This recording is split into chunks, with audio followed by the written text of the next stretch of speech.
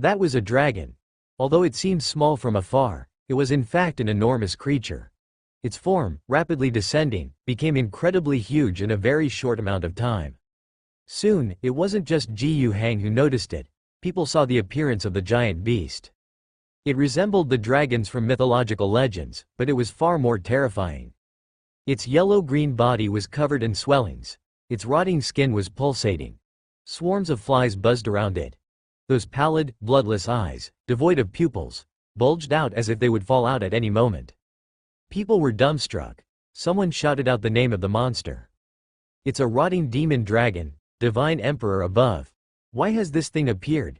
Where is Mingan City's air defense firepower? The Void Shield?" In their panic, people became incredibly frazzled because of the arrival of this demon. Even the well-informed Galleraldo was looking solemn at this moment. The rotting demon dragon was an exceedingly difficult adversary, even when encountered during the expedition to the sun. This was a type of enormous dragon-shaped demon engine. Unlike the purgatory demon dragon that was forged from steel and hellfire, the rotting demon dragon seemed to be born from some sort of supernatural evil magic biotechnology, creating terrifying putrid flesh and binding a demon's soul within it. It had all the characteristics of dragons that people had fantasized about, characteristics that indeed had existed on some planets, and it was deeply melded with the concept of rot, thus forming the terrifying appearance seen now. Its strength could overturn a titan, and it had the ability to fly.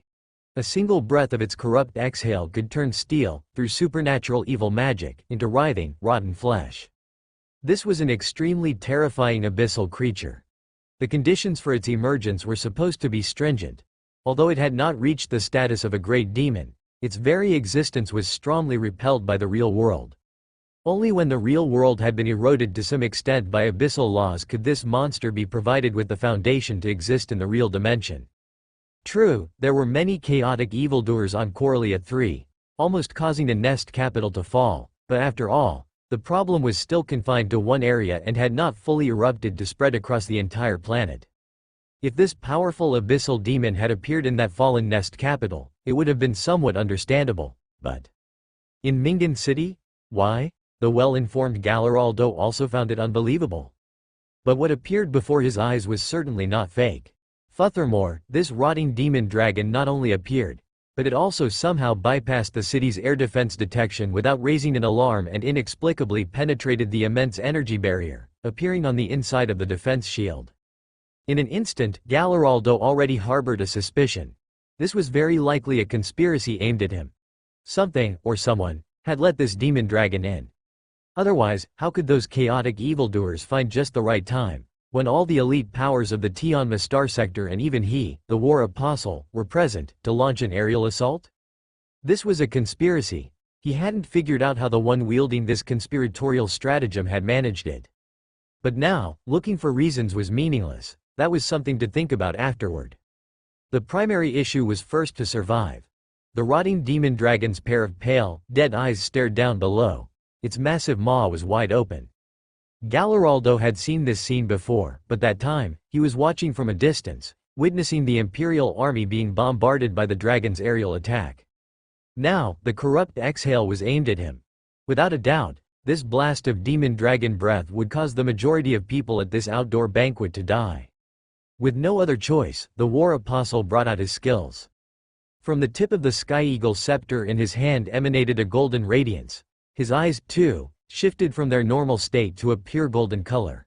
The next moment, he outpaced the dragon's breath and unleashed 3 beams of golden sun rays from his eyes and scepter, directly striking the demon dragon. The rotting demon dragon was surrounded by a swarm of gathering filth flies. These deep filth flies, while minuscule compared to the dragon, were actually over a meter in diameter each. These giant flies formed a defensive line around the dragon. As the beams penetrated them, the explosion of dark magic contaminated them, reducing their might. Eventually, although the beams still hit the rotting demon dragon, they merely burned 3 unmistakable large holes into its massive body. This damage made the dragon howl but also fueled its anger. The dense, corrupt breath was still, inevitably, descending from the sky. Galleraldo had confidence that he would survive such an onslaught. Although he was not a practitioner of spiritual energy nor did he possess the absurdly robust physique of top warriors, the blessings shared from the Sun Lord, the divine power of the Emperor, would protect him, rendering him immune to all evil and granting him tenacious life. But there was no doubt that the many dignitaries here would suffer heavy casualties. For instance, he glanced at the crowd of people beside him, noting the solemn Ji Hang and Wang Qi, who had a look of horror on her face. He had heard that the Ji family was already discussing selling their ship, bowing down to him, and making the 3 billion tax currency donation. But if they died here today, who would pay the 3 billion? And it wasn't just them. Figures like the head of some star sector, Pei Daisy, Coralia Governor Acuna, and many other nobles who had already agreed to pay more or less. If they died, all the money that had been negotiated would be gone. What should he do? As he pondered, his expression suddenly became fixed, and he saw Ji Hang making a move within his field of vision. His eyes turned deep blue, and with a push of his hands upward, a deep blue shield formed over the open-air banquet hall. The corrupt breath hit right against this deep blue light screen. Gallaraldo was once again taken aback. He had looked through Ji Hang's file, which mentioned that the governor of Rage Owlstar was a psychic, a lawful one, registered with the Psychic Cultivators Association. But at first, he didn't take this piece of information seriously. In the Empire, many powerful families, if their descendants had a certain psychic talent, liked to cultivate it occasionally. After all, if the opportunity arose, who wouldn't want to wield some extraordinary power? However, most of the time, it was a blind investment, mastering some tricks, and being able to move a cup without touching it was pretty much it. Yet, the power Mr. Gu exhibited far exceeded the normal level. By his judgment, to withstand the decayed dragon's breath, one would have to be a very powerful psychic, at least an A-level psychic according to the ratings of the Psychic Cultivators Association. Such psychics, even within the Solar Expedition Army, were rare talents. Their value even surpassed that of a starship. He had misjudged. Had Ji Hang actually possessed such powerful psychic talent? What was the Psychic Cultivators Association in the Tianma star sector doing to have failed to gather even this information? By this time, Gallaraldo could finally relax a bit. With the presence of Ji Hang, an A-level psychic, the casualties would be greatly reduced. Thank heavens! This commotion wasn't only noticed by Gallaraldo, everyone present saw it too. The nobles thought they were certainly going to die, but then a savior descended from heaven. Ji Hang's voice echoed throughout the banquet hall, "Everyone please evacuate quickly. Leave the open area. Head to the lower levels. I can't hold on for long." Awakened as if from a dream, the crowd began to retreat hastily. Wang Qi stood next to Ji Hang, filled with shock and worry. Ji Hang's voice rang out in her mind alone, telling her to leave. She clenched her teeth and turned to leave. Regardless of her worries, she knew that in an event like today's, she would be of no use. Staying would only burden Ji Hang. Under the protection of her bodyguards, she began to evacuate with the other nobles, under the protection of the psychic light shield, as the plague dragon, frantic and frustrated, unleashed its corrupt breath again and again. The other nobles ran as if their lives depended on it. After all, no one was sure how long Ji Hang could hold on. If one ran too slowly, and Ji Hang failed to block the breath, once it hit the ground, death was certain. But running away wasn't so easy either. Outside the banquet hall, there was a cacophony of gunfire. Some plague undead and other monsters carrying the plague appeared around the banquet hall. They had very strong resistance to bullets. Unless their bodies were completely shredded by gunfire, they could not be killed. The guards had already engaged these monsters, but they failed to eliminate them immediately. Instead, the chaos allowed some of the creatures to break into the hall. The hideously disgusting appearance of these chaotic plague monsters provoked a wave of screams and cries. Just as these plague monsters were about to wreak havoc among the crowd, streak after streak of golden light flashed, accurately picking off one monster after another. Gallaraldo made his move. His rather majestic voice rang out, "Don't panic, evacuate in an orderly fashion." This voice seemed to carry a certain calming psychological effect and indeed prevented the situation from further deteriorating. Meanwhile, the long-absent air defense firepower of Mingan City finally awoke from its slumber and opened fire. However, the initially insufficient number of active air defenses seemed rather sparse. The swarms of filth flies around took most of the firepower, with only a fraction hitting the rotting demon dragon. Objectively speaking, although the air defense seemed weak at the moment, after all, The rotting demon dragon was a lone dragon in the pond, with no accompanying demon air forces and insufficient ground support. As layers of the filth flies were peeled away by the anti-aircraft guns, the number of operational air defenses would increase with time. Not to mention, Mingan City's highest tier of combat power had also reacted by now. Many flying motorcycles shot up into the air. Battle nuns clad in green and white powered armor surged into the sky. They circled the demon dragon, their bomb guns firing continuously. The most eye-catching and dashing among them was a short-haired lady wielding a huge long-handled battle saber. With the reinforcement of anti-air fire and the battle nuns from the Order of Merciful Lilies joining the fight, the demon dragon was unlikely to withstand and was doomed to fall. Many people could see this. Galleraldo thought to himself that whoever orchestrated this attack had now essentially failed. Even he had not expected an A-grade psychic cultivator like Gu Hang to be present in the banquet hall, let alone those conspirators. Even with good intelligence sources, he only knew that Gu Hang had gone through psychic training since his youth. He had learned from the battle nuns that Gu Hang had a certain level of psychic combat ability. However, his intelligence analysts had estimated Gu Hang's psychic strength to be only D-grade, at most C-grade. Who could have imagined that a planetary governor could exhibit such a level of combat power? The kid had kept a really deep cover, but this was good news. While firing golden beams and eliminating monsters that had entered the banquet hall, Galleraldo's thoughts were already turning to how he could use this incident afterward, how to find this possible conspirator who could use the abyss demons to set up the plot. He was thinking when suddenly a phantom fissure opened up right above his head.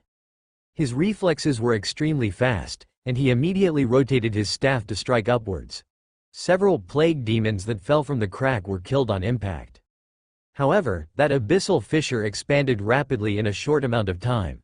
The plague demons poured down like rain, and the golden light beams simply couldn't eliminate so many. He was overwhelmed by countless abyss demons. Despite this, he felt only a heavy heart and not too much panic. Golden light enveloped him as he kept killing the approaching demons. As long as he protected himself well, he believed his guards and other human warriors would definitely come to his rescue. And that was indeed the case. He detected Gu Hang's psychic power coming to his aid immediately. Many abyss demons surrounding him were swept away and crushed by the psychic energy. Hey, mere tricks, he scoffed internally, but in the next moment, he suddenly felt a terrifying pulling force. Another abyssal fissure appeared right beneath his feet. He tried his best to resist, but he was still unable to prevent himself from falling into the crack. Moments later, the plague demons that had surrounded his previous position were wiped clean by Gu Hang's psychic power, and the fissure in midair gradually shrank, with no new demons falling through. However, the figure of the war apostle was nowhere to be seen. Gu Hang looked tense as he used his psychic power to call for everyone to search for the war apostle's location. Elsewhere, the abyssal fissures closed quietly. Deprived of the power of the abyssal fissures, the remaining demons, including the demon dragon in the sky still exchanging blows with the battle nuns, would lose their source of power that allowed them to exist in the real world, and they would soon be driven back to the abyss. But no matter, Gu Hang had achieved his goal. The attack in the banquet hall came swiftly, unexpectedly, and ended just as abruptly. The plague demons, along with the rotting dragons above, turned ethereal and weak within a short period of time, ultimately either annihilated or banished back to the abyssal hell. However, the survivors were still shaken to the core. With eyes closed, people could still recall the revolting sight of the plague demons and the fear they brought. Undoubtedly, the ordeal would leave an indelible psychological scar in the minds of many of the elite. Yet aside from that, an actual tally of the day's specifics would reveal that the casualties from this brief and unexpected demon attack were quite limited. Firstly, the duration was too short, and secondly, the most threatening rotting dragon, at the outset of the ambush, had its corrupt breath blocked by Gu Hang, savior of Tianma, with his powerful spiritual energy. This so-called savior of Tianma is a title that came about who knows how after the incident and rapidly became popular. Beyond leaving a deep psychological shadow on the attendees, that banquet also left the memory of Gu Hang's heroic figure. Who would have thought that there could be such a heroic figure in the Tianma star sector? After the incident, the stream of visitors wanting to thank Gu Hang was endless, but they were all refused entry. The official explanation was that Ji Yu Hang had suffered severe mental trauma while combating the rotting dragon and needed time to rest, making it inconvenient to receive visitors. Of course, Ji Yu Hang did meet with some people, such as head figures like Pei Daisy, sparing some time to see them with his mother. Their arrival, however, was not just for the simple purpose of expressing thanks. The main concern was about Gallaraldo. The loss of life in the banquet hall was minimal, but the most exalted war apostle had gone missing. Right before everyone's eyes, he was completely engulfed by the plague demons. Even though the hero Ji Yu Hang immediately reached out to help, eliminating the demons surrounding the war apostle, there was no sign of the apostle there anymore. This was a grave matter. As soon as the attack was over and the abyssal demons had been exterminated or banished, related personnel immediately launched an all-out search. Mortal soldiers mobilized everywhere under the direction of various officials. By now, the search had extended even to the middle and lower districts of Mingan City. Many knew that such actions were futile. Gallaraldo had vanished in full view. What could they find by running to the lower districts? Not to mention, Mingan City is a vast nest capital of 3 billion people. The upper and middle districts still maintain some order, but in the lower districts, the government's control is so weak it's practically impossible to search. However, this isn't a question of ability or fact, but rather a matter of attitude. If you lose someone and then don't search for them, isn't that unacceptable? That's definitely unthinkable. Even knowing it's unlikely to find anything, you still have to invest a lot of manpower and resources in the search, praying for a miracle, and more importantly, hoping to bear less of the blame when it's time for accountability. The real work was being carried out by the church forces, especially the battle nuns of St. Lily. They didn't waste time on fruitless efforts, but instead conducted their investigation right at the epicenter where the incident had erupted and where the plague demons had appeared in the greatest numbers. The investigation concerned supernatural forces. The priests of the church, the nuns of St. Lily, now had several theories but had hit a bottleneck in their investigation. They urgently needed the help of a powerful spiritual energy user to confirm which of their theories, if any, were correct. And while there were spiritual energy users on Coralia 3, the local Psychic Cultivators Association was simply too subpar. The strongest among them were a few sea-level spiritual energy users, who bragged around normally, even being called Grand Wizards. In fact, the construction of the Psychic Cultivators Association throughout the entire Dragonhawk star domain was deficient. The Tianma star sector was still among the better ones. These fellows were also called out to join the investigation, but clearly, they were not much help. The sea-level spiritual energy users were, at best, around the initial level 4 of spiritual energy that Ji Yu Hang once had. There was no choice but to turn to Ji Yu Hang. Upon consideration, Ji Yu Hang agreed to go and see what they had uncovered, although Ji Yu Hang didn't believe they would discover anything significant. After inviting Ji Yu Hang, Pei Daisy and Akuna did not leave but started making small talk with Miss Wang Qi in front of Ji Yu Hang, seemingly in no hurry to press Ji Yu Hang into work.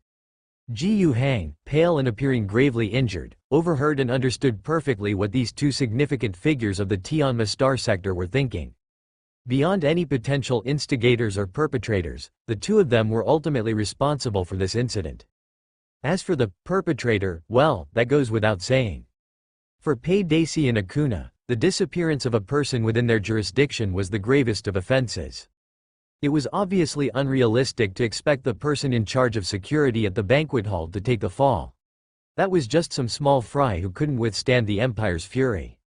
In fact, neither could they. They would certainly be held accountable, and the charges could be extremely severe. They were both aware of this, yet they could not just sit back and await their doom. The best way to lessen the blame was, of course, to find the missing war apostle.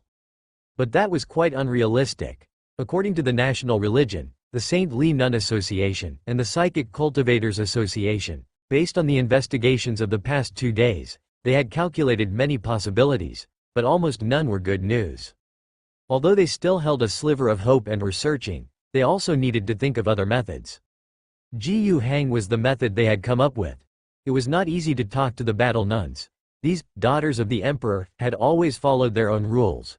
Both the national religion and the Psychic Cultivators Association had been approached, and the reports they would issue subsequently would favor the leadership and Governor Akuna, trying to remove some of the blame from them. They still didn't feel secure, and now they had approached Ji Yu Hang. The implication was rather straightforward. Ji Hang had already shown great spiritual energy, and his words undoubtedly carried more weight. After considering it, he expressed his intentions. He would help out after he joined the investigation in a couple of days, depending on the situation at the scene. The two high-ranking officials thanked him profusely in low voices and didn't stay much longer before they left. Despite getting what they wanted, their faces still could not be considered relaxed. The situation was still very bleak. While Ji Hang felt sympathy for the two men, he had no intention of truly helping them. What use was mitigating blame?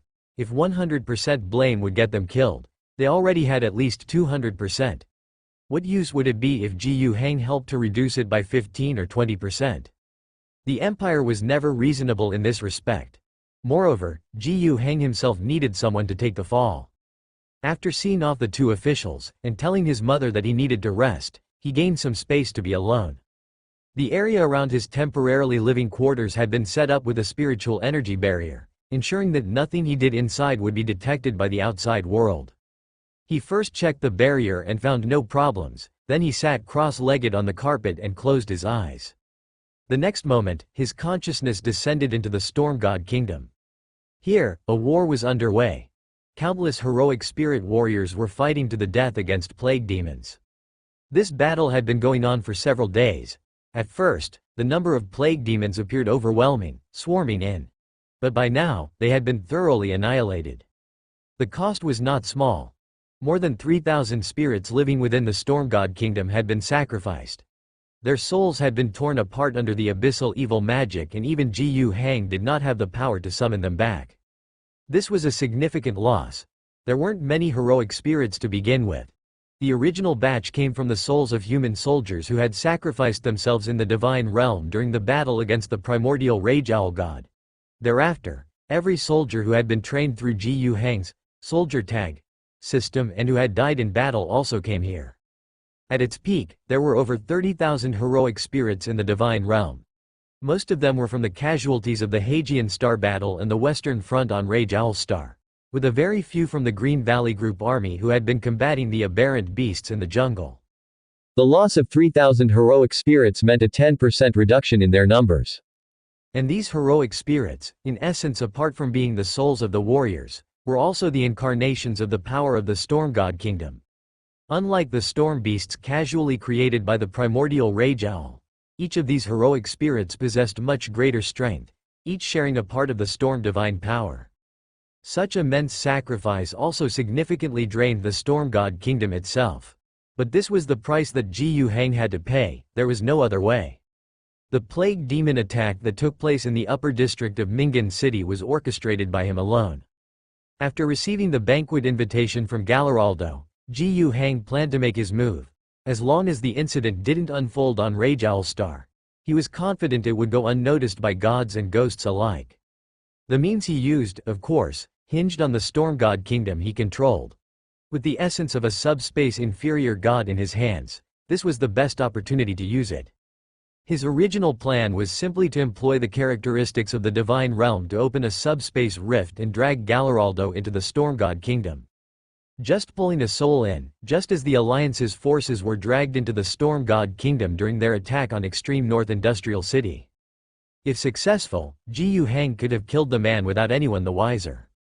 However, upon arriving at Coralia 3, Ji Hang discovered an even better method.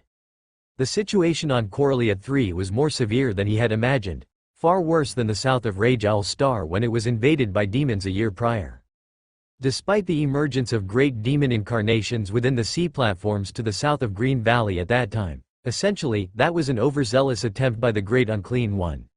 In terms of scale, the cult had exhausted great effort to open a mere abyssal rift through the energy of a still functional spiritualized gas field on the sea platform. But on Coralia 3, such abyssal rifts were innumerable. If Ji Hang were merely a top-tier psychic, his perception might not be so clear. But as he also controlled the source power of a subspace inferior god, the bonus this added was substantial. The interior of Coralia 3 was riddled with holes, ravaged beyond recognition. It was unclear how long the cultists had been working in the shadows on this planet with a population of 40 billion, using dark magic and sacrifices, infecting countless people, thinning the veil between the planet and the subspace abyss to its breaking point. Here, tearing open an abyssal rift was quite easy. From within the Storm God Kingdom, the conquered Nest capital already had countless such rifts. Moreover, the current invasion of Corellia III was likely backed by the forces under the Chaos Lord known as the Benevolent Father. This was the crisis facing Corellia III. According to Ji Yu Hang's assessment, the crisis facing the planet was already significant. Yet in reality, it was merely the beginning. The forthcoming disasters would likely sweep across the globe, engulfing every Nest capital. One wrong move, and the catastrophe that 40 billion people would endure might be colossal.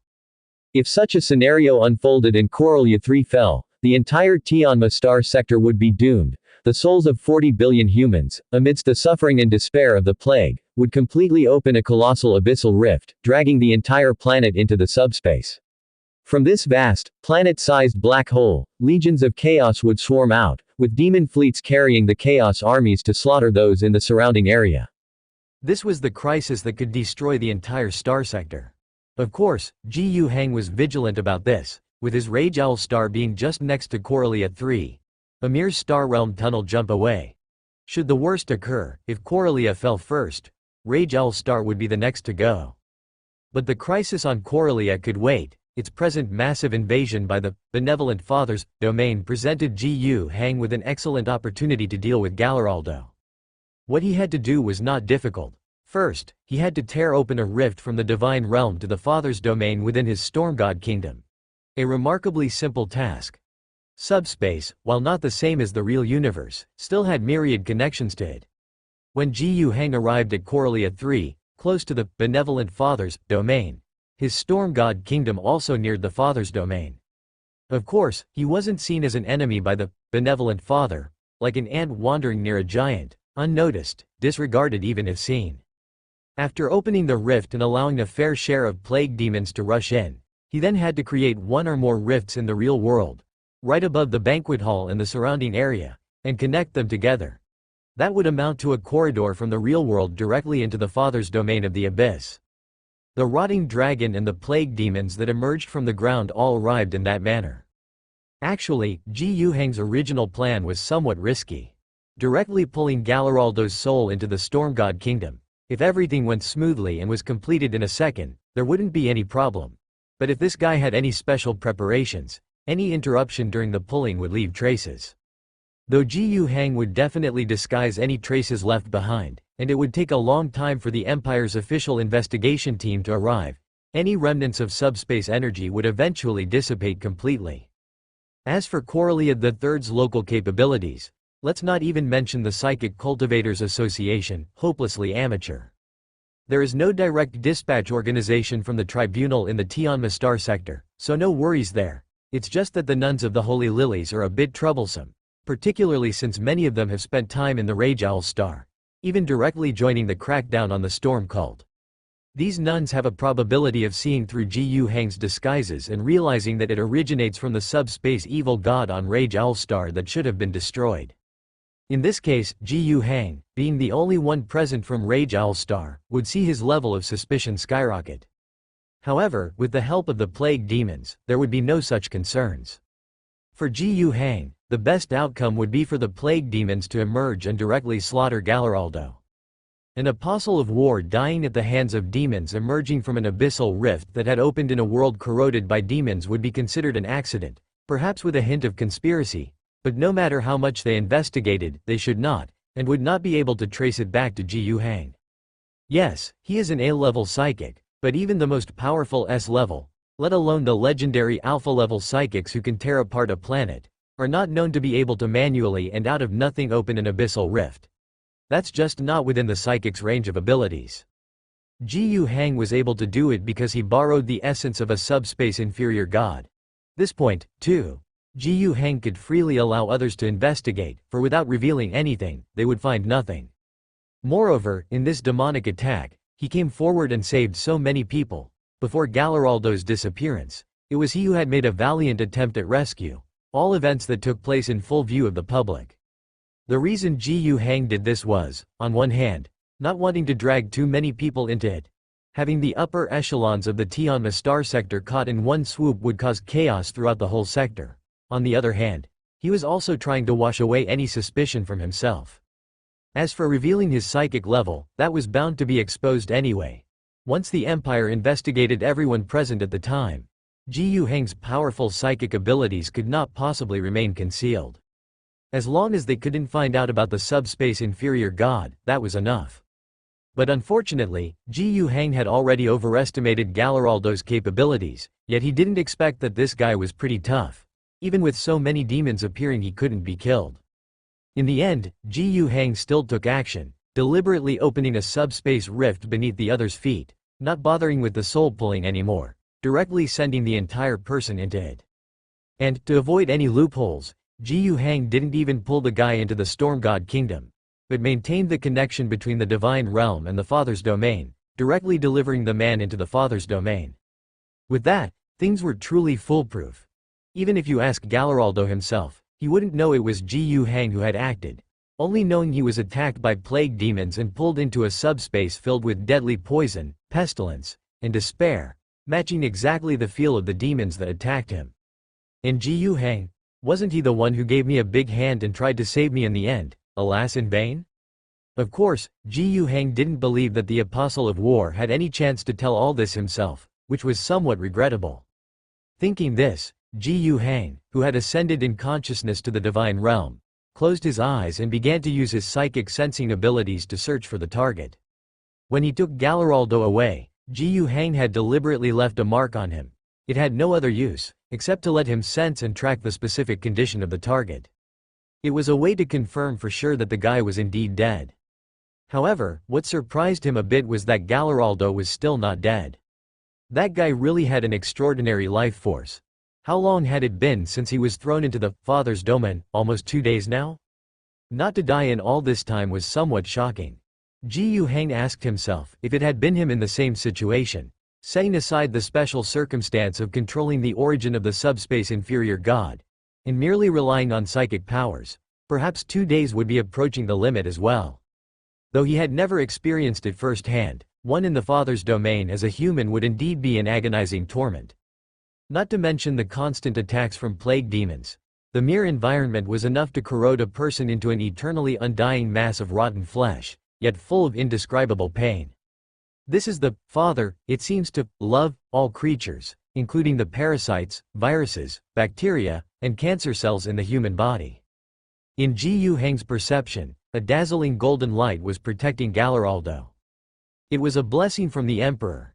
In the real world, the power of the Emperor's blessing was roughly equivalent to that of an ill-level psychic. But in subspace, although one was in the Father's domain, the essence was closer to the Divine Emperor's spirit network. With the strengthening bond, the blessing granted by the Divine Emperor also became more potent. This was the core reason Galleraldo could persist for such a long time. But there was a limit. He had merely received the Divine Emperor's blessing. He was not the Divine Emperor himself who had to keep him alive. Ji Yuheng didn't believe he could survive for long while staying in the abyssal hell filled with malice. Withdrawing his attention from him, Ji Yuheng checked on the status of his Storm God Kingdom. Previously, to tear open the abyssal rift, Ji Yuheng had used the Storm God Kingdom as a passage connecting the real world and the abyssal hell. This indeed allowed a large number of plague demons to directly descend upon Galleraldo's head, but the Storm God Kingdom was also invaded by the plague demons. Those plague demons were not Ji Yuheng's subordinates, nor would they listen to his orders.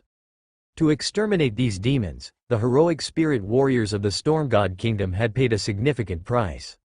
The casualties and consumption were substantial, there was no doubt about it, but it was not without gains. Firstly, this was a tally at the end of the battle. Storm God Kingdom Battle Tally, Bloody Victory, earned 884 blessing points. Loss of 3,121. Extermination of 4152. Among the invading plague demons. Although there were many relatively low-level monsters such as plague corpses, plague wraiths, and plague giant flies, there were also powerful beings like plague carriers. Not to mention, the rot dragon that was expelled also lingered in the Storm God Kingdom. That dragon was strong, even though it had taken many hits from the anti-aircraft guns above Mingan City, had lost many plague flies that protected it, and had suffered numerous wounds due to the golden beam from Galleraldo and the battle nuns who subsequently rode flying motorcycles to the sky and attacked it with bomb guns and sharp blades. But it was still formidable. Merely to exterminate it, Ji Heng's heroic spirit warriors had lost at least 600 lives.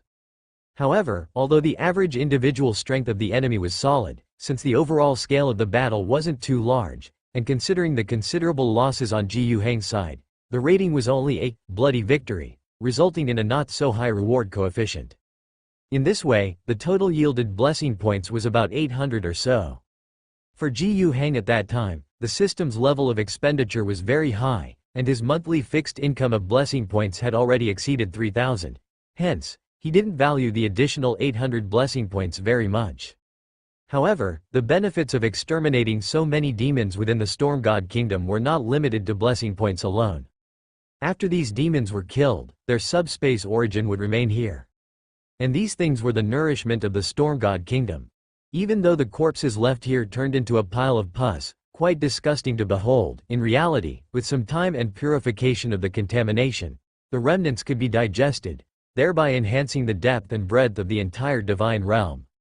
To kill and devour other abyssal demons was akin to seizing the power of other evil gods.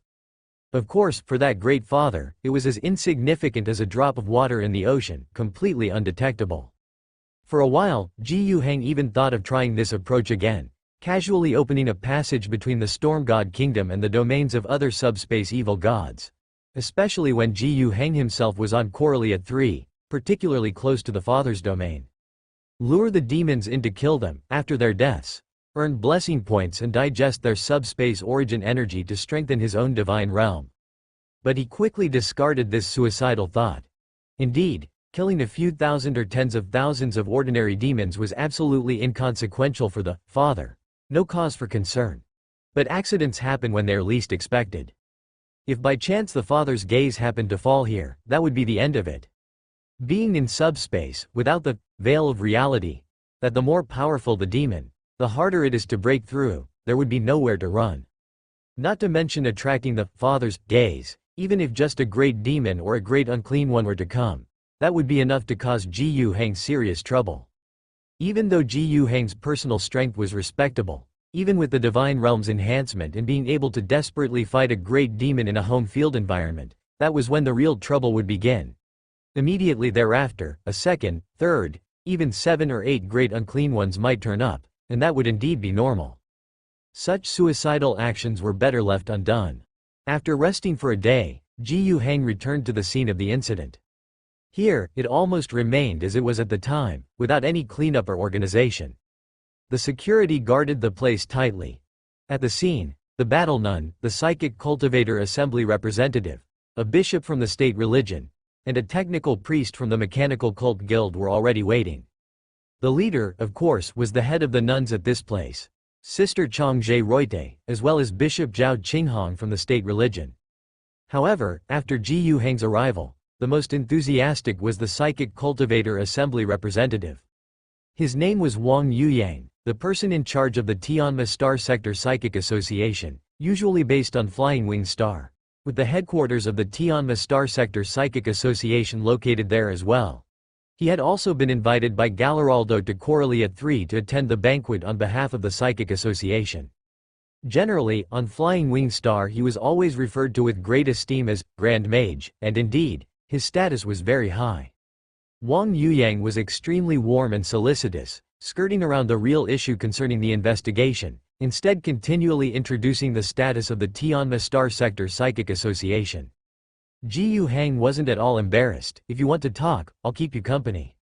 In the process of their conversation, he began to understand the reason behind Wang Yuyang's attitude. The Psychic Cultivators Association was a major organization within the empire that managed spiritual energy practitioners and held a non-fixed seat in the Imperial Supreme Council, highlighting its significance.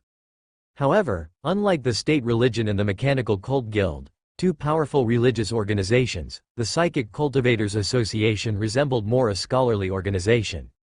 Its structure was relatively loose, the control of the upper echelons over the lower ranks was weak, and it neither had fixed territories like the sanctuary world of the state religion and the foundry world of the Mechanical Cult Guild, Nor did it have its own military forces like the Battle Nun Association and the Mechanical Protective Forces.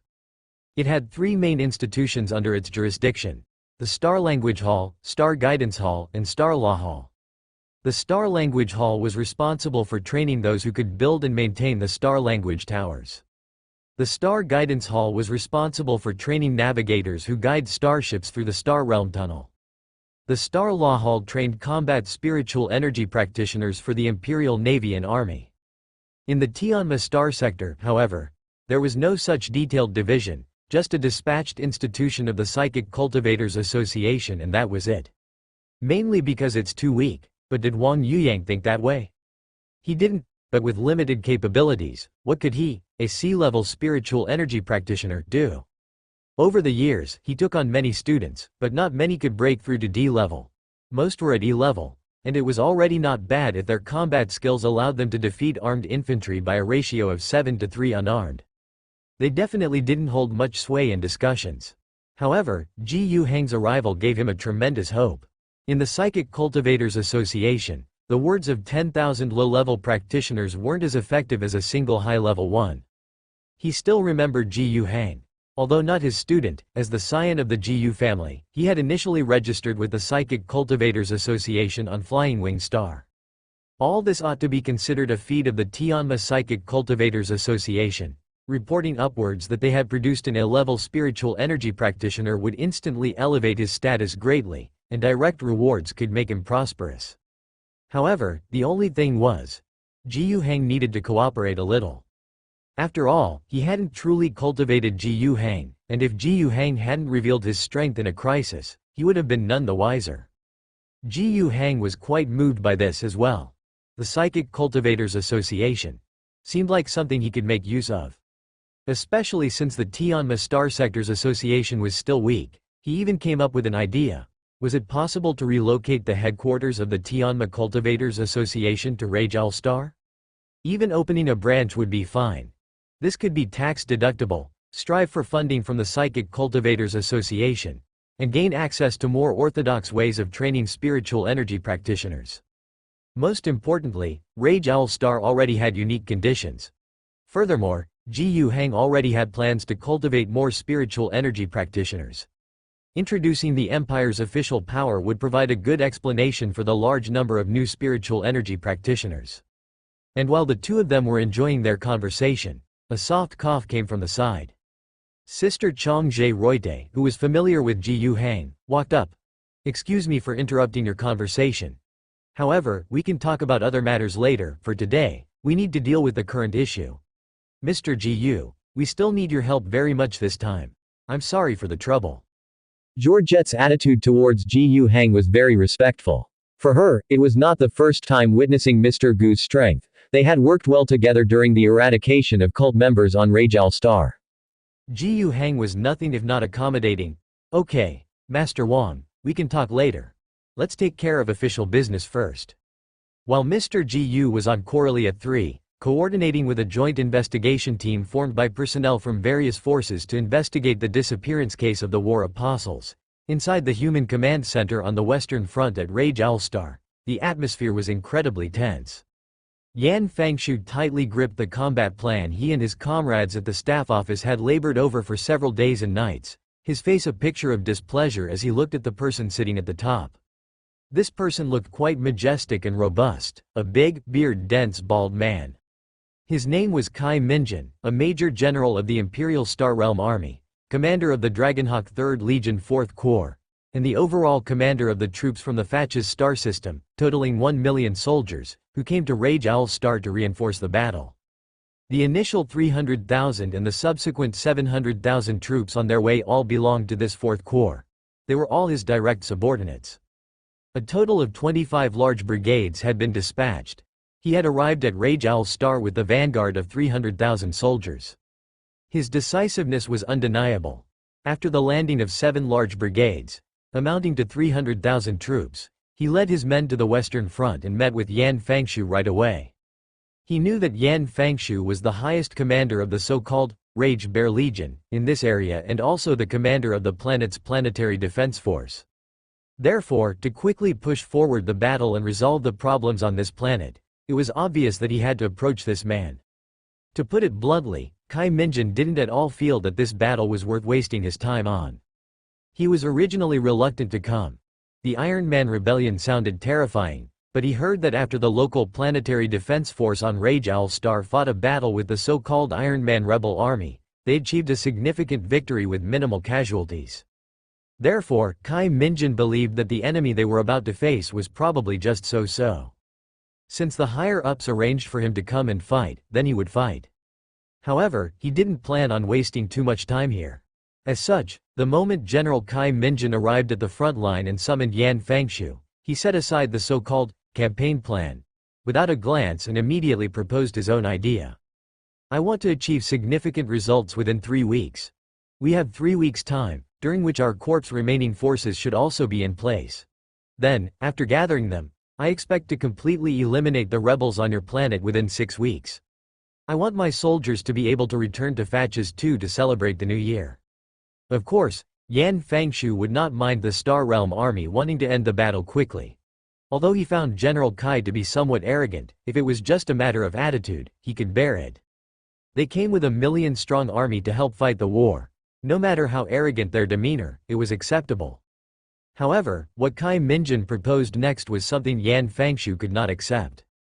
It was bad enough that Kai Minjin completely disregarded Yan Fangshu's battle plan, but the new plan he put forward was utterly objectionable. He acted as if he were the supreme commander of the Allied forces. The Central Group Army of the Alliance, combined with half of the Rage Bear Legion, totaling 270,000 troops, had mostly recovered their positions from before the Flashtail operation. Meanwhile, Kai Minjin's Star Realm army was essentially massed on the Central Boulevard. According to Kai Minjin's new operational concept, the Alliance's forces would launch a full-scale offensive in a few days. His 4th Corps would advance along the mainland, moving behind the Central Collection 1 Brigade. They would support the battlefields everywhere, ensuring that within 2 weeks, they would crush the enemies in front, break through the Western Desert, and penetrate westward into the mainland. In Yan Fangshu's view, this was too reckless, too hasty. Do you know how many forces Blackbird Heavy Industries has regrouped in the month after the Flashtail operation, and what is the distribution of these forces? Launching an all-out fierce attack without knowing anything? But that perspective was secondary. If Kai Minjin let his forces carry out such high-risk actions, Yan Fangshu would at most earnestly persuade him to reconsider. However, Kai Minjin clearly had a different intention. His 7 large brigades were not planning to engage on the front lines initially but to gather behind and provide support whenever needed. Wasn't this tantamount to sending the Alliance's troops into the largest, deepest traps? If they can get through, then they get through. If they can't, I will decide if I want to send reinforcement based on the situation. Using the forces of Rage Owl Star as cannon fodder? Where is the sense in that? But, in most cases, that's exactly how it is. To many, the Star Realm army is considered cannon fodder, which is a comparison to the Starfighter battle group, the Sisterhood, some elite forces, and the precious Imperial Navy fleet. But in reality, the so-called Hammer of the Empire, the Star Realm army, is the Empire's primary ground force. They are numerous, ferocious in firepower, fearless in sacrifice, and rely mainly on artillery and armor as their strength, crushing the enemies of the Empire like a steadfast warhammer. Indeed, they don't possess the glamour and flamboyance of some elite units, and in many cases, they serve as a background for the elites, becoming expendable material that can be consumed to create opportunities. But this does not negate their own achievements and value. Yet compared to others, the Star Realm army is still not at the very bottom of the Empire's military system. The Planetary Defense Force is. Although it could not be said that the entire Planetary Defense Army was incompetent, there were indeed formidable units, but those were exceptions. Generally speaking, their combat effectiveness was far inferior to that of the Star Realm army. Moreover, on battlefields where the Star Realm army was needed for support, it meant that the planet was already in serious trouble and the local planetary defense forces had been unable to resolve the issue. In such cases, with their higher status, stronger strength, and the identity of saviors, the Star Realm army could easily become the more dominant party. Strictly speaking, there was no hierarchical relationship between the two forces. However, according to some military regulations of the Empire, the Star Realm army indeed had the right to take command of the local planetary forces, when necessary. Although Yan Fangshu also held a position as a commander in the Star Realm army, it was clear that the scale of the Rage Bear Legion, as well as Yan Fangzhu's rank of colonel, were far behind Kai Minjin, a bona fide imperial major general. When the other party was determined to seize command, Yan Fangshu really had no good solution. If it wasn't for the need for the help of the Star Realm army, then it would be easier to handle. Just ignore them. But if you really wanted to take control, then you would have to see if you could manage it. But the key issue was that they were actually asking for the Star Realm army's assistance, right? Yan Fangshu had already tried to persuade the other side twice and even revised his battle plan multiple times. If you want to accelerate, then let's accelerate, but using the Alliance army as cannon fodder and to clear mines, that's not acceptable. Previously, Ji Yu Hang, Yan Fangshu, had been quite optimistic, hoping that after the arrival of the Star Realm army, they could leave the main difficult battles to them. But it now seemed that they had been too hopeful. The others just wanted to pick the ripe fruits. So, abandoning illusions, since everyone's life mattered, I didn't plan to sacrifice you to defuse bombs. Why couldn't we just fight this battle fairly and normally, and get it finished quickly? The General Kai Minjin's message was, "No, stop wasting my time with those useless papers." Kai Minjin said, "Starting from tomorrow, I demand that all reconnaissance troops must set out. 4 days later, a full-scale offensive must begin." At this point, Yan Fangshu had given up on conventional methods. He said, "Sorry, General Kai, your order conflicts with another one I have received, and I cannot execute it." Kai Minjin's fierce eyes narrowed. "What do you mean? On this planet, militarily, is there anyone whose orders carry more weight than mine? Is it your governor? A brigadier general who isn't even here? What qualifications does he have to command the troops?" While speaking, he saw that Yan Fangshu still had something to say and simply waved him off, interrupting, "Under the Imperial Wartime Act, I now formally request that you transfer all command of the troops to my headquarters. Do you understand me?" As he spoke, he even pulled out a handgun. He didn't voice his threat, but his actions were quite clear. When necessary, he had the authority to execute officers 2 ranks below his. Yan Fangshu, a colonel, fell precisely within that category. Yan Fangshu spread his hands and, indeed, said no more. And it was at that moment that a sudden disturbance could be heard from outside. Following that, the curtain to the makeshift headquarters was flung open. Kai Minjin furrowed his brow. This place had already been taken over by his guard squad, and no one could approach without orders. His gaze returned to Yan Fangshu. Was this colonel causing trouble? Did he really think I wouldn't dare to kill? Under his fierce gaze, Yan Fangshu remained silent. "You're not letting me talk, right?" Moments later, the curtain was suddenly swept aside. A towering figure, clad in crimson Terminator power armor with its head bowed, stepped inside. Kai Minjin stood up in surprise, even forgetting to put away his gun. What did he see? A starfighter. In his 30-year military career, he had only fought alongside a starfighter once, and even calling it fighting alongside was a stretch. During that time, he could only be considered a distant observer of their gallant figure on the battlefield. That there were starfighters on Rage Owl Star was not exactly a secret. Ji Yu Hang hadn't deliberately concealed anything. However, after all, Rage Owl Star currently has very little communication with the outside world. The starport has just been built and is still a very small port. There aren't many interstellar travelers. The Star Language Tower, which is used for interstellar communication, only exists in Revival City within Ji Yu Hang's governor office. Given the isolated environment, some well-informed individuals might know a thing or two, but for those who do not pay attention to Rage Owl Star at all, like Kai Minjin, he was truly unaware that there were starfighters active on the planet. "General Kai." Kai Minjin subconsciously crossed his arms and performed the Sky Eagle salute, responding, "Yes. Yes. I am Kai Minjin, Major General of the Dragonhawk 3rd Legion 4th Corps. May I ask who you are?" Phoenix Battle Group Commander, Martin Solis. Martins also identified himself, then stated, "I have taken over the command of this battle." He succinctly notified Kai Minjin, and General Kai had nothing to say. As he had previously mentioned in the Imperial Wartime Code of Conduct, high-ranking officers of the Star Realm Army have the power, at crucial times, to command officers of lower rank from different systems and unify the command of the planetary defense forces of an entire planet, ensuring that all Imperial Army forces can have unified command in the face of powerful enemies, to avoid confusion. And in this hierarchy clearly defined, a commander of a starfighter battle group sits very high in the order of things. Within the hierarchy of the Star Realm army, at least an admiral is needed to make suggestions, to contend on equal footing. One would need to produce the rank of a full general, and to command a battle group during wartime, one would need to be a marshal of the Star Realm army. Of course, rules are dead, people are alive. In a real battle situation, where multiple types of forces and systems work together, who takes charge is usually a matter of discussion. One's high status alone does not translate into real command authority without actual troops to command. But the current situation was obviously not like this. Earlier, Kai Minjin could ignore Yan Fangshu because he had enough strength at his command. 300,000 troops, plus the estimated 700,000 arriving tomorrow at Rage Owl Star's starport, amounting to 1 million in total, were his confidence. He could act unbridled, having this confidence and the support of both legal and high position. But now, that was not possible. The local forces of Rage Owl Star combined with the Rage Bear Legion also numbered hundreds of thousands.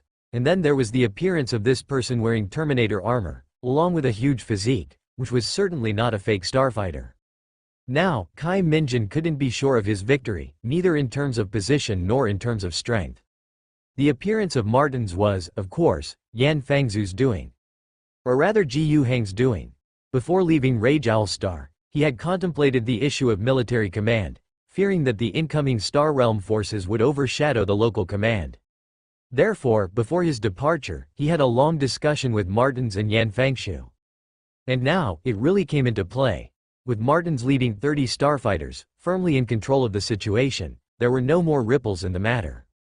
The Joint Command Center was successfully established, and Kai Minjin honestly merged his own staff with the staff of the Alliance Army, beginning preparations for the battle. He ceased causing trouble. Although he had never heard of the Phoenix before, when 30 starfighters stood before him like 30 grand and solemn statues, he didn't dare make a sound.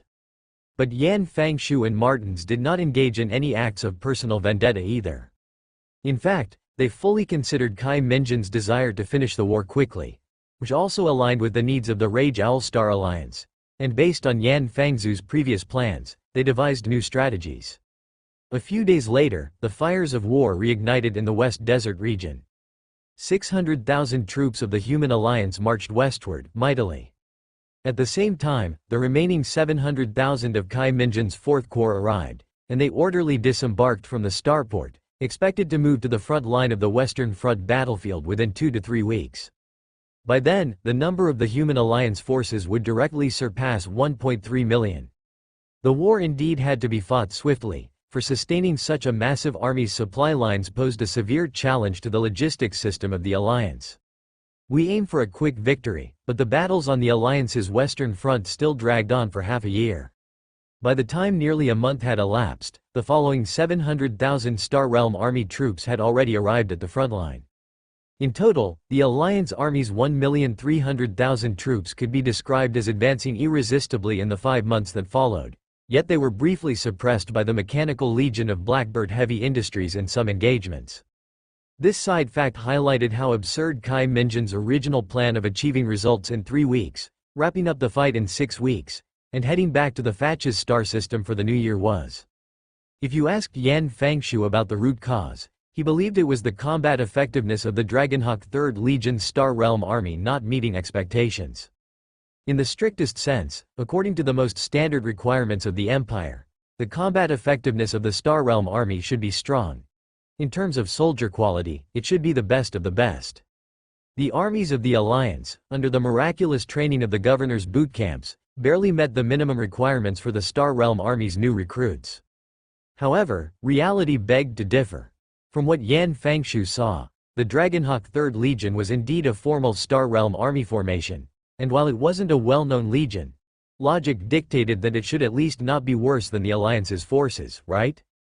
But in reality, it was a notch lower. Take for example a so-called large regimental formation. Normally, it would consist of 9 enhanced regiments, of which only about 2 would reach the level of Alliance soldiers, and the rest, it's not to say they were just making up numbers, but they were certainly stronger than average soldiers. For instance, the soldiers of the Lumen Kingdom they encountered on Hajian Star were far inferior to them. Yet, compared to the level of Alliance soldiers, it still fell short. That was just the issue with the quality of soldiers. Yan Fangshu was still unimpressed by their equipment. This Star Realm army lacked even enough troop transport vehicles. If it weren't for the Alliance's ample logistical support, which mobilized a large number of civilian vehicles and newly constructed trains to help with transportation, this Star Realm army would have had to rely on marching thousands of kilometers on foot to reach the Western Front battlefield. By the time they got there, the war might well be over. The Alliance's forces, even the third-tier garrison divisions, combined infantry with heavy artillery, albeit in smaller numbers. But these large regimental formations of the Star Realm army didn't have such integrated units. Infantry regiments were just infantry, artillery regiments were just artillery, and armored regiments were just armor. Yan Fangshu didn't comment much on this. Perhaps it was just a difference in military philosophy. Maybe the troops of the Dragonhawk 3rd Legion believed in concentrating firepower and armor, which wasn't necessarily wrong.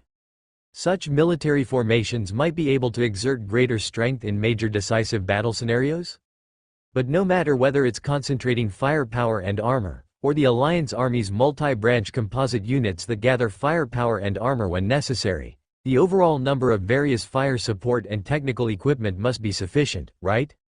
Under one of their large regimental formations with over 40,000 troops, they were already comparable to 4 brigades of the Alliance. Yet within it, there was only one armored regiment with just over 100 armored vehicles and 40 tanks. Compared to the Wind Extinguishing Brigade with its mere 9,000 troops, they boasted 80 tanks and over 200 armored vehicles. The vehicles and tanks of a single Wind Extinguishing Brigade matched that of 2 large regiments of the Dragonhawk Legion. If that's not a disparity, what is? Even among pure infantry, whether it's the infantry companies in composite brigades or the troops under the infantry divisions, all had completed motorization and had dedicated military vehicles down to the squad level. Each squad had 2 to 3 rocket launchers, each platoon had 1 to 2 mortars, each company had a heavy grenade launcher as a fire support point. The Star Realm Army's infantry regiments also had these things, but they were all concentrated at the regiment level and were also fewer in number. The differences in troop quality and weaponry led to differences in combat performance during the 6 months of battle. Oftentimes, within the same time frame, the progress made by a large 40,000-strong Star Realm Army regiment was comparable to that made by 2 20,000-strong Alliance Brigade regiments. The Alliance was able to achieve the same results with half the number of troops as those of the Dragonhawk Legion soldiers. In the half-year battle at Rageowl Star, Kai Minjin didn't make any further trouble. He dutifully played his role as the second in command of the Alliance Army and took care of his own responsibilities. On one hand, Commander Maddens had overshadowed him in terms of legitimacy and status. On the other hand, the combat effectiveness demonstrated by the Alliance forces in actual combat left him with nothing to say. However, in the final stage of the war, a conflict still arose between the two sides. It was when the enemy had almost been entirely wiped out, leaving only one final strategic target, Blackbird City. Maddens devised an attack plan, with the Alliance Army spearheading the assault.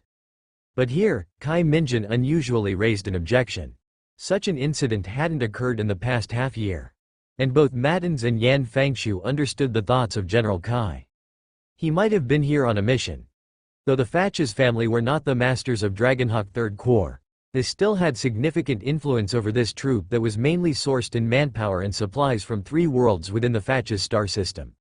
It was indeed normal for Kai Minjin to have received some special instruction upon leaving. And this instruction was surely related to Blackbird Heavy Industries. The supposed administrator of Blackbird Heavy Industries, Iron Fatches, was still untraceable. In the previous battles, they had repeatedly encountered spider-type mechanical monsters bearing the face of Iron Fatches. Their combat ability was secondary. What was most crucial was that she always seemed to play a key role in the information and command nodes of the Mechanical Legion. Eliminating her would greatly disrupt the strategic coordination capabilities of the Mechanical Legion. But clearly, these were not really Iron Fatches herself. Her actual body was surely still in the center of Blackbird City. Kai Minjin's mission, presumably, was to destroy all evidence that connected Blackbird with the Fatches family. Even though the existence of Iron Fatches and the Fatches family's investment in Blackbird Heavy Industries made their relationship indelible, they were already striving to sever ties, and with the added aggressive attitude, destroying the evidence would make things much more comfortable. In such a situation, Kai Minjin indeed did not wish for the Alliance to lead this assault. Even if his own corps suffered considerable casualties in the final attack, he was determined to take on this mission. Mattins thought for a moment and decided not to confront this rare show of backbone from the Imperial Major General. Half a year's peaceful wartime cooperation owed much to this general. Thus, it was appropriate to give him some face in this last battle. He made a decision to let the two forces, one from the south and one from the north, launch a pincer attack on Blackbird City. A fair competition. Whoever entered the city first would be king. Would that not suffice? Kai Minjin knew this was the best outcome he could possibly have secured. He went back to start preparing his troops, secretly summoning several officers to discuss the battle plans. Although the Alliance army, bearing the name of the Planetary Defense Force, had left a big impression on him, making him dare not underestimate this force that was even stronger than the actual Star Realm army, he was still determined to win this all-important strategic battle. Then, he heard a piece of news. After the military conference, Commander Mattins, personally escorted by 30 fully armed Phoenix soldiers, went north. It was clear he intended to personally join the battle, entering the combat sequences on the side of the Alliance. Inside the command center of the Dragonhawk 3rd Corps, the once lively strategic discussion abruptly ceased. In a silent room, Kai Minjin furiously threw the document in his hand and burst out cursing. "Can't you play fair?" Kai Minjin was so angry he was steaming, yet he still had to deploy his troops for an all-out attack. Although upon hearing that the attacking Alliance army from the north had been assisted by the Phoenix Battle Group, he feared the chances of winning this race were slim. However, that didn't mean the Star Realm army would surrender without a fight. But some things cannot be swayed by human will. The forces he had been able to muster to attack Blackbird City amounted to 2 full divisions. Over 70,000 warriors, under fierce artillery cover, engaged in a fight to the death with the enemy in front of them. However, the results were not very good. The troops suffered heavy losses under an irrationally hasty assault. Just as he was considering whether to continue ordering his troops to attack at all costs, he heard news from the northern front. The Alliance army had, led by the Interstellar Warrior Squad, broken into the inner district of Blackbird City. He let out a long sigh, feeling somewhat despondent. Even though it was an anticipated outcome, it still hurt. Nevertheless, he soon calmed down. He had done his best, after all. How could he compete with the likes of the mighty Gundams? Nobody could blame him now. At the same time, he rescinded the order for the troops to attack at all costs, deciding instead to be patient and fight normally. After failing to be the first to enter Blackbird City, to continue sacrificing many lives for it would have been a loss too great. Inside Blackbird City, in the core city area, Mattins flung the mechanical torso that was clinging onto his powered sword. It was the upper half of a machine with the face of iron fetches. In front of him stood a massive machine. This was Blackbird City's energy shield generator. At the moment, the surrounding battle was nearly over, with few remaining enemies who would soon be wiped out by the remaining members of the Interstellar Warrior Squad and the elites of the 10th Brigade. Where they currently stood was the bottom layer of the core city zone. They had not gone straight to the upper floors to find the real body of iron fetches. That task was left to several infantry platoons. Of course, this wasn't to suggest that these infantry platoons would handle it on their own, as there could be unknown risks involved. Their job was just to clear the path, identify the target's location, and either surround it or cut off its escape routes. Afterward, Mattins would lead a team to deal with it personally. But before that, he needed to deal with the shield generator. It wasn't that the existence of this machine was causing any hindrance to the Alliance's advance, that wasn't the case. The energy shield couldn't prevent the approach of slow-moving targets, so the army didn't encounter any problems entering the inner city area. It was just that the artillery couldn't fire directly into it. But with the Interstellar Warrior Squad leading the vanguard, the artillery had entered within the shield's range, so there was no longer any concern about artillery fire being blocked. Mattins was thinking about how to dismantle this thing and move it back. Although it wasn't the biggest, most expensive type that could envelop an entire planet, being able to cover a city was still quite remarkable. The value of this item was at least 4 million tax currency upwards, so to blow it up on the spot would be a terrible waste. Wying City of the Alliance was the industrial heart of the entire planet, and with further development to come, such a device was needed for protection. Indeed, if possible, they would love to have every key city equipped with its own city-level energy shield. It's just that the price is a bit too much to bear. Now, to be able to pick up a set and take it back would definitely be good. For this reason, one of the Alliance's chief technical officers, Engine Prophet Hu K, even came over on a Wind Falcon. Under the escort of a group of elite soldiers, he began his research. The main task was to safely dismantle this city-level shield generator. The device itself is very large, covering an area of 200 square meters, with a height of 6 meters, heavy and bulky. Transporting the whole thing back would be too strenuous and there was the risk of knocking it about. If possible, the best way was to dismantle it and ship back the parts for reassembly. Maddens exchanged a few words with Hu K, then watched this member of the sect of mechanics work, and scanning the surroundings, realized the battle had calmed and knew there was no need for him to stay longer. However, to ensure the safety and continuation of the work here, Madden still left a squad of Phoenix warriors, led by Anat, in place. He himself, however, led the main force toward the upper district. In this area, several recon units tasked with scouting above had reached a point where it was quite difficult to advance further. Outside the door where Iron Fatches's real body was located, the defense was heavily guarded. The Alliance soldiers had been ordered only to clear the way and scout. They were not required to conquer the target. Upon discovering that the enemy's defense forces were quite strong, the commanders of these units did not require their troops to recklessly engage in combat. They set up heavy firepower, blocking the entrances and exits to prevent anyone from escaping, and occasionally managed to send artillery shells inside. The most critical issues were left to the Interstellar Warrior Squad to resolve. After Maddens arrived with the Phoenix Warriors, they took over the conflict here. All the infantrymen then became supporting roles, following quickly as the Interstellar Warriors cleared the paths, seizing control of the corridors and checking for any remaining enemies. Generally, there were none, as the Interstellar Warriors were not so careless in their work. Making their way through, whether it was the well-armed mechanical guards or the sneakily positioned automated cannon guards, all met the same fate of being dismantled into pieces. Maddens led the team to the front of a massive steel door.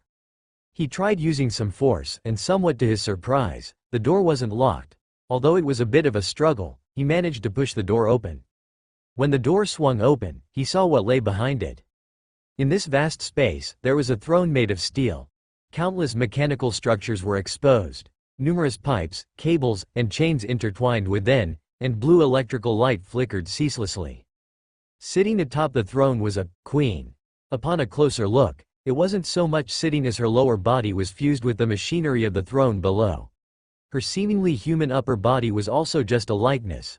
Her eyes flashed with blue electrical light, and numerous cables extended from the back of her head to the far end of the ceiling.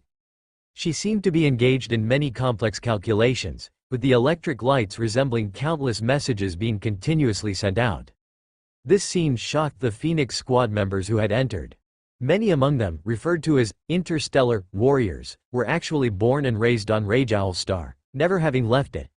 Their bodies and wills may have reached the level of Interstellar Warriors, but their experiences had yet to catch up. Maddens was an exception.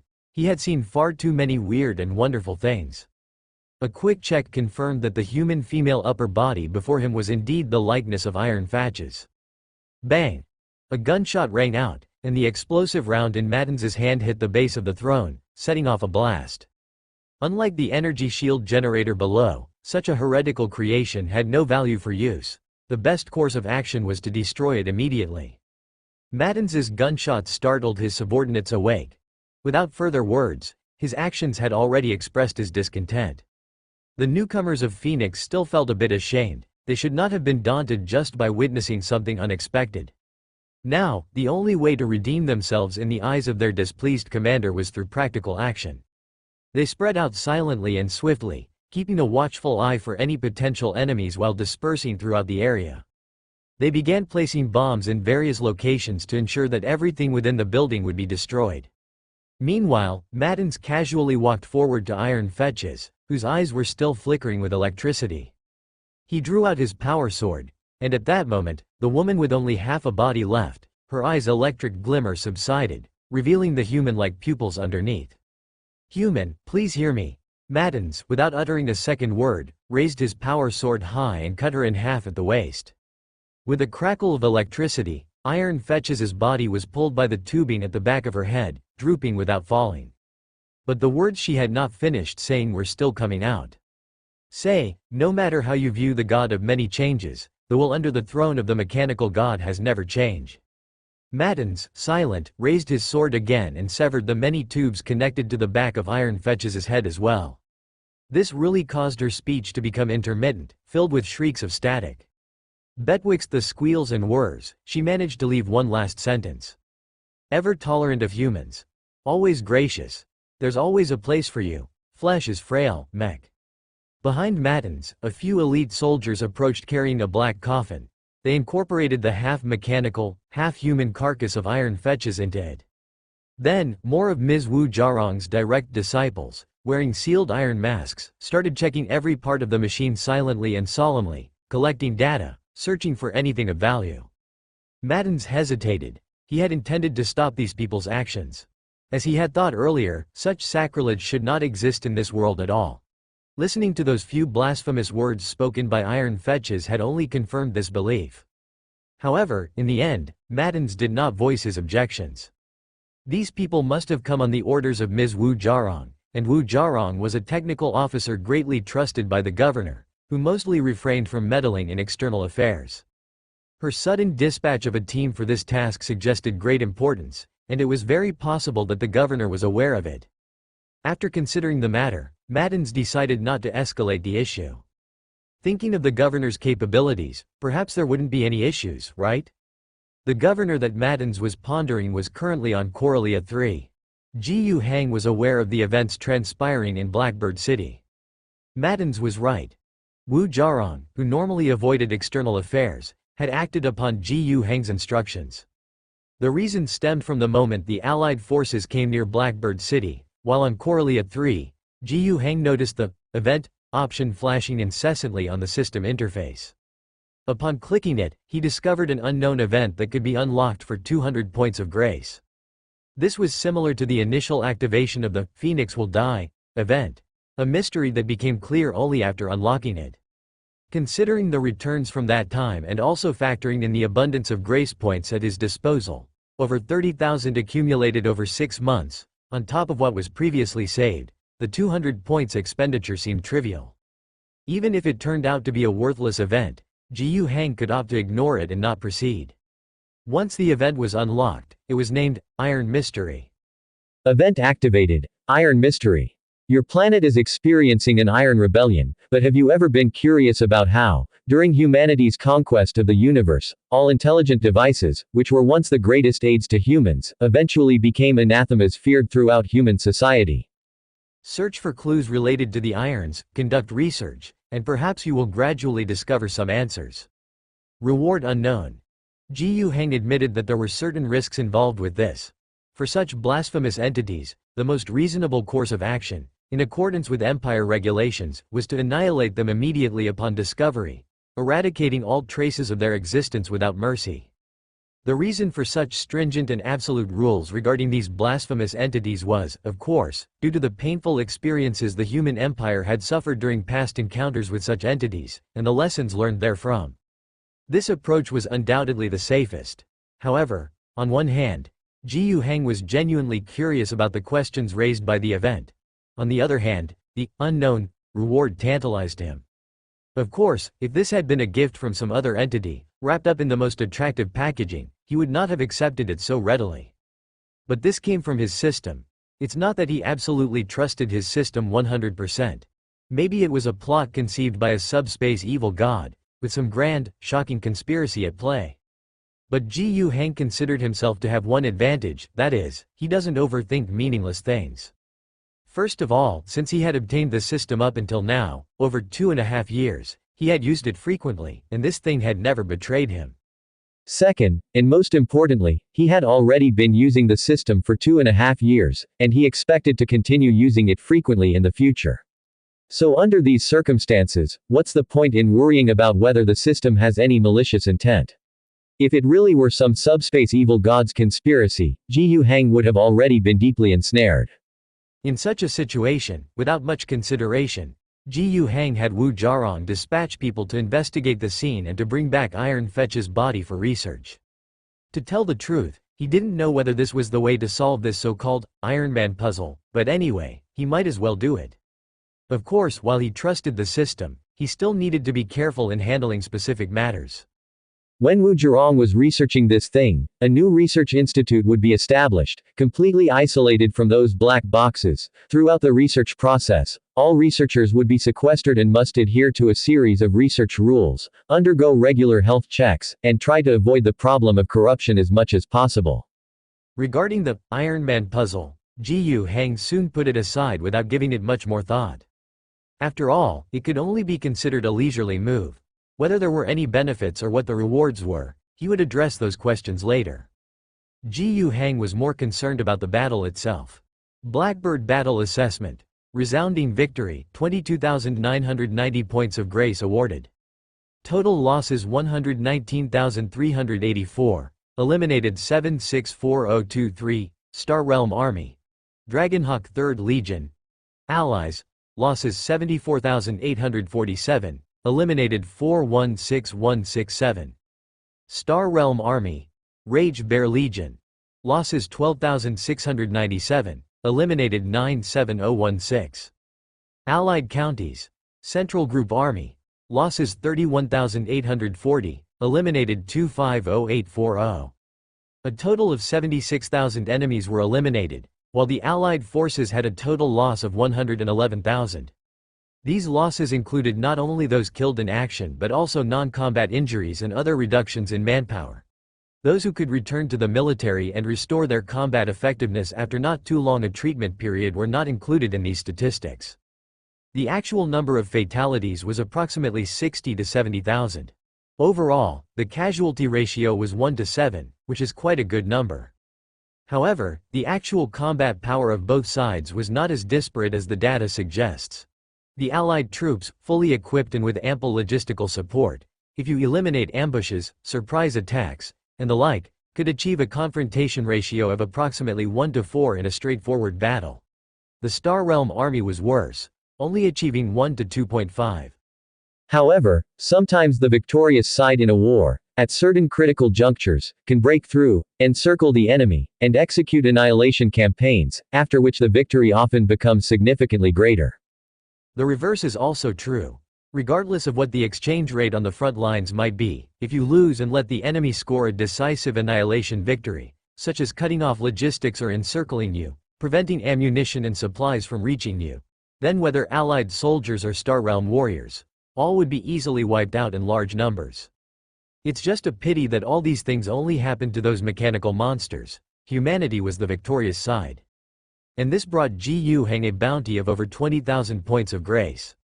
Up to now, counting the monthly accumulations of grace points from the past 6 months, his current total had already exceeded 50,000 points. It felt like he could do quite a lot with that, but no rush.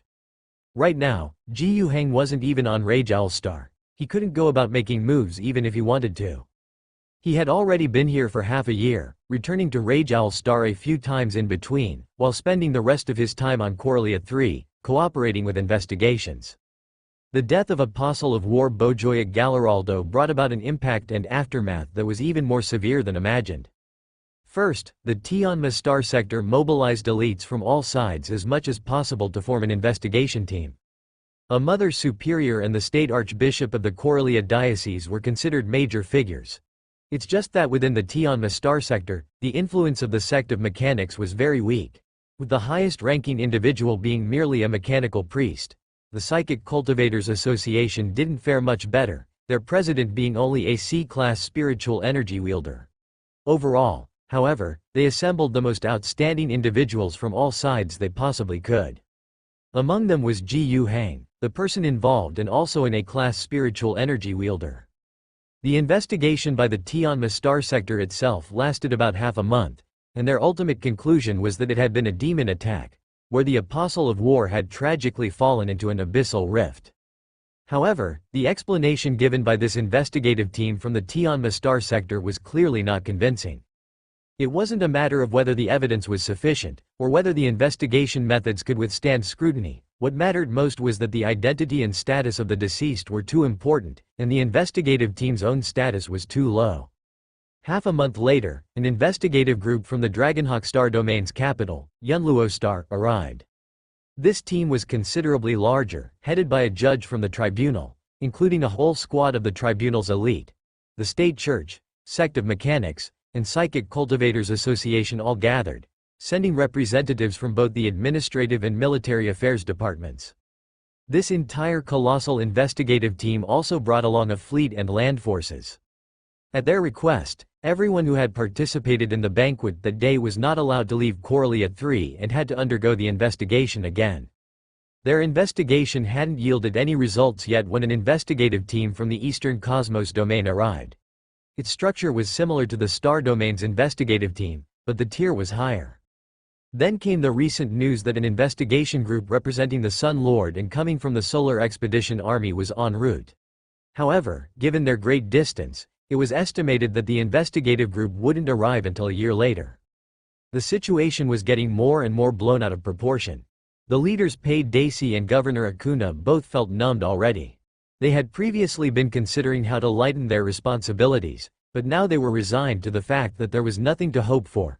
They had a certain degree of influence over the Dragonhawk Star Domain's investigative team, but by the time the matter reached the Space Domain government, their influence was almost negligible, not to mention the team that would arrive a year later, carrying the wrath of the Sun Lord. With such a grand scale of operation, even Ji Hang began to feel a bit nervous.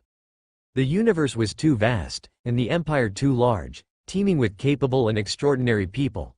Who could say for sure whether there wouldn't be a few formidable individuals capable of uncovering something? However, after much consideration, he was still relatively reassured. Even if the arrivals were formidable to the point where they could pull Galaraldo back from the fatherly domain and interrogate him personally about what happened, Galaraldo could only say he was unlucky to have been attacked by demons. He hadn't seen Ji Hang take action. The entire incident was caused by a plague demon, so the blame couldn't be pinned on Ji Hang. Nevertheless, being confined to Corley at 3 and unable to leave was quite troublesome. In the half-year there, besides being investigated and investigating others, Ji Hang often made calls home, constantly maintaining communication with Osenia, Lambert, Tadius, Yan Fangshu, and others. Currently, the situation on Rage Owl Star was good. In the 6 months of his absence, not only had there been no chaos, but they also relied on the Star Realm army to completely exterminate Blackbird Heavy Industries and win the unification war. This proved that the alliance system established by Ji Hang was reliable, able to operate even without him. Yet, he still had a sense of crisis. For a ruler, being away from the center of power for a long period was never a good thing. He was planning a return trip to Rage Owl Star. If it had been before, it would have been difficult for Ji Hang to go back. But now, there were ways. Ji Hang sought out an acquaintance, Zhang Guang'an. An A-class spiritual energy wielder, chief mage of the Dragonhawk Star Domain's Star Law Hall, as well as a senior member of the Eastern Cosmos Domain's Psychic Cultivators Association Mage Council. He represented both the Space Domain government and the Star Domain government, holding not an insignificant right to speak within the current investigative team.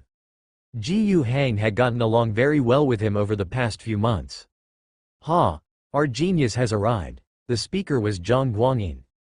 He was a portly man currently in the midst of a banquet. Most of the attendees at the banquet were from the Psychic Cultivators Association, local psychics from the Tianma star sector. Upon hearing that an A-grade psychic, namely Ji Hang, had appeared in their star sector, many psychics from various planets rushed over. When they heard that the widely known Zhang Guangyan from the entire Cosmos domain had arrived as well, the number of visitors increased substantially. Zhang Guangyin was adept at social interaction, far more a politician than a scholarly figure or a reclusive and mentally sensitive psychic. Ji Hang, a true politician, sometimes didn't have the patience to receive the numerous visitors individually, but Zhang Guangyin was willing to do so. This might have been the difference between someone like Ji Hang, who held authority in his own right, and an official like Zhang Guangyin who worked under a larger system. At Zhang Guangyin's enthusiastic invitation, Ji Hang joined the banquet. Amid the clinking of cups and toasts, Ji Hang chatted with the attendees, exchanging what could only be described as trivial pleasantries. He didn't like such occasions, but that didn't mean he wasn't good at them. And how could the perceptive Zhang Guangyin not know that Ji Yu Hang's visit was to seek him out for a matter? He enjoyed the feeling of being flattered, but after arriving in the Tianma star sector, what mattered to him most was Ji Yu Hang. An A-grade psychic was a rare find. In the Dragonhawk star domain, there was only one, and in the entire eastern cosmos domain, which totaled over 2,000 planets, there weren't more than 100 A-grade psychics. Every A-grade psychic was a valuable treasure. Adding one meant that the entire star domain had a higher say in the upper echelons of the Psychic Cultivators Association. There were significant interests involved. The value of one Ji Yu Hang was many times greater than the Psychic Cultivators Association of the entire Tianma star sector combined. Soon, Zhang Guangyin had the others continue the banquet and interaction while he, personally, took Ji Yu Hang to a private room with a terrace. "What's up, young Ji Yu? Is there something you want to discuss with me?" he asked with a smile. With no visible movement of his hands, yet teacups, a teapot, and plates slowly flew over, pouring tea and setting themselves up on the small table on the terrace. In a matter of moments, a set of tea and snacks for conversation was arranged. Ji Yu Hang, without being polite, took a sip and expressed his admiration, then got down to business. "I'm thinking of leaving Coralia 3 for a while to return to Rage Owl Star." Zhang Guangyin frowned. He took a sip of his tea, then said, "This is a bit difficult to manage. According to the investigation team's requirements, no one is allowed to leave the planet. You're a member of the investigation team, so you should know the rules." So doesn't that bring me to you?" Ji Yu Hang was of course good at speaking nicely. "Your face carries much more weight than mine. Rules are dead. There must be some flexibility. I ask the Grand Mage for guidance." Ha ha ha. Ji Yu Hang's somewhat flattering words made Zhang Guangyin laugh heartily. The delighted Grand Mage said, "If it were someone else, then undoubtedly there would be no bending the rules, strict impartiality. But for you, well, there could indeed be some ways to think about it. Please, Grand Mage, think if you can help. In fact, this was just a pretext." Ji Yu Hang himself was a member of the investigation team. He was well aware of the workings of the investigation teams from the star sector to the star domain to the cosmos domain. In truth, by this time, the investigation work was not only lightweight but could practically be said to be idle. Half a year had passed since the incident occurred. What evidence could there be left to find? It was merely a matter of checking each person who was present at the time and the entire environment of Coralia 3. As for the elimination of suspects, it was pretty much conclusive. There were plenty with the motive, since the war apostle had offended many. However, none had the capability to commit the crime. If one insists the incident was man-made, then the perpetrator must have been a very powerful entity, possessing some unknown method, and had the ability to carry it out. And the doer must not have been present at the scene, perhaps no longer even in the Tianma star sector. The probability of this was very low. The consensus among the three investigation teams was that the incident was, with high probability, an accident. This conclusion was supported by the fact that in the half-year since the incident, the Abyss's invasions on Coralia 3 had become increasingly severe. Theoretically, at this stage, the case could be closed. With the final conclusion coming directly from the investigation team dispatched by the Eastern Cosmic Realm government, the persuasiveness should already be high. Next, the investigation team would wrap up, the matter would largely be concluded, and the outcome reported to the Central Empire, where the Supreme Council of Holy Terra would sign off, and the whole case would be officially settled. However, Galaraldo's unique status lay in the fact that his death would directly shock the Sun Lord himself. This was the individual who directly oversaw the Terra Council and could be considered the de facto supreme ruler of the empire, not so easily convinced by local government conclusions. He didn't even allow the central government to send an investigation team, but formed one directly from his own expeditionary force. There's nothing we can do then, everyone has to wait here. There's nothing to do, and we can't leave. We still have to wait almost a year. There are quite a few people with grievances, not just one or two. This includes the investigation teams of the three levels themselves, who are also resentful. To travel all the way to your Tianma star sector and then have to wastefully linger here for another year. Who would be happy with that? In such circumstances, it's hardly surprising that some incidents have occurred. Everyone here is someone with a reputation to uphold, showing off their own magic tricks. Leaving for a while isn't unthinkable. One riskier method involves pretending to stay here while actually having left, as long as one returns before the delegation of the Sun Lord arrives. Of course, the risk lies in being reported, which is quite troublesome, and you need someone to take this risk for you. Locals from Tianma Star sector basically shouldn't expect this kind of treatment, especially Pei Daisy and Akuna, who are key figures with leadership responsibilities. There's fear they may flee. Besides the risk, there's another nauseating point. After leaving in this manner, you can't be too high profile while carrying out your affairs outside. Otherwise the facade of staying in Corellia would fall apart. But Ji Yuhang clearly isn't too willing to adopt this method. Here, Zhang Guangyin offered Ji Yuhang a second option. Aren't you the governor of Rage Owl Star? Yes. A year and a half ago, there were signs of a demon invasion on Rage Owl Star, and even the emergence of a very powerful demon incarnation. But it was suppressed by you all, right? Yes. There have also been cult activities on your planet, and even the Iron Man rebellion, which has just been quelled, right? Yes. Sheesh. Ji, if you take my advice, don't bother with that planet and come to Yunluo with me. We could work together to expand and strengthen the Psychic Cultivators Association. Wouldn't that be nice? Archmage, you jest. Ji Yuhang was somewhat helpless. Such talk, while it was still okay back on Rage Owl Star, would invariably provoke such a remark anywhere else once they heard what Rage Owl Star had been through. Alright, I won't persuade you further, Zhang Guangyin said. However, since these events have happened on Rage Owl Star, it would make sense for the investigation team to go there and perhaps find some clues, don't you think? Ji Yuhang feigned a look of sudden realization. He certainly had thought of this idea long ago, but it was best that Zhang Guangyin suggested it. It would seem a bit off if he made the suggestion himself. Zhang Guangyin chuckled. As a member of the investigating team, you can certainly go. However, the identity of the Star Sector investigation team is not enough. You need to join the Star Domain investigation team at least. What about that matter I mentioned to you before? Have you considered it?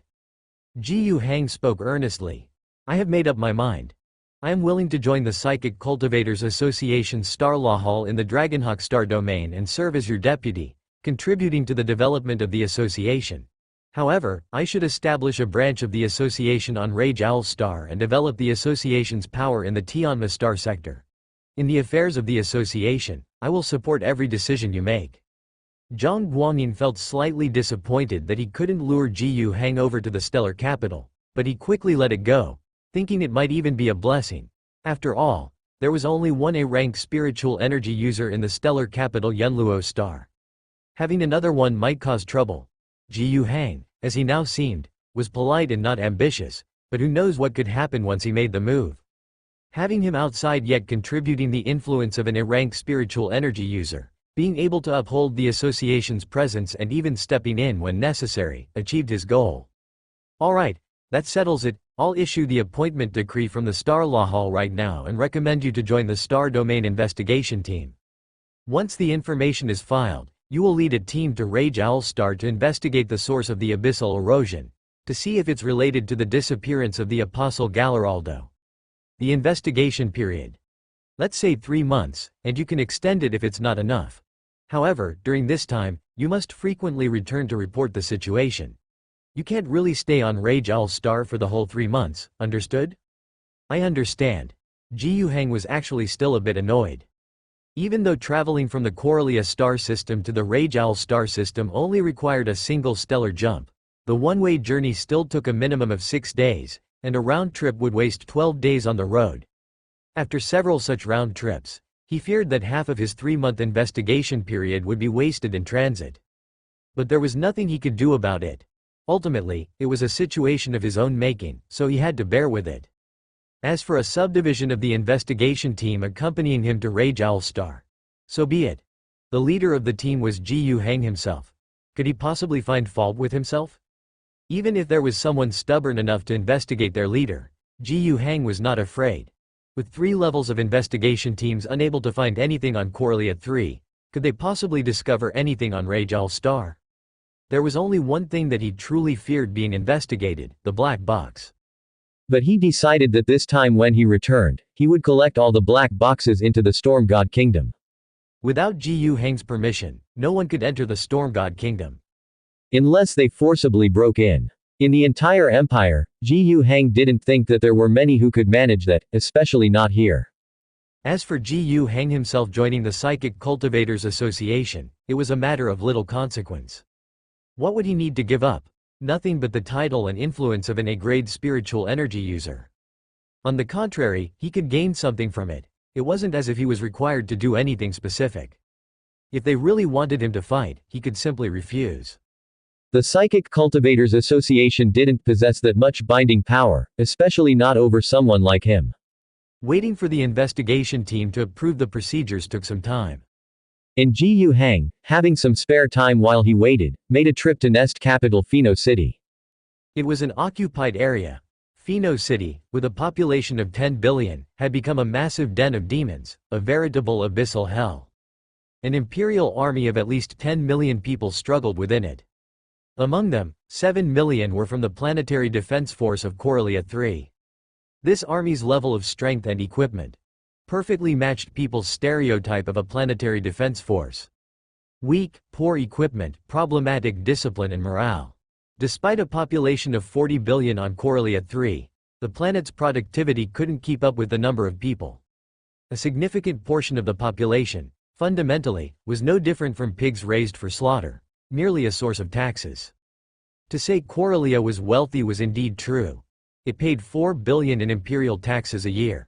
To call it dirt poor was also accurate. Not only were the people poor, but to support such a vast population, compounded by severe corruption and administrative inefficiency, meant that aside from the populace, there were hardly any valuable outputs.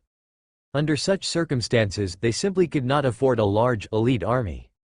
The military forces on Corellia III numbered around 200 million, making up about 0.5% of the entire populace.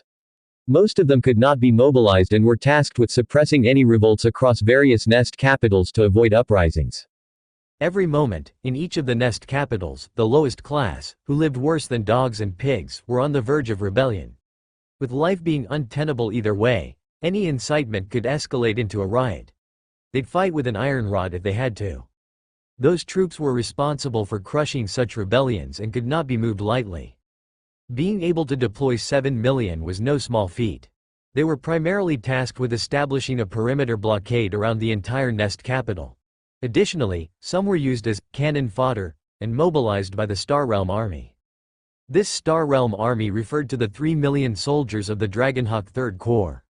The first batch consisted of only 1 million men, but over the half-year, reinforcements arrived 4 times, bringing the total to 3 million. The one in charge was a major general named Yedin Hansen from the Empire. He was the deputy corps commander of the Dragonhawk Third Corps. Aside from the Dragonhawk Third Corps, there was another less conspicuous force present. It was a contingent of 77,000 from the Rage Bear Legion, originating from Rage Owl Star. The commander of this force was the colonel of the 3rd Beast Slaying Brigade, Lucy Lee Ko-shi. Lucy Lee Ko-shi was one of the few whose military rank did not diminish during the transition from the Alliance Army to the Star Realm Army sequence, eventually becoming part of the Rage Bear Legion. For instance, Yan Fengshu was initially promised the position of Legion Commander, at least holding the rank of Brigadier General, but in the end, Galaraldo's interference left him as second in command with only the rank of Colonel. Compared to his formal rank of Major General within the Alliance structure, he had fallen 2 levels. Lee Ko-shi, however, fared much better. Originally a colonel in the Alliance, her rank should have dropped to lieutenant colonel during the Star Realm Army grading, just like other division and brigade commanders. However, Gu Heng, as Legion Commander, quickly pulled her back up to the rank of colonel within the scope of his authority. As Legion Commander and Brigadier General, he had the power to do so. It was merely a matter of nomination, submission, and waiting for approval. Gu Heng was at Corellia III, with representatives from various investigation groups and the Military Affairs Department present, so the process went quite smoothly. The reason Lee Kexi's rank was pulled up a notch was to officially empower her to consolidate command of the half-strength Rage Bear Legion that had come to Corellia III. As per Galaraldo's request, the Military Affairs Department had issued orders for the Rage Bear Legion to participate in the war at Corellia III. 77,000 Rage Bear warriors, away from home for half a year, were fighting in this foreign land. She commanded 7 division and brigade units, equating to 2 large regiments in terms of Star Realm Army numbers. The supreme commander of the Corellia Battle Zone, Major General Yedin Hansen, did not take them seriously at first. Over 70,000 people mattered little in the grand scheme of battles like the fallen Nest capital Pheno City, where millions were involved. He regarded it as a superfluous move, an act of people manipulation by Galleraldo, the apostle of war. Of course, he was not on good terms with Galleraldo, had no entanglements of interest, and now that the apostle's life or death was unknown, he had no need to please a dead man. Just conduct business officially and fairly. The Rage Bear Legion wasn't his direct unit, so he wouldn't grant them special treatment. While Jiu Hang was their legion commander and had just displayed A-level spiritual energy capabilities, making him quite popular in the current special situation on Corellia 3, Hansen wouldn't purposefully sacrifice the Rage Bear Legion. The 77,000 members of the Rage Bear Legion received the standard treatment of the Star Realm Army, taking on some routine military tasks. However, Major General Hansen quickly realized something was amiss. Wasn't the Rage Bear Legion supposed to have been just a planetary defense force half a year ago? They had only recently transformed into the Star Realm Army. But why were they so fierce? He allocated tasks based on the amount of work a normal 2-regiment large unit should assume. Yet, this group managed to complete tasks relatively easily, and under Colonel Lee Kexey's command, they often provided additional aid to nearby friendly forces. 2 months prior, during the large-scale Plague Demon Uprising, tens of thousands of native soldiers, forming the defense forces, were defeated at an undercity exit. Tens of thousands of plague corpses, along with a large number of higher-grade plague demons, broke through to the quarantine zone. At least 300,000 uninfected individuals were still in that quarantine zone, undergoing identification and evacuation. Hansen did not wish to abandon them, so he assembled 2 regiment-sized units and contested the area again. However, the number of enemies was unexpectedly immense, seemingly endless. His troops soon found themselves in a tough fight, and the tens of thousands of native troops who later came to support dissolved like water in the desert, quickly evaporating without much effect. The area turned into a quagmire and a meat grinder within a week, with over 400,000 human soldiers ensnared, surpassing the number of civilians awaiting rescue in that region. Worse still, when Hansen considered abandoning the area, pulling out the troops, and destroying the entrance to prevent further losses, he was distraught to find that retreat would be incredibly difficult. His numerous troops, locked in a chaotic battle with the plague demons, were strung throughout the complex architecture of the entire district. It wasn't a situation from which one could easily retreat. A mismanaged retreat could turn into a rout, with the safety of 400,000 soldiers at stake, including 2 regiments of Star Realm forces. A considerable force. In the worst-case scenario, the chaos could allow the demons to strike the next district and trigger a domino collapse across the entire Pheno City blockade line. This wasn't mere speculation, as a large regiment of the Dragonhawk Legion was already suffering. At that moment, an unexpected force emerged from the skies. It was a composite camp from the 35th Brigade of the Rage Bear Legion. The combined assault of tanks and armored vehicles was resolute, and the timing and position they chose were particularly tricky. It was a critical moment when the enemy was about to encircle over 30,000 Dragonhawk warriors and block the retreat path. If one mentioned tanks and armored vehicles, the Dragonhawk Legion certainly had them. Everyone used the Lion and the Wanderer models. Nobody was inherently better than the others. But the difference lay in the fact that their composite camp had far tighter infantry-tank coordination than the Dragonhawk Legion. The armored infantry units deploying from the armored vehicles and the motorized infantry units could keep pace with the advancing armor units, securing the breach firmly. This not only prevented the enemy formation from healing their wound, but also protected the armored units from being surrounded by overwhelming enemy forces during their assault. And then, the artillery support platoon would swiftly move into position. In the urban environment of Nest Capital, the power of artillery was greatly diminished. The entirety of Nest Capital, rather than being a vast complex of buildings, could more accurately be described as if the whole city itself were a massive structure. Although there were some open spaces, the presence of various obstacles generally made it impossible for artillery to provide accurate fire support over a distance of 20 kilometers. However, this did not mean that the artillery was useless. Difficult to fire from a distance, but not at close range. Facing the threat of the enemy, with the help of their armored and infantry brethren at the front, they could forcefully construct fire support points to lob fire in an almost direct fire manner to places within their reach. Their fire coverage, from the usual 20 kilometers in open field conditions, was reduced to just 2 kilometers, and even then, they were often blocked from having clear lines of sight. But heavy artillery was still heavy artillery, and it could still devastate any target within its reach. The highly skilled and smooth coordination of the composite camp left many officers of the Star Realm Army who witnessed this spectacle dumbfounded. The fluidity of their offensive, like mercury pouring down, not only shattered many of their preconceived notions but also truly preserved the lifeline of the entire division. They did not let their brothers in the Rage Bear Legion fight alone. Soon enough, multiple platoons came to their aid, helping the warriors of the Rage Bear Legion secure this retreat route. Then, the entire division began to retreat in an orderly fashion, as ordered, withdrawing from this hopelessly lost district. Without a doubt, this composite camp of the Rage Bear Legion had performed an extraordinary feat. Their arrival not only saved an entire division but also prevented the area from falling into utter ruin. Although it was not a complete reversal of the situation, turning defeat into victory, it could still be considered as saving a building from near collapse. The key point was that this was a combat group of less than 1,000 soldiers. The incident caught the attention of Major General Hansen. On one hand, it resolved a major crisis, allowing him to finally get a good night's sleep. On the other hand, he was astonished at how the Rage Bear Legion's troops could suddenly appear there and exhibit such formidable fighting strength. The answer to this didn't require his personal investigation. The multitude of staff under his command provided him with the answers. The large staff team quickly delivered the report to the Major General's desk. The appearance of a Rage Bear Legion unit on the battlefield wasn't particularly surprising. They had been sent to a nearby area earlier for a routine clearance mission. They completed their mission successfully, and even finished several days ahead of schedule. While the troops were stationed locally, awaiting the takeover by the Planetary Defense Forces, Colonel Li Kashi noticed the changing situation nearby and sent a camp over to check things out.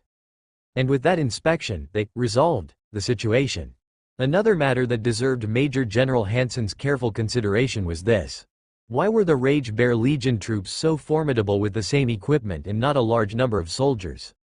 According to reports from the staff, the first reason was that every soldier in the Rage Bear Legion met the standard requirements of the Star Realm Army. Interestingly enough, although there were certainly many among the Dragonhawk 3rd Corps' 20+ million troops who reached this level, the overall proportion was only about half. And among that half, another half had reached this level only after arriving at the Star Realm Army. This shouldn't have been the case, but it was the reality stemming from an unavoidable situation.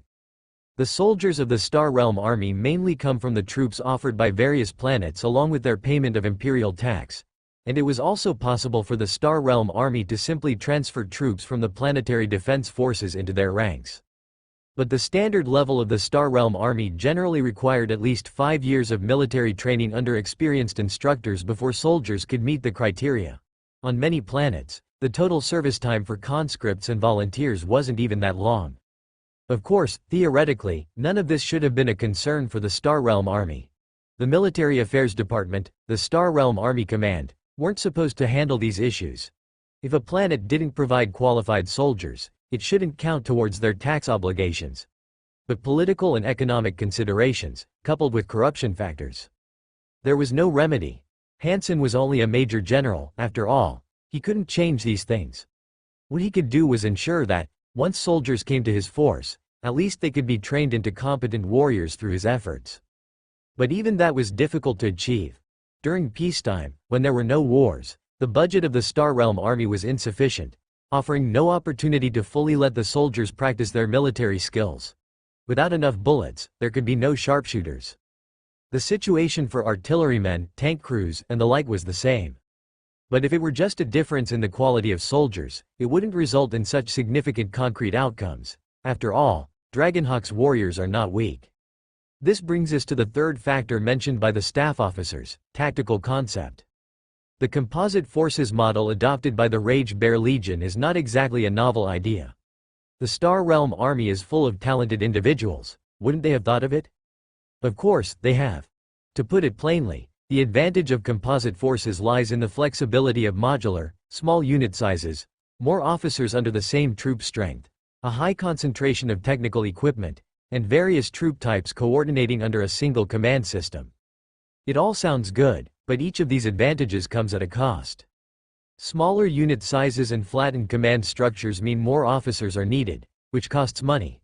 Whether it's training officers or providing them with higher compensation after they're trained, the expenses are considerable. A high concentration of technical equipment translates directly to money.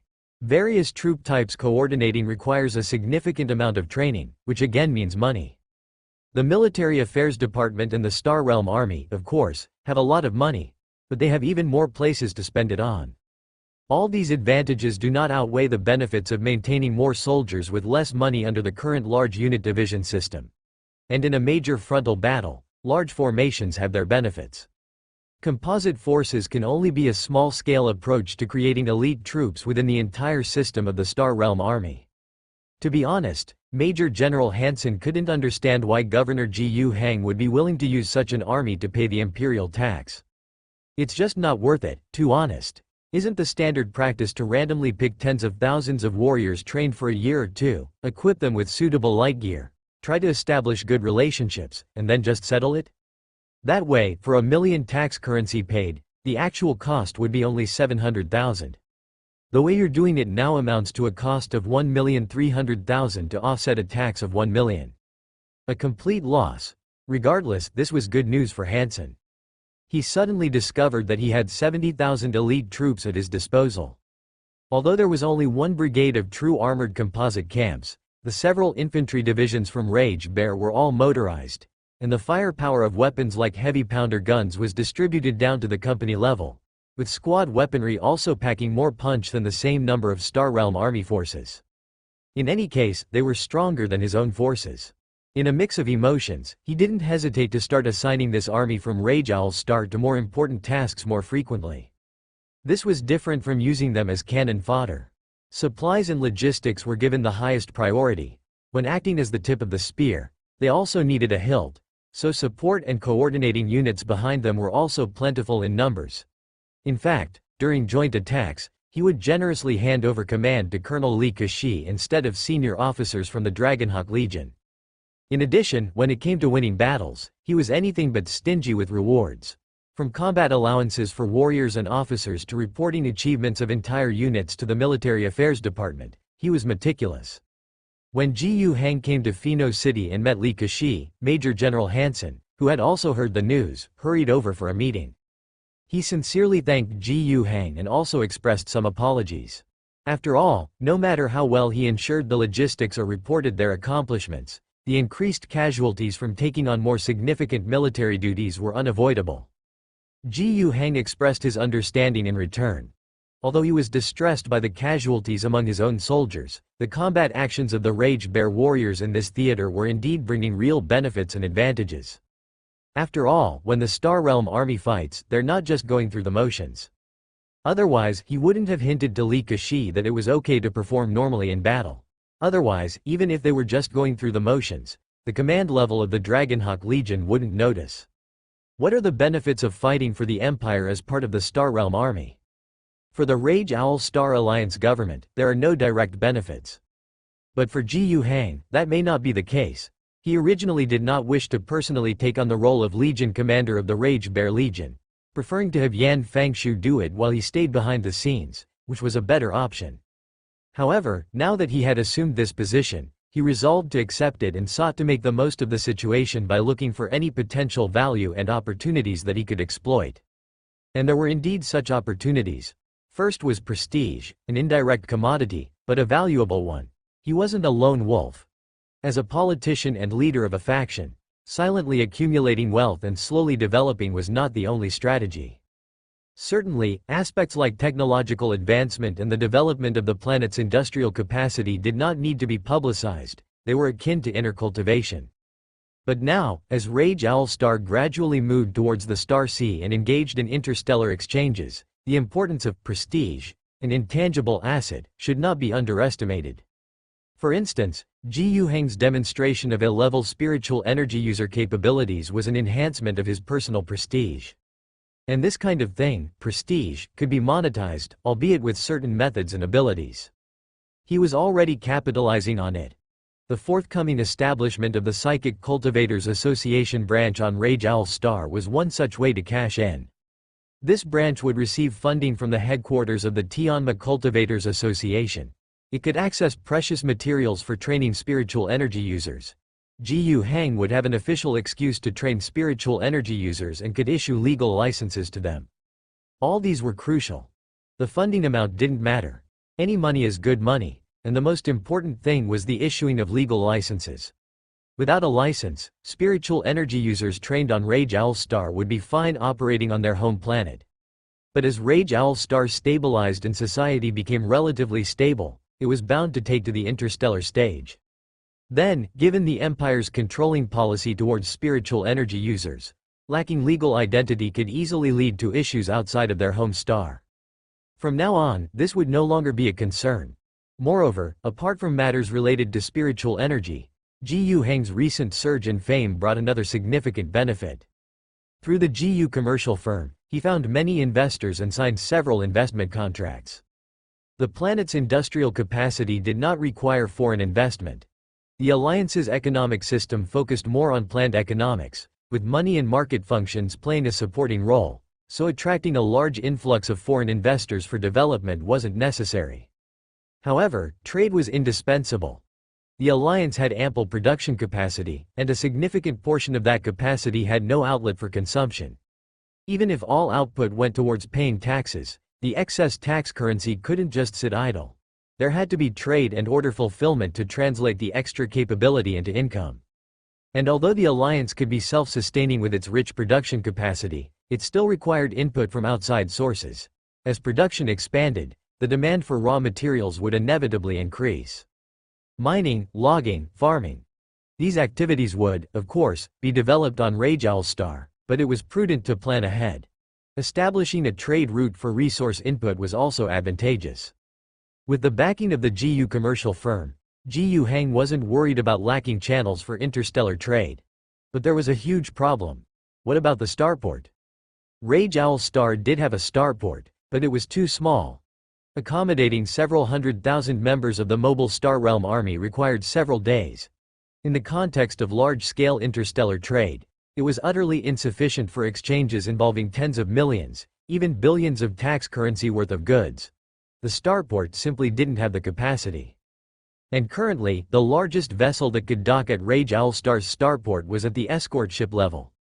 The giant belly transport ship, a popular choice for interstellar trade, couldn't dock there at all. Jiyu Hang had a complete set of blueprints for constructing a large starport and faced no technological bottlenecks. Below the starport in Skaro City, which had a population of 500,000 residents, the area had transformed from a barren land into the largest city in Xiangya province in less than a year. Almost all of these 500,000 people had come to construct the starport. Even if they weren't directly involved in construction, they were at least transporting materials, supporting personnel and logistics, managing the ground operations, or working in medical care and law enforcement. Of course, the core focus out of this plethora of associated jobs was still the construction of the starport. However, despite the large workforce dedicated to the task, the construction progress of the starport was painfully slow.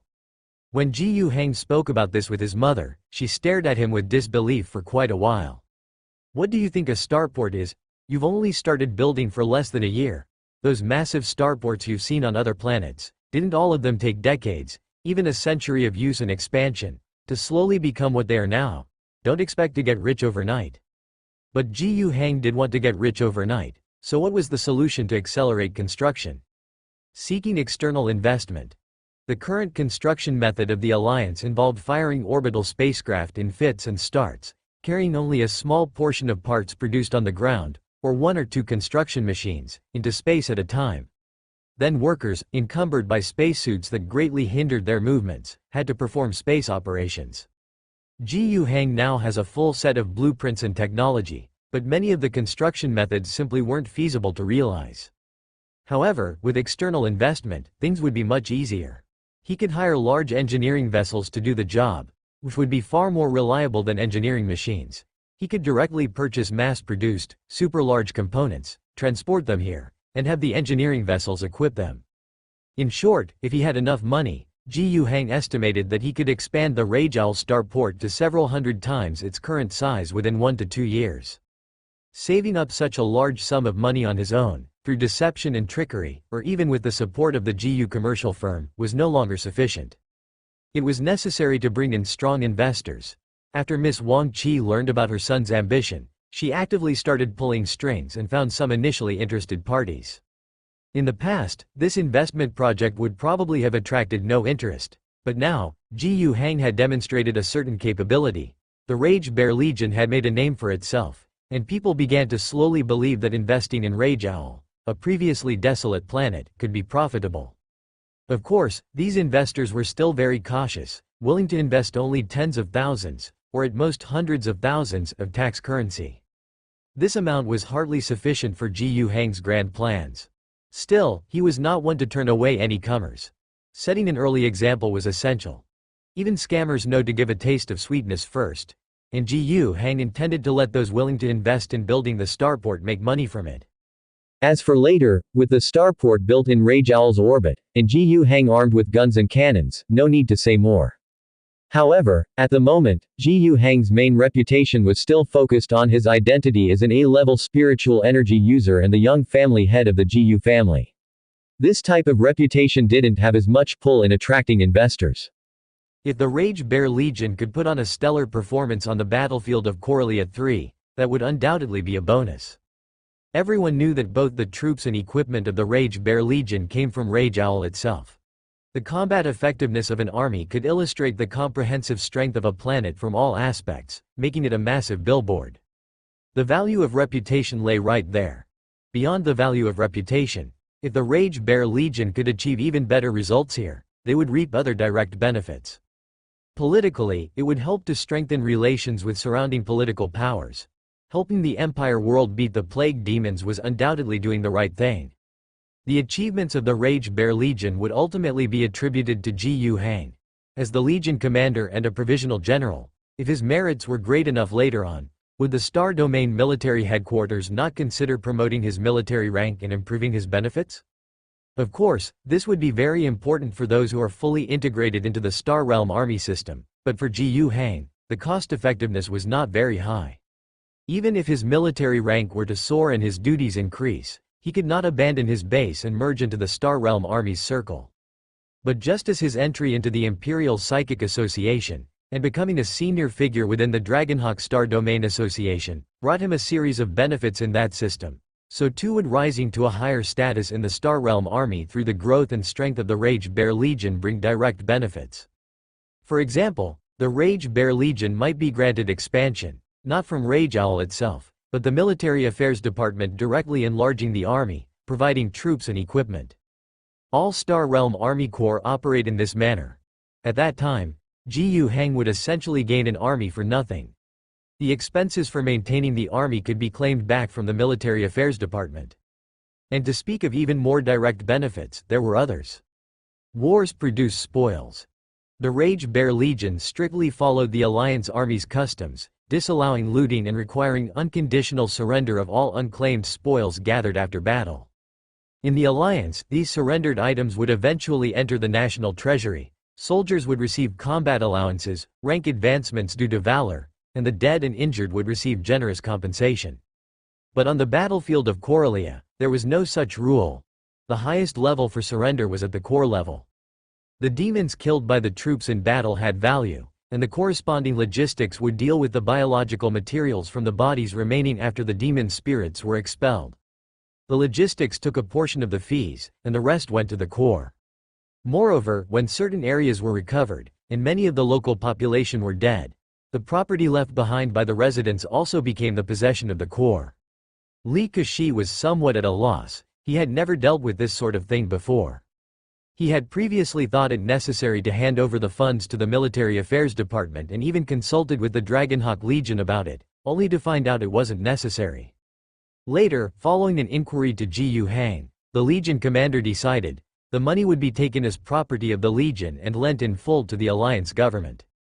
And the Alliance government would establish a Legion Foundation, dedicated to consolations, extra allowances for the Rage Bear Legion warriors, ammunition replenishment, logistics maintenance, and the like.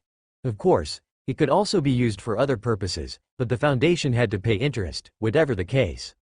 It was essentially a case of money changing hands from the left pocket to the right. However, extra allowances and additional consolations did greatly help with the morale of the Rage Bear Legion. The Alliance army never had to worry about morale. On the one hand, soldiers trained systematically possessed an inherently high level of organization. They were resolute, disciplined, and spirited. On the other hand, the Alliance army was a force with a belief system, previously mainly engaged in combat on the planet of Rage Owl Star. Political officers always emphasized to the soldiers that their fight was for the future of the entire planet, for the happiness of all humanity. However, in extraterrestrial combat, this belief was somewhat challenged. Despite that, the political officers could offer another set of ideologies. First was the loyalty to Mr. GU, which was unquestionable and recognized by all the warriors. Second was transforming the "for our world" message into "for all of humanity." However, this message wasn't quite as effective. The former had already been grand enough, and many had come to accept this belief after experiencing firsthand the massive changes to themselves, their families, friends, and the entire planet. But the latter was even grander and more abstract. What was more terrifying was the lack of visible change. They had fought for half a year, but to be honest, had the situation in Pheno City improved at all? It had not. In fact, it was getting worse. The soldiers were willing to accept that they were fighting for humanity, but their acceptance was low, and the situation, without any outcomes or changes, inevitably caused some distress. At such times, better allowances and improved conditions served as a material financial reward and played a role in compensation. Jiu Hang also clarified in his meeting with Li Kashi that they would fight for at most another half year. He would dispatch another half of the Rage Bear Legion from Rage Owl Star for rotation, letting the warriors who had fought for a long time have a chance to return home for rest, reunite with their families, and enjoy life a bit. All the benefits and interests obtained by the Rage Bear Legion there, whether direct or indirect, whether in terms of prestige, politics, or economics, all depended on the efforts and command of Li Kashi and his soldiers in battle. They were earned with the blood of the warriors. After half a year of fighting, all 7 divisions were under strength. A total of more than 13,000 warriors had been killed or injured, with over 8,000 dead, and more than 5,000 severely injured and confirmed to be unable to return to the unit.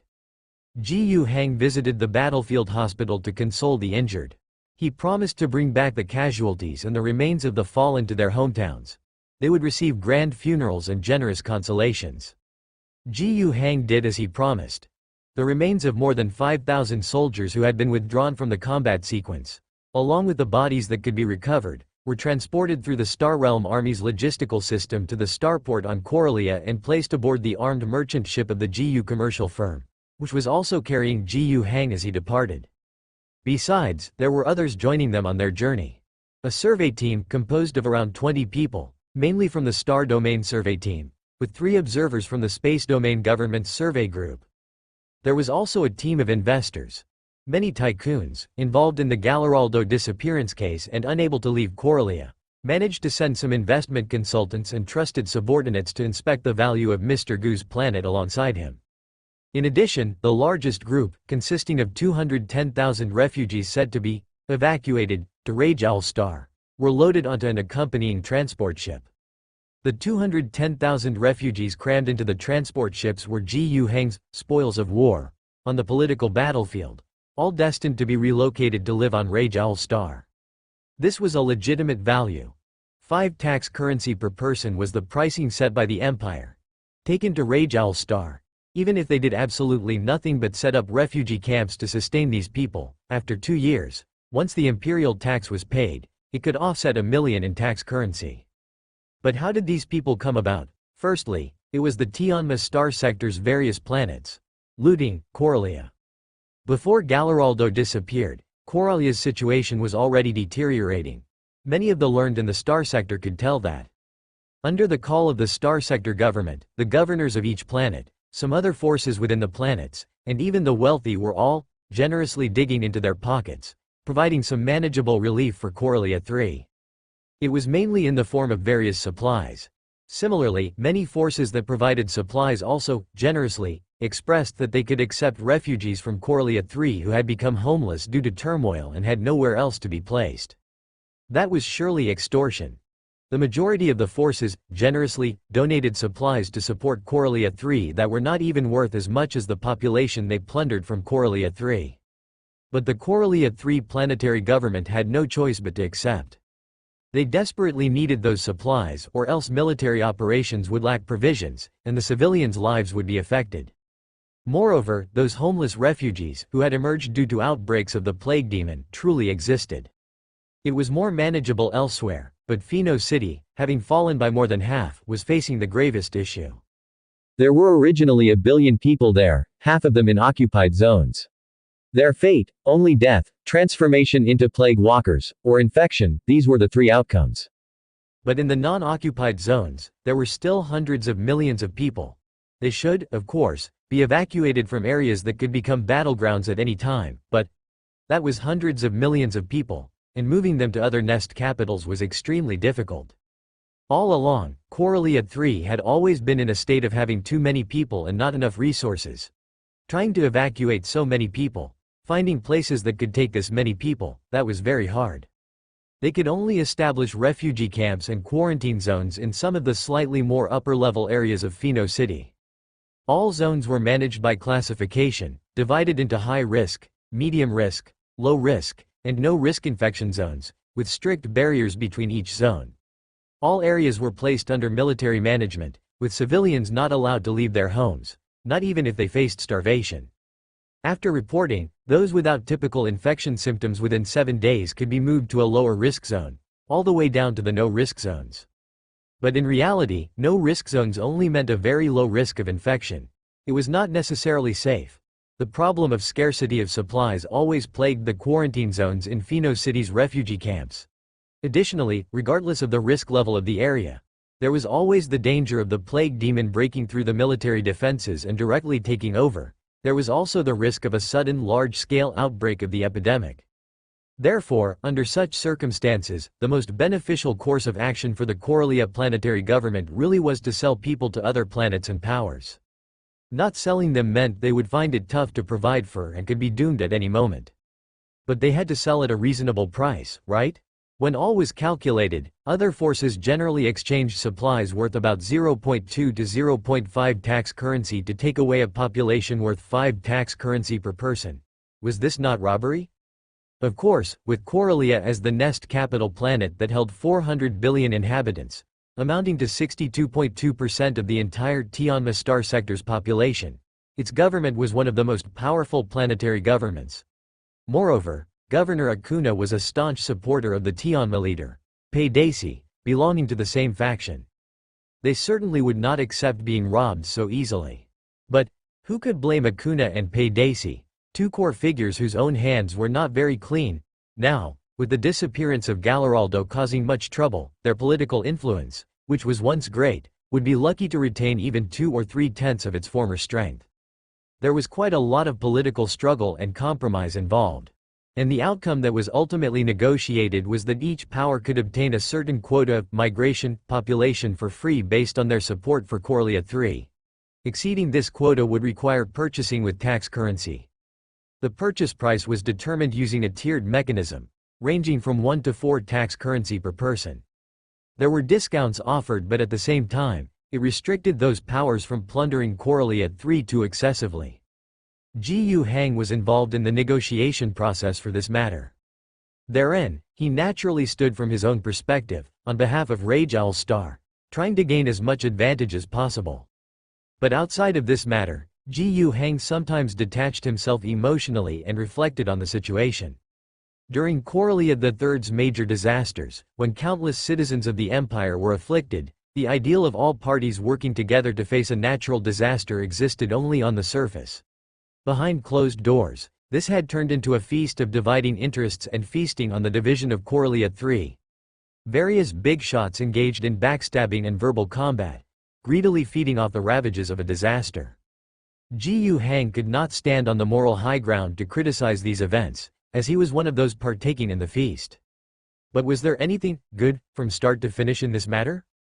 The various forces that were dividing up the population benefits of Corellia 3 were certainly acting with the intention of looting amidst chaos. The planetary government of Corellia 3 was no cleaner. The population had become their bargaining chip for obtaining benefits. They did not think about how to preserve more human lives but were instead willing to place refugees in camps with enormous risks, where they could face death at any moment, rather than allow them to live in better places. Only those people who were facing risks, who were inadequately clothed and underfed, who had lost their homes, were truly struggling the most. Jiu Hang couldn't change the entire environment, but what he could do was to ensure that those who were relocated to Rage Owlstar could start living a life befitting a human again. All the people on the ship came from risk-free areas and had gone through the quarantine process. Jiu Hang also did not want to bring aboard people with contagious diseases. Otherwise, there was a good chance that everyone on the ship would die before even reaching Rage Owlstar, and they might even bring the plague there.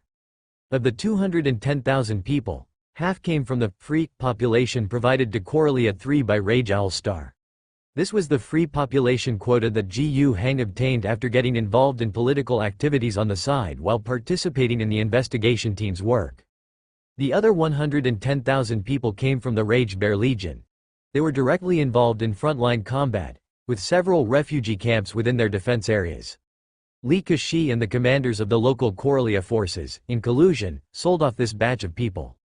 After all, if the Corellia government could sell the people without sharing the money with the military, why couldn't the native military forces sell them on their own? The price was very cheap. The Corellia government's lowest price was 1 tax currency per person, but these native military forces were willing to sell for 0.6 tax currency. Moreover, with the authority Li Kashi had over them, and after applying both soft and hard tactics, the price was directly pushed down to 0.2 tax currency per person. For these 110,000 people, Jiu Hang spent just over 20,000 tax currency. What's the difference from getting them for free? After drifting in the Star Sea for 7 days, the group finally arrived at Rage Owlstar. A war merchant ship belonging to the Jiu commercial firm, a transport ship, docked at the small port on Rage Owlstar. 210,000 people disembarked, heading to the ground.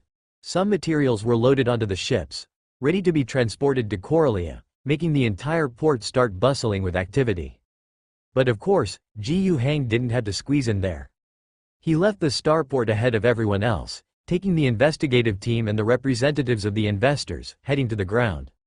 Lady Asina, the Alliance Premier, Major General Tadius, the Chief Political Commissar of the entire army, and Lambert Hodgson, the Grand Justice, the 3 figures who could be considered the top leaders of the Alliance government, all came out to personally welcome their governor's return. After a brief reception banquet, the group boarded several winged falcons heading for Revival City. Lady Asina, who had already received the news, would dispatch a team from the Alliance Foreign Affairs Department and the Commercial Department to interface with the representatives of the investors. They would be taken to see the industrial center of Wying City on Rage Owlstar, then to visit the vast planting fields in the southern Green Valley region, and then return to Scarrow City to look at the construction situation of the starport. Surely, after viewing all this, they would provide a reasonable report to their masters about whether Rage Owlstar was worth investing in. As for the members of the investigative group, things were slightly more troublesome. Jiu Hang couldn't afford to neglect them too much, so he simply took people on a trip to the Green Valley region first. This was also quite reasonable. They had come to investigate the status of the plague demon. With the investigation on Corellia 3 completely deadlocked, they were looking to see if they could find some other clues on Rage Owlstar. The Green Valley region, after all, was the starting point of that magical disaster a year and a half ago, so an investigation there was entirely sensible. However, after they went to the Green Valley region, how they would investigate was their own business. The Alliance government supported their work wholeheartedly, arranging for country villas with plenty of pure natural food, chefs, and servants. They would be able to enjoy the pastoral sceneries not easily seen in the Nest capital or those civilized planets. There was no shortage of fine food and wine, and if they got bored, they could even go to the southern edge of the Beaching Valley region to hunt some aberrant beasts for sport. No, investigative activities. Isn't this much more comfortable than squatting and waiting for the Sun Lord's investigation team to arrive in that treacherous place on Corellia No. 3? After settling in this batch of investigators, Jiu Hang hurried back to Revival City. Faced with the arrival of those 210,000 refugees and the investors' team busying around, Osenia hastily put down her work to meet the governor and deliver a work report. The development of Rage Owl Star was of paramount importance, but Gu Hang did not need to hear much. In the past, they had generally maintained a communication frequency of at least once, and sometimes 3 times, per week. Although he was not on Rage Owl Star, he was well informed about the development of the alliance. Some particular key points could be discussed separately. For example, Wying City, as the industrial center, had seen its population grow to 5 million, having doubled versus just over a year ago. This was mainly due to people siphoned from other regions. Wying City's annual industrial output value had reached 11 million in tax currency, with per capita output exceeding 2, which was double the empire's standard for annual per capita output. The concept of one tax currency was originally set by the Central Empire government as the standard case of total annual output value of an empire citizen. Of course, this was just Wying City surpassing a per capita output value of 2, while other areas were far from it. Revival City, with 1.2 million people, only surpassed 1. The Beeching Valley region, due to vast land resources and exceptionally high per capita planting area, was able to reach 1.9 in tax currency. Elsewhere, all fell short of 1. Another matter, and also a key point in Osenia's report, was the situation after the entire West Desert region, along with the Western Desert, had been reclaimed. After the elimination of Blackbird Heavy Industries, which occupied the western continent, the Alliance no longer had any enemies on Rage Owl Star. Rage Owl Star, with oceans comprising the majority of its area, had a very good natural environment before the war, with high living standards for its inhabitants, and could be considered a combination of a garden world and a high-grade resource planet. The entire planet's land area was only about 36%. The main part of the Alliance was located on the main continent, which was approximately 22% of the total area of the planet. There were 2 other continents, with areas of 9% and 5% of the planet's total area, respectively. However, while the main continent was battered, it still had lush regions like the Green Valley. Other lands with poor natural environments could still support inhabitants as long as the low-energy storms were avoided. Even the most hostile West Desert, with its sprinkling of oases and underground water systems, could supply the necessary water for the underground planting factories, sustaining a large population and even having the capacity to export food. On the other 2 continents, they were almost entirely unsuitable for human life. They were originally the primary sites for the extraction of spiritualized gas fields on Rage Owl Star. And now those 2 continents, along with the surrounding seas, were enshrouded in unceasing low-energy storms. According to past intelligence, there truly seemed to be no signs of life activity on those 2 continents. From this perspective, the Alliance could be considered to have definitively unified the entire world. Unified the whole world. Became a ruler of a planet in every sense of the word. Although this had been Gu Heng's goal since he arrived in this world 2.5 years ago, and he never doubted he would achieve it, when everything became a reality, he could not help but feel somewhat emotional. Before crossing over, as just an ordinary person, how could he have ever imagined that he would see such a day? However, Gu Heng did not feel very excited. Had it not been for the series of events triggered by Galaraldo, and the journey to Coralia, Gu Heng might have been more excited. But now, as the vast star sea was no longer just a background in his memory but had genuinely become the stage he was about to step onto, he realized how minuscule both he and the power of a single planet were in this context. There is no choice but to forge ahead. The recovered western part of the continent was divided into 3 provinces, namely Baojun Province, Gushu Province, and Peninsula Province. The names were actually chosen quite arbitrarily. Baojun is the area where Blackbird City is located, named after the pre-war era city ruins that used to bear this name. Gushu is the northeastern part of the mainland, which has a very large ancient tree that surprises people, so they simply called it that. Peninsula is the southwestern part, which features a protruding peninsula. Altogether, the 3 provinces have a population of over 13 million people. In fact, according to past records, it should be close to 20 million. However, for one thing, the past statistics might have been problematic, and for another, under the rule of Blackbird Heavy Industries, a large number of people were transformed into semi-mechanical beings without consciousness, or they died during past surgeries, in labor, or in the wars against the Alliance. As for now, only 11 million remain. The other 2 million were, during the war, conveniently relocated to the heartland of the alliance by the returning supply convoys. These displaced populations primarily supplemented 2 locations, Wying City and Beijing Valley Province. These are also the 2 areas with the greatest demand for labor. As an industrial center, Wying City naturally needs no further explanation. The explosive development of its industries craves labor like a black hole. Beijing Valley is not much better off. The region has a very high per capita output, but this output comes from massive per capita cultivated areas and strenuous labor. Even though Beijing Valley has almost achieved complete mechanization and industrialization of agricultural production, the average agricultural worker still has too many fields to tend to, leading to excessively long working hours. Of course, agricultural workers in the Green Valley region are fully motivated to do so. Their efforts, under the alliance's system, are rewarded.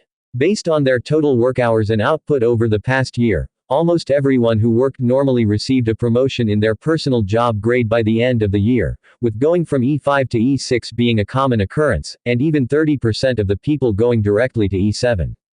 Moving from E5 to E6 means a 50% increase in basic benefits and allowances. Reaching E7 is equivalent to doubling them. Originally, the benefits and allowances at the E5 level already far surpassed the living standards they had as serfs on plantations, where they lived almost like people. With a further increase of half or even double, the improvement in their quality of life was significant. This was the reward for their hard work, but Mr. Gu did not intend to let them maintain a working day of 14 hours, or even more, forever. The 1 million people arriving from the western 3 provinces would be able to alleviate some of the pressure. As for opening up more land, it still required a larger population. Currently, under the rule of the Unified Alliance, there are over 44 million people, with an annual total output value reaching 52 million tax currency. The per capita output has just exceeded 1, but only just. The main reason for this was the uneven development of production forces across Rage Owl Star. Beijing Valley and Wying City are quite high, but other regions have not yet passed 1. According to the standards of the imperial tax, handing over a tenth as tax presents not only no pressure, but is also more than sufficient. At present, the per capita consumption level under the alliance's rule is roughly 0.6 tax currency person per year, which objectively speaking, is not a particularly high standard of living, roughly adequate for subsistence, a little short of modest comfort. But the citizen's satisfaction is very high. Although not wealthy, it's much stronger than struggling at the brink of survival as before. Happiness is relative. The current scale of consumption across Rage Owl Star is about 27 million tax currency, theoretically leaving a surplus value of 25 million. And the administrative efficiency of the alliance is very high, able to collect 15 million of this surplus value into the alliance finances. This is quite rare, and the contrast is telling. Corellia 3 has a population of 40 billion, with an annual output of at least 28 billion, a per capita consumption of 0.3, leaving a surplus value of 16 billion in tax currency. In theory, collecting 4 billion in imperial tax every year should be relatively easy.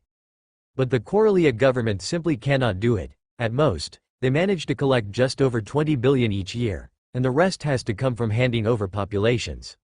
This is where the difference in administrative efficiency lies. The alliance excels in this regard, mainly thanks to 2 factors. Firstly, it's a matter of the system. Under an economy that is mainly planned on an overarching scale, the rent-seeking class between the government and producers has been greatly eliminated. Factory owners, plantation owners, entrepreneurs, in essence, all of them are employees of the alliance government. The means of production do not belong to these managers but to the alliance. Their work enthusiasm is supplemented by rank promotions and extra allowances. There is no collection phase here. All output belongs to the government and is subject to government allocation. But if that was all there was to it, it wouldn't be enough. The number of administrative personnel in the alliance is not high, but their efficiency is, thanks to persistent anti-corruption, anti-dereliction efforts, and incentive policies for administrative personnel. The whole society is currently operating in a highly efficient and clear political environment. Even so, a large amount of output has disappeared. 10 million in tax currency has neither entered the standard consumer spending nor the alliance's finances. There are many reasons for this, with the service industry being the main one. as its output is not counted in the alliance's statistics. Following that, there are administrative costs, waste, spontaneous investments. But no matter what, the current situation of the alliance is more than capable of dealing with the imperial tax. As long as they reserve 1/3 of the fiscal budget each year and slow down investment growth, the entire alliance can enter into a normal cycle within the empire world. But Gu Hang has no intention of doing so. Under his direction, the alliance's fiscal budget remains maxed out, even running at a deficit in many areas. Mainly, it's about reinvesting into production. Under the alliance's system, although there is a certain level of private investment, which the government encourages, overall development still relies on large-scale, government-led investment. If they really slowed down, the imperial tax would take a big chunk, and military expenses another, leaving not enough for investments, and Gu Hang is unwilling to slow the pace of development. On the one hand, the industrial centers must continue to be built. On the other hand, the economic levels of other regions within the alliance need to rise. Of course, another important factor restraining the development of the entire planet is the population. Such a vast planet, with just over 40 million people, is still too few. Reliance on natural population growth is too slow. Despite many policies encouraging childbirth for the future, as for the present, immigration remains the most important avenue. The two largest channels of immigration are Hagian Star and Coralia 3. According to Gu Hang's plan, in the next 2 years, they aim to continuously bring in at least 10 million people from the outside. This is a huge challenge for the alliance government. Never mind how Mr. Gu will achieve this by then, government officials must be prepared to undertake the task of accommodating so many people. How to arrange it economically, how to clarify identities politically, how to resolve cultural disputes. The difficulties are numerous, and as the alliance premier, Osenia can only take a deep breath, then go ahead and make plans with determination. To all residents of Rage Owl Star, I am your governor, Gu Hang. 2.5 years ago, when I came to this world, I promised the entire planet that I would save this world. I promised that I would establish a unified government, that I would unite all the people of this planet and bring security to the entire world. I promised that I would rescue everyone from hunger and panic, that I would enable everyone to enjoy a normal life. Thus, the new alliance government replaced the old alliance and established the alliance army. The Rage Owl Star people's own army fought on all fronts, unifying the entire planet. All the people of Rage Owl Star were once again united without any barriers, fighting for a common goal, no longer divided by power, ethnicity, or tribal interests. The vast majority of you have never heard that declaration. But that does not matter, for I, and the alliance I have built, have over the past 2.5 years, step by step, turned these promises into reality, into something that is right before everyone's eyes. Listening to the words coming from the radio, a tavern in Silver Sand City, the capital of the Peninsula provincial capital, was filled with cheers and jubilation. These people were all soldiers of the alliance. After the hostilities on the Western Front ended, the main force had withdrawn to the east, but not without leaving some behind in the west. The fighting had just ceased, and local governance had been transferred to the newly established local governments, ending military control. Nevertheless, it still required the continued presence of the army brothers to suppress the area. However, the situation in the 3 western provinces was somewhat better compared to the eastern provinces at the time of their initial recovery. With Blackbird Heavy Industries finished, this place was a blank slate. When the alliance liberated vast tracts of land and cleared them of Blackbird Heavy Industries, rebuilding order was not a difficult task. As a result, the alliance soldiers stationed in the west were generally in a stable frame of mind. They hardly encountered any serious incidents, and the troops were even able to allow soldiers to leave their posts and go to the city for a break. The city was also relatively welcoming to the arrival of the alliance soldiers. The discipline of the alliance soldiers was very strict. When they came out to shop, drink, and dine, they paid what they owed. The stipends in the hands of the soldiers were worth solid alliance currency and quite reliable. Although the residents of Silver Sand City, who had just become Union citizens, also had their ranks set, most were only at the E5 level and did not receive much stipend. They were certainly happy to earn a bit more. The military command had already notified that today there would be a speech by the governor. Those on duty naturally listened to the radio at the military base. But for those who were on leave and having fun in the city, they had to find a place to listen. No one wanted to miss it. They found a tavern and, after calling friends together, more than half the tavern was filled with off-duty Alliance soldiers, a total of 60 or 70 at least. At their request, the tavern owner changed from playing music to the news channel. To be honest, the proprietor was not too keen on it.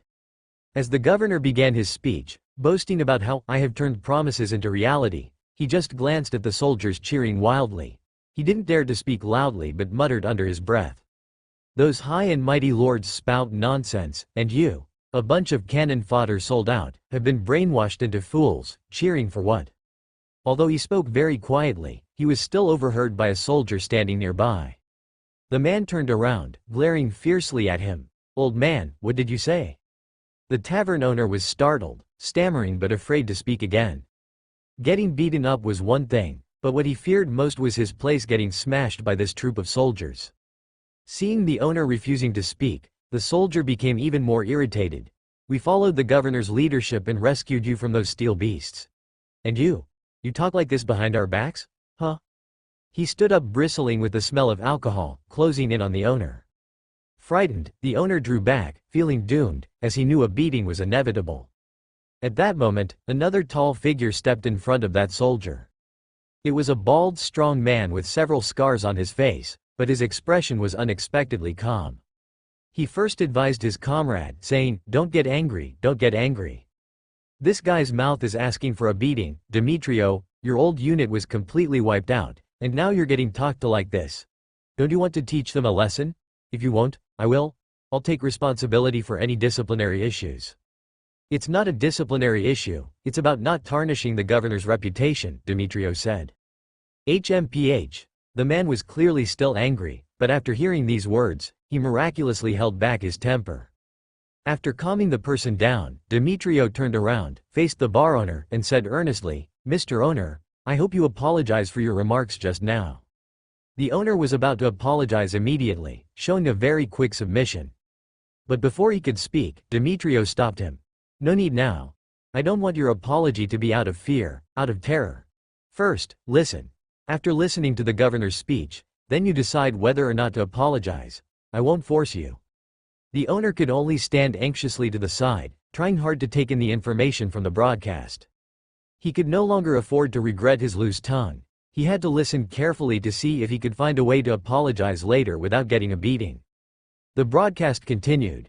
"We have resisted the resurgence of the cult. We have nipped the disaster of the green-skinned aliens in the bud. And our soldiers have gone into space and thwarted an attack by a green-skinned space fleet. In the Green Valley region, we carved out a large safe area in the north, essentially eliminating the threat of aberrant beasts in the Beaching Valley zone. We eradicated the cult in the Green Valley region, and the Alliance army chased the demons back to their homeland. In the eastern 3 provinces, we have swept away the stubborn remnants of the old power. In the North Territory, we have completely exterminated the threat of the primordial Rage Owl sect to the world, allowing Polar Industrial Group to join the alliance. In the West, we have just completely wiped out Blackbird Heavy Industries. We have ended the fear that 13 million people on the western edge of the continent had to face at all times. They no longer have to worry that they, or their family members, or friends, could be singled out to be sent into Blackbird City, never to be heard from again. Just hearing this much, the heart of the owner of the bar in Silver Sand City was somewhat shaken. In the past, Blackbird Heavy Industries had absolute control over this land, especially towards the end. They continually forced people to move to Blackbird City, purportedly to lead a better life. At first, everyone believed it, but as time went on, although people outside did not know what was happening inside, they stopped receiving any news from friends and relatives who had gone in. Gradually, people began to question this. But anyone who dared to publicly question it would often be taken away very quickly. The bar owner's son and daughter were taken away like that. He had always been someone who didn't believe in conspiracy theories. Maybe because he didn't dare to, still holding onto a sliver of hope. But the arrival of the Alliance completely shattered his illusions. He didn't want his illusions to be shattered. He preferred to still believe that his son and daughter were alive. He preferred to believe it was just a war of the rulers biting each other. What was Blackbird Heavy Industries' slogan again? Oh, right. Embrace the glorious evolution. The bar owner would rather believe that his son and daughter, chosen by Blackbird, really had better development opportunities than to think, as the Alliance claimed, that they were taken to have their brains cut open and turned into robots devoid of self-awareness. But he found it increasingly difficult to deceive himself. If it were only the Alliance's statement, he could dismiss it as false propaganda from a political rival. However, with some survivors returning and the spread of civilian news, these pieces of information could verify what the Alliance had said. At that moment, the words spoken by Mr. Gu were not what truly convinced him, but they were the last straw that broke the camel's back. He struggled to open his mouth. This time, it wasn't because of the soldiers in front of him, coercing him with force into making an apology.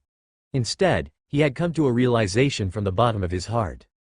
Yet, in front of him, Demetrio still didn't let him speak.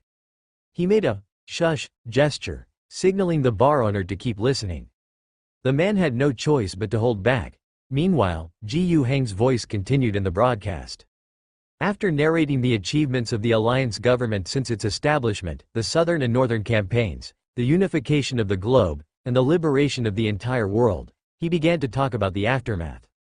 We established a job ranking system that benefits the whole world, from basic subsistence guarantees to basic medical care, from educational assurance to employment security, from basic welfare to a salary system determined by job rank, from government-led infrastructure construction and large factory production to policies encouraging the public to start their own businesses. The Alliance is committed to ensuring that every individual has a place within its system. Everyone can live with dignity and have the opportunity to achieve a better and higher standard of living and realize their self-worth through their own efforts. The channels for advancement are always open to everyone.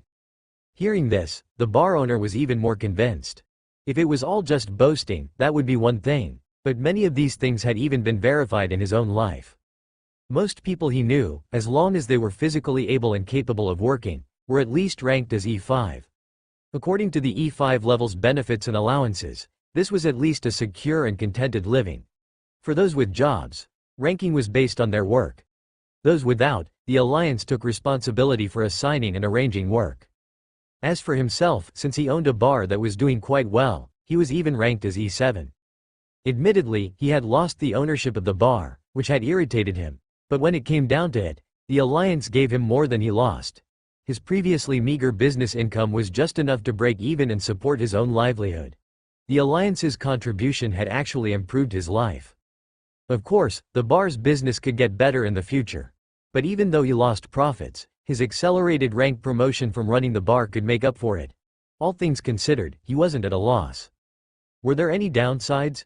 There were. For example, forced labor. The Alliance indeed did not support idleness. Even if temporarily out of work, you were expected to sweep the streets or dig foundations at construction sites if assigned. But even for the black hat bar owners like him, it was difficult to criticize the Alliance on this point. If people want to live well, they should work. Where is there such a good thing as being ranked and then lying at home living off welfare? The Alliance, or rather the entire society of Rage Al Star, was not yet wealthy to that extent. You don't want this job? Okay. The Alliance has never restricted anyone from seeking any employment. Assigned to sweep the streets, you're free anytime to become a factory worker or a store clerk. If you're not satisfied and want a better future, going back to school is also an option. Adult education can be deferred in payment, and if you have good grades, the tuition can be waived. From this perspective, every word spoken by the governor is true, a reality witnessed by the residents under the rule of the Alliance. But that's not enough. At least, in the mouth of Governor Gu, it's not enough. These are our achievements, but we will never pause for a moment on the journey towards the happiness and welfare of all the people of the Alliance. On behalf of the Alliance government, I solemnly promise to every citizen of the Alliance. We will persevere in prioritizing economic development and the welfare of the people as the government's primary concern. We will build more factories, producing more products and food. We will build a stronger military to protect the fruits of our hard work. We will deepen reforms of the Alliance's systems, invigorating economic development. We will continue to promote anti-corruption policies and advocate for an efficient government, leaving no hiding place for the parasites. We will create more valuable jobs, to accommodate more high-ranking positions, allowing more willing and intelligent Union citizens to climb the ranks faster, and to receive better treatment. This is the solemn promise I, and the Alliance government, make to all the residents of the Alliance. The broadcast speech of Governor Gu has come to an end. As the words, solemn promise, fell silent, the little tavern in Silver Sand City became noisy and boisterous. The loyal soldiers of the Alliance, their cheering and joyful voices, hadn't ceased from the start of the governor's speech, and now they had become even louder. Now, the soldiers, whose passions had been ignited, laughed, boasted to each other, competed in drinking, and no longer paid attention to the small interlude that had just occurred. Just like the governor said, we have an infinitely vast cause to work on. Who has time to fuss over such trivial matters? And the tavern owner had become a bit dumbfounded. He looked around nervously and saw Demetrio. He opened his mouth and said, I want to apologize to you. Demetrio smiled and waved his hand. Judging by your look, I roughly understand your thoughts. You should indeed apologize, but not today. Everyone is in high spirits. No one wants to dwell or listen to you talk about the upsetting incident just now. He paused, and the sergeant continued, actually, you've never needed to apologize to us. Your apology should be to Mr. GU. But Mr. GU is even more magnanimous than us. Work well, make sure the tavern has more tables, a wider variety of drinks, tastier food. Endeavor to make this tavern better and better. That's the best apology you can offer. The tavern owner took a deep breath and said, I understand. Then, he called out loudly to the noisy soldiers, drinks are on the house today. Don't worry about the loss. I still have plenty of loss margins. Drink up everyone. The soldiers laughed and cheered, whistles blowing loudly, no longer dwelling on what had happened before. In the Green Valley region, a group of investigators had just returned from hunting. Investigating clues. They too had heard the governor's speech on the broadcast. A young judge, hesitating, opened his mouth and said, this team leader of ours. Did he really come back to investigate clues? Why did he dump us here and disregard us? Running off to give some global speech? It seems to me he doesn't take the investigation team's work seriously. He just wanted to come back to be the governor? His question prompted a burst of light laughter from the others in the investigation team. He was confused and didn't know what was so funny about what he had said. The others, too lazy to explain, were also strangers to one another. There were those from the national religion, the sect of mechanics, the Psychic Cultivators Association, the legal department. Formed into a temporary team, they didn't want to engage with this clueless youth in any conversation out of turn. Only an old judge from the tribunal, like him, helplessly stopped the young man who was about to speak again, pulling him aside and started muttering in a low voice. Why blurt out such blunt truths? If you can see it, don't spout nonsense. Otherwise, everyone will just laugh at you. Why? Can't even talk now. So, Mr. GU, the team leader, is coming back to be the governor, and what are we doing here on Rage All Star? Investigating clues. What have you investigated these past few days? He recalled that each day was spent finding different delicious things to eat. The agricultural produce here, grains, meat, and the like, were all natural. Such natural foods were a rarity in the Empire, especially in larger, heavily populated planets like Nest Capital. Naturally bred livestock and fresh vegetables and fruits, where could they be compared with mass-produced synthetic meats, artificial fibers, and vitamins in terms of cost efficiency? While the high-ranking elites and wealthy tycoons certainly didn't need to worry, these investigators were not the top figures of their respective forces. They were comfortably middle class, hardly rich. So, naturally, they hardly got to eat such natural foods. As for the so-called investigation activities, he previously thought they were indeed investigative, but looking back now, it was merely hunting trips to relieve boredom. Come here, be treated to good food and drink, and you might as well enjoy yourself as if you were on a holiday. Still talking about investigating? The outbreak of the demonic disaster here was controlled as soon as it started, and it's been a year and a half. What else is there to find? The young man found it hard to accept. If you can't stand it, go investigate yourself. You can also report it when you get back. But let me tell you, don't make trouble for yourself. If you report it, nothing will change. This is tacitly approved by the higher-ups, even the result of some exchange of interests. With that, the veteran judge fell silent. Upon returning, a familiar face, laughing, said, "Why bother with so much? A young man will learn after running into a few walls. Isn't it about not spoiling everyone's fun?" On Rage All Star, not only the investigation group had listened to the entirety of Governor Gu's speech. There were also over 250,000 interstellar immigrants. Of those, 210,000 had come with Governor GU during his return aboard the Corellia 3. The remaining 40,000 had been brought over from Hagian Star while the GU commercial firm's ships were transporting supplies for the stationed Alliance army. Throughout Governor Gu's speech, he talked about the Alliance, the development of Rajoul Star, and barely mentioned these immigrants. However, the immigrants were still incredibly excited after hearing the governor's words, filled with hopeful anticipation. They felt the power and determination of the Alliance as the governing body of this planet through the past achievements outlined by Governor Gu. And in the future painted by the governor, they saw a better life beckoning to them. The Alliance indeed did not specifically mention what would happen to these people, but it was actually completely unnecessary. Each of them, upon arriving at Rajoul Star, was assigned a corresponding rank. Generally, they were all at the E4 level, which failed to reach the E5 level of formal citizenship in the Alliance, meaning their rights as citizens were not complete, and their welfare benefits were also substandard. But, whether it's the people from Corellia 3 or those from Hagian Star, there generally wasn't any dissatisfaction. E4 was enough. After all, the welfare and allowances received per capita amounted to 0.3 tax currency a year. Wasn't that enough? When Corellia 3 treated people like livestock, having per capita expenses amounting to 0.1 was already considered generous by the overlords.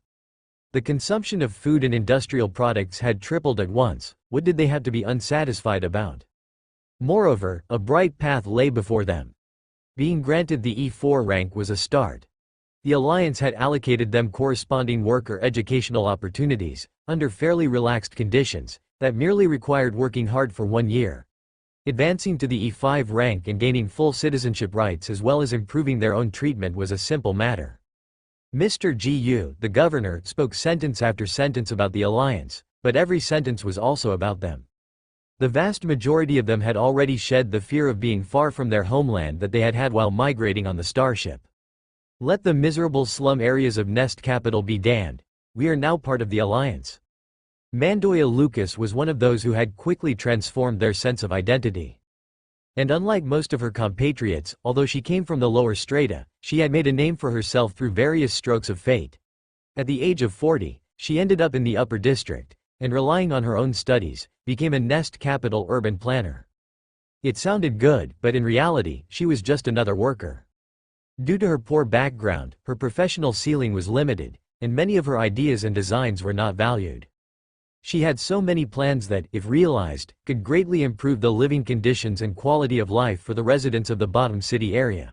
But those designs were always confined to the bottom of a box. If she completely abandoned her past, perhaps she could live decently. But she just couldn't forget the lower city area of Pheno City. The environment there was perilous, it was rife with bad people, gangs ran rampant, cults proliferated, honest people lived in miserable conditions, yet would become oppressors given the chance. The place was almost wholly rotten, but she never thought the people there were to blame. It was the environment of despair that was the root of all evils. When the plague broke out, she was back home, conducting surveys, working on a new round of designs. Caught in the disaster, she, like many refugees, was rescued by the military from Rajoul Star, saved her life, and then was hazily sent aboard the starship bound for Rajoul Star. After listening to Mr. Gu's broadcast speech, she was deeply moved. This was a kind of statement she had never heard on Corellia 3. The nobles there didn't even bother to pretend to care for their subjects. A glimmer of hope arose in her. Perhaps her abilities could be put to use on another planet.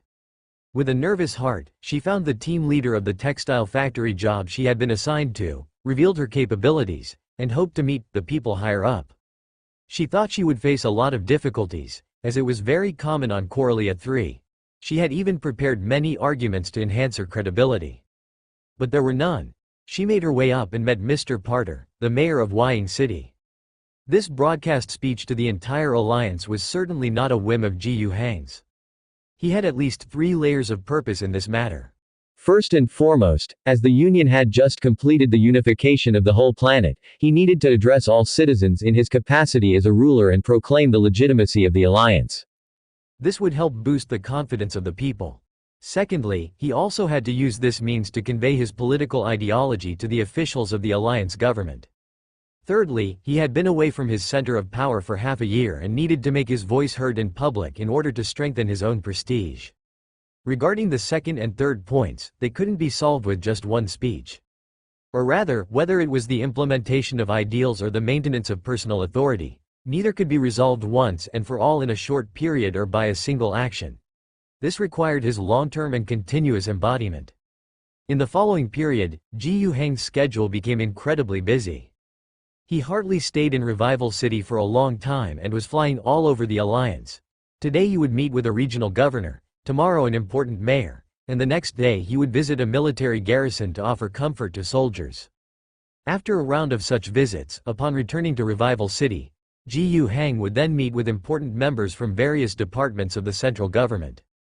Indeed, during his visit with the mayor of Wying City, Patel, he heard about a middle-aged female worker who had been assigned to an ordinary factory in Wying City but was in fact a city planner from Coralia 3.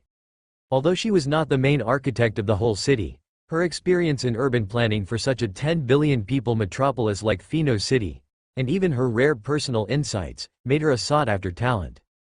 In just over a month, by observing around Wying City, she identified several unreasonable aspects in the urban construction planning. By redesigning the road network and urban development, simple and localized changes significantly improved logistics efficiency and the smoothness of city resource traffic at certain nodes. The roads for transporting raw materials and outputting products finally stopped conflicting with each other, resolving the chronic problem of frequent congestion in that area. Later, she even came up with a complete set of three-dimensional construction plans, as well as a vision for the integration of Revival City and Wying City, based on some planning documents of the alliance government. All these things astonished Patel, making him feel as if he had stumbled upon a treasure, leading him to bypass normal channels for talented individuals, hoping to greatly elevate the position of the lady named Mandoya Lucas. He even made a special mention of this during his visit to the governor. Ji Yu Heng was also very pleased. If she could handle urban planning in a metropolis of 10 billion people, let alone in Wying City, which currently has only millions of inhabitants. Although Wying City was planned as one of the most important industrial centers of the alliance from the very beginning, it had its limitations in terms of scale and the capabilities and vision of the planners, which meant some things were not perfect. With the addition of such a talented individual, he was indeed eager to have a good chat with Ms. Lucas. Unfortunately, he truly did not have the time, at least not for now, as he was about to lead some members of the investigative team back to Coralia 3 to report. After this return trip, he had other matters to attend to. He would have to wait for the next opportunity with regret. Nothing significant happened during Ji Yu Heng's trip to Coralia 3. He no longer had ships from the Ji Yu commercial firm at his disposal, but the alliance had produced a starship capable of interstellar travel, equipped with weapons and shield systems. The weapons system was barely adequate. Against some destitute interstellar pirates, it could still fight, but if the enemy was slightly larger in scale, there would be big trouble. However, the route from Rage Owl Star to Coralia 3 was not considered dangerous. Aside from the green-skinned plundering fleet that suddenly appeared last time, which may well have been drawn by the system, there hadn't been much news of interstellar pirates. Interstellar pirates, risking their lives to acquire ships capable of cosmic travel, would of course want to make big money. The few shipping lanes around Rage Owl Star were not bustling with activity and were even as poor as ghosts, so pirates were too lazy to come there. In short, even traveling on a starship, the chance of an incident was very low. However, the starship was small, with a crew of only about 500 people. It could not transport a large amount of materials and was not convenient for bringing back items from Coralia 3. On this trip to Coralia 3, Ji Yu Heng took some of the investigative team members with him and exchanged a few. During the period, a little kid even ran to tattle on him, but the final result of that, of course, sank like a stone in the sea. He didn't pay it any mind. Some representatives of the investors had also returned. Ji Yu Heng didn't know what they would specifically tell their bosses, but at least from the feedback obtained from the Alliance Foreign Affairs Department and the Department of Commerce, they were basically satisfied with the situation on Rage Owl Star. This also brought back some positive results. Ji Yu Heng stayed on Coralia 3 for 2 days. On the first day, he mingled with the investigation team, wrote reports, drank tea, and had chats with Grand Mage Zhang Guangyin and the like. On the second day, he met with a few investors and signed several investment agreements regarding the Rage Owl Star port. The investments were generally not large. Those able to make a decision so swiftly were honestly not the big spenders. Their gestures were more like backing Ji Yu Heng the individual. The common investment amounts were only around 100,000 tax currency, at most 200,000. Altogether, the investors contributed roughly 700,000 tax currency. This, of course, was far from enough for building a large-scale starport, and Raijal Star needed much more than this 700,000 tax currency. Despite this, Jiyu Hang accepted all offers without exception. Why refuse money? He included it all as shares in the starport, to be distributed as dividends accordingly. Moreover, Jiyu Hang didn't use this batch of money for himself. Instead, he immediately signed another agreement with the Jiyu commercial firm. Along with some previous savings from the alliance and 1 million tax currency contributed by his mother, this money became the investment from the Jiyu commercial firm into the Raijal Star port. In total, this amounted to 2 million tax currency. The Jiyu commercial firm then began to leverage its connections, reserving the schedule for a construction starship from a sect of mechanics Foundry World 2-star sectors away. They would arrive at Raijal Star in 1 year and begin construction. In another year, the Raijal Starport would be built up to a scale capable of docking large vessels and supporting a substantial population and throughputs of material goods. All in all, including the costs of hiring labor, materials, and in-flight industrial components, the total cost of Raijal Starport was projected to be around 500 million tax currency. Even though much of the materials and groundwork would be extracted, smelted, and produced by the Alliance themselves, and although the Alliance's own space construction machinery would undertake a significant portion of the work, the actual cash or equivalent material costs incurred would still be around 200 million tax currency. This was a massive investment, exceeding the current financial capacity of Raijal Star.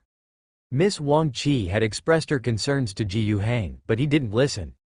It was indeed a bit extreme, but he believed it was a necessary investment. Otherwise, relying solely on the slow construction by the Alliance itself, it would take 5 to 10 years to develop a starport to the same scale. The losses incurred in that period would not just be time spent on starport construction but also the prime opportunity for the development of Raijal Star. He would rather spend 200 million to seize this opportunity. As for how to raise this money, Jiyu Hang wasn't too worried. A down payment of 2 million had been spent, and the construction schedule for the starship was set, which itself reflected Jiyu Hang's determination. This resolve could directly resonate with other investors. Jiyu Hang was no swindler.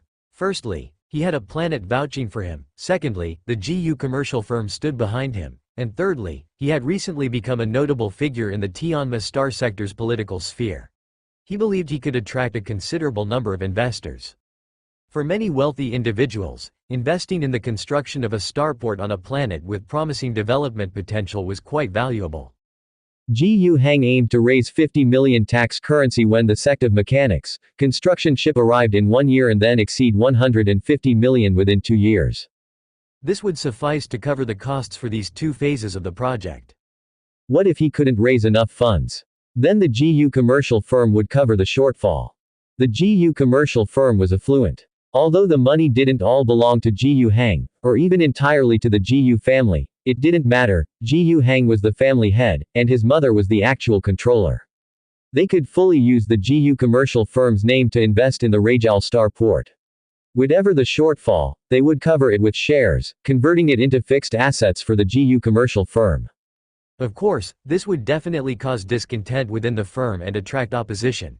After all, the firm had always emphasized, aside from investing in starships, not partaking in other heavy assets investments unless necessary, and investing in a starport clearly broke this tradition. But on one hand, Jiyu Hang believed his mother could resolve these issues. On the other hand, even if it caused some disruption, in comparison to the construction of Raijal Star, it was an acceptable trade-off. If it really had a significant impact on the family business, his mother would assess it and wouldn't agree thoughtlessly.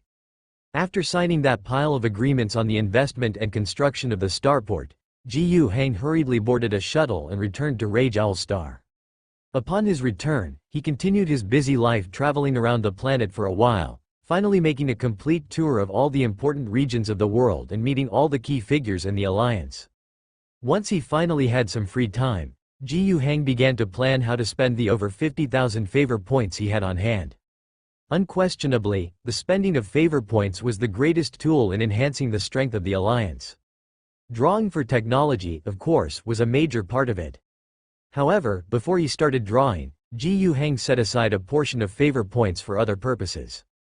He resolved the other matters first, and whatever favor points remained, he would use for the drawing. And what were these so-called other matters? Broadly, they were in three areas: construction, talent, and military. Let's start with construction. He exchanged for 13 civilian factories and 27 military factories, costing a total of 4,000 favor points, all of which he allocated to the various factories in Wying City. The 40 factory exchange items essentially covered the entire area of Wying City. The number of factories in Wying City, of course, wasn't just limited to these. However, the exchange items for military factories and civilian factories had a covering effect. Smaller scale factories could cluster together and share an exchange item, all benefiting from the boost. Conversely, if the factory was too large, it might require multiple exchange items to cover it in order to truly enhance the factory's production efficiency. These 4,000 favor points and 40 factory exchange items, according to the description text in the construction interface, basically ensured that the entire Wying City area's production capabilities were upgraded by a moderate extent. In the past, Ji Yu Hang had also exchanged factory options and allocated them to some military factories. After a detailed inquiry and comparative study, he could roughly estimate that this so-called moderate extent of enhancement was about 15%. This was quite impressive. It meant that without changes in worker skill, quantity, technology, or management structures, production capacity increased by 15%, which was certainly a very good effect. Specifically, in Wying City, the annual output had already reached 10 million tax currency. A 15% increase in production capacity represented an additional output of 3 million tax currency worth of industrial products each year, most of which were military or heavy industrial products. Why 3 million? Because the factories that Ji Yu Hang boosted, of course, weren't generously chosen. Some low-value ones, such as bullet production lines and textile factories, weren't really necessary. Instead, lines like the Lion Tank, armored vehicles, Wind Falcon, and steelmaking. These larger scale, higher value added. A 15% increase in their production capacity brought about a far greater increase in output value than a uniform enhancement. And remember, this was every year, not a one-off deal. Extend the timeline, and those growth rates could be enjoyed long-term. Besides that, Ji Yu Hang also strengthened the alliance's education system. He could see in the construction interface that the three academies he had previously established, the Loyal Air Academy, Comprehensive Academy, and Technical Academy, all had advanced upgrade options available. The price for each was 500 favor points. Ji Yu Hang never begrudged investments in education. Increasing the quality of the populace was of significant importance to the construction of the alliance. Besides, he now had an abundance of resources, and a total investment of 1,500 favor points was entirely affordable. After completing these enhancements and upgrades, Ji Yu Hang also saw a new building listed in the construction menu. Mage Academy, Mage Academy. Once you have built an academy dedicated to teaching control of spiritual energy and specific psychic spells, and have set it into operation, you may redeem this option to assign to the designated academy. It slightly increases student learning efficiency and faintly increases the chance of loyal talents becoming available for activation. New troop type available for training. Psychic. Exchange value: 5,000 favors. Training cost: 100 favors person. The effects of this Mage Academy are similar to the other three, except that the bonuses for training general talents, technical talents, and loyalists are applied to the training of psychics instead. It's just that the price has soared straight up compared to when those other academies were first established. But Ji Yu Hang still had no doubts and clicked to exchange. The main reason was that the training of the psychics was too enticing. It was particularly fitting for his current situation. The training of psychics, even with the system, still requires the trainees to have a talent for spiritual energy.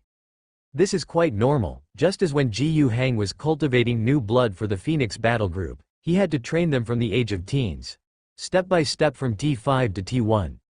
During this process, many people could only advance to T3 or T4 level and could not train further, which meant that this level represented the person's highest potential. And the proportion of people with the talent for psychics in the population might even be lower than those with the potential to reach T1 level. However, compared to training T1 level warriors and cultivating new star warriors, training psychics is much simpler. First of all, there's no upfront investment. To train a T1 warrior, one must practice all the way up. Before then, no one knows whether a still-growing youngster has this potential. One only knows after beginning the training. Therefore, training a T1 warrior requires 100 favors. Exchanging a seed costs 100 favors, but in actuality, Ji Hang has to spend 1,000 or 2 points of favor for a round of selection to eventually find 2 or 3 suitable candidates. Of course, the extra expenses were not without value. They were thrown into the 10th Brigade to become special forces. Equipped with exoskeleton armor and more elite weapons, they also formed a not insignificant force.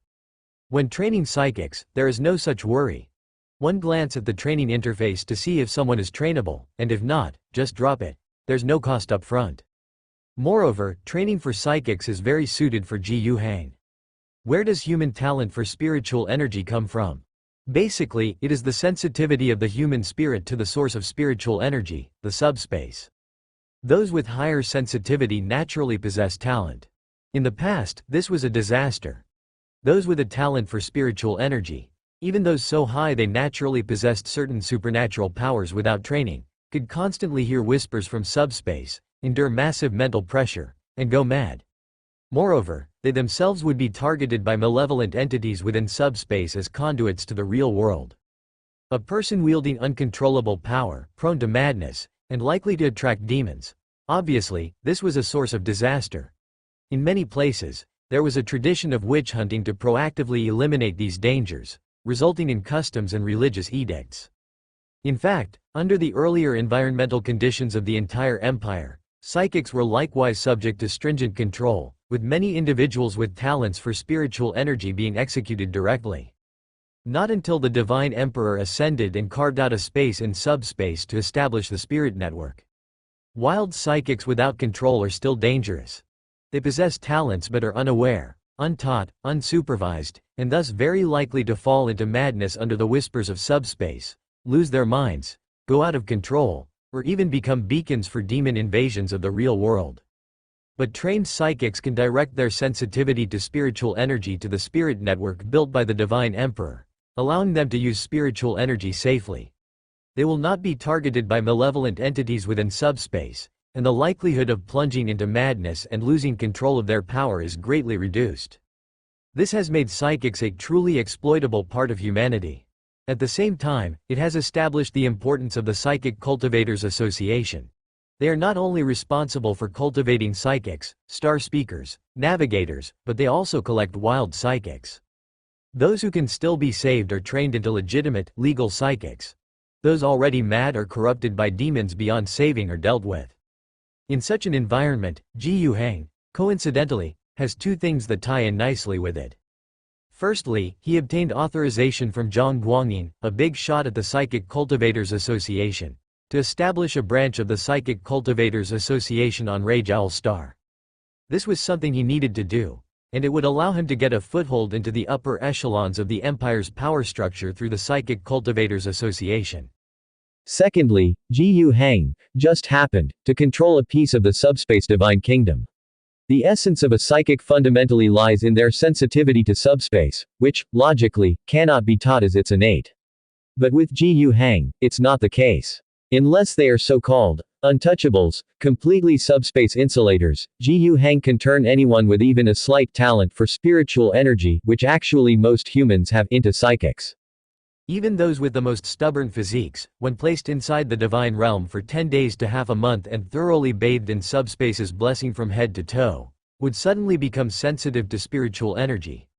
Upon returning and coordinating with the system to undergo a training for a specific type of soldier, they were certain to become spiritual energy users. Of course, there was no need to go to such extremes. Ji Hang wasn't aiming to create a society of all spiritual energy users. The Rage Owl Star, due to the presence of the Storm God Kingdom, naturally had a thinner veil to subspace compared to other planets, which was why resources such as the spiritualized gas field existed. Even more so, Ji Hang suspected that this cult, along with the Iron Men Rebellion, had much to do with the planet's thinner veil of reality. In such an environment, the likelihood of Rage Owl Star people manifesting as spiritual energy users was inherently higher. Not to mention, Now that Ji Hang had seized control of the Storm God Kingdom, it had an extensive yet benign influence over the entire planet, subtly resulting in a considerable number of individuals with innate spiritual energy talent. In fact, the primordial Wrath Owl sect was a case in point. While it was rare in other places to find high-grade spiritual energy users, there were a plethora of evil sorcerers among them. Of course, there were differences between the two. After all, spiritual energy users belonged to the category of scholars, mages, and were people with innate talent who became such through training. Whereas the so-called evil sorcerers received their powers directly from the evil god, somewhat akin to Ji Hang's previous idea of stuffing a person into the divine realm for a baptism, which greatly reduced the requirement for talent. Setting that matter aside for the moment, the benefits Ji Hang could reap from almost whimsically cultivating spiritual energy users were obvious. Firstly, the number and quality of spiritual energy users collectively determined the status of the Rage Owl sect's Psychic Cultivators Association within the entire system of such associations. It was the grade of the high-level power field entry ticket Ji Hang had previously contemplated. Moreover, the Psychic Cultivators Association could request funding from the Empire, with the allocated amount directly depending on the size of the association. Furthermore, having a multitude of trained spiritual energy users was inherently of great value. The combat effectiveness of spiritual energy users was formidable. At lower grades, they might not be as reliable as a laser gun. But who said that spiritual energy users couldn't also carry guns? Moreover, they had a higher potential for development. When they reached C grade, the level of ability Ji Hang himself held at 2 or 3, they could influence the outcome of a company-level battle. They also had strong functional capabilities in scouting, interrogation, infiltration, special operations, all of which were excellent supplements to regular elite forces. Furthermore, one shouldn't fixate on mere combat. Once star speakers were trained, they could construct the Star Language Tower, which was a potent export product. Star navigators were indispensable for interstellar travel. After training these individuals, it was beneficial whether Rage Owl Star employed them itself or sent them out to work for others and earn wages. Especially in terms of sending them out to earn wages, this wasn't Ji Hang being ruthless, but rather, it was standard procedure under the Psychic Cultivators Association system. The Navy, different planets, the Empire Commerce Guild, the Sect of Mechanics, the National Religion, even the Starfighter Battle Group. As long as there were interstellar travel and communication needs, they had to go to the Psychic Cultivators Association for personnel. When these people were sent out, they had to be paid, and a portion of that money would go to the association that trained them. Whether it was a regular cut or a lump sum buyout fee for their training, fostering one was hugely profitable. And the best part was, even though spiritual energy users were working for others, they were still under the jurisdiction of their respective associations, which could recall them if necessary, compensating some money. If the contract ended, they could choose not to renew it. Being a top-tier organization with the potential to enter the Imperial Supreme Council, the Psychic Cultivators Association didn't have the massive scale of the Sect of Mechanics or the National Religion but still had its own confidence. Ji Hang had quite the motivation to cultivate spiritual energy users. Construction of the Mage Academy had already begun site selection. The Minister of Education had even inquired about the name of the academy. Hogwarts almost slipped off Ji Hang's tongue, but in the end, he restrained himself. He decided to stick to being more straightforward. Let's call it the Storm Mage Academy, and the future Mage Corps will bear the same name. In terms of construction, Ji Hang spent a total of 11,500 points of grace. He still had over 40,000. The second major expenditure was on talent. In the alliance, Ji Hang had activated people like Osenia, Yan Fangshu, Perbov, Tadius, Wu Jarong, and others using the hero system. He had already appreciated the benefits of activating heroes. No matter what their initial aptitude was, after becoming heroes, not only did their abilities greatly improve on the spot, but they also gained a high potential for growth. Not only could levels be raised through experience in handling affairs, enhancing abilities, but also that so-called rarity could grow, though it was much harder and seemed to require certain key opportunities. No matter how you looked at it, these early activated heroes had now grown to become pivotal figures in various fields within the Alliance. Therefore, he had to continue without let-up. In the past, when the Alliance had only a few thousand or at most several million people, There were already several candidates who could be activated. Now, with a total population of 45 million in the alliance, even the number of non-military government staff had reached nearly 130,000. Naturally, the number of activatable heroes had increased significantly. So far, Ji Yuhang could now see more than 500 people who could be activated as heroes in his talent interface. This was a significant number. Ji Yuhang himself was internally mocking. What kind of heroes are these? Is it wholesale or what? However, from another concept, it could be understood as people with the potential to become heroes. Most of them were of the most common N grade. Those who reached the higher R grade were fewer than 20, there was only one SR grade. Ji Yuhang planned to activate all of them, which would cost just over 6,000 in blessings. Among them, some already held important positions, others were still unknown. For the former, there was nothing to say, and Ji Yuhang wouldn't give them any special treatment. They would stand out in their lives and work within the alliance system after their hero attributes were activated and their abilities significantly enhanced. As for the latter, Ji Yuhang planned to elevate them to higher positions. There were corresponding positions within the alliance system to arrange for talents in government and business. They wouldn't be too high, but at least they would be a position where they could utilize their abilities to a certain extent, like a deputy director of an office, an assistant to a project, a deputy manager of a factory. In the military, those with command talent would be given positions around deputy company level or company leader level. Single combat types would be transferred to the 10th Brigade. In these positions, Ji Yuhang believed that the vast majority of them would excel. Of course, before that, they would have to undergo special training. Ji Yuhang made a list of these 500 and some people and handed it over to the alliance government. Officials from the Ministry of Education would then review their records according to the list, mainly checking for any learning experience at Loyal Air Academy. As for the 20 at R grade and the 1 at SR grade, Ji Yuhang also specially noted them. They would not be rushed. Their treatment would be the same as everyone else's. However, in the higher echelons of the alliance, the names of these few individuals were specially marked, and they would receive more attention. Regarding the cultivation of such a large group of people, Ji Yuhang coined a name, called the Cradle Project. He hoped that from this cradle would emerge a batch of true heroes. The Storm Mage Corps and the Cradle Plan, these were the two central cores of Ji Yuhang's subsequent efforts and talent training.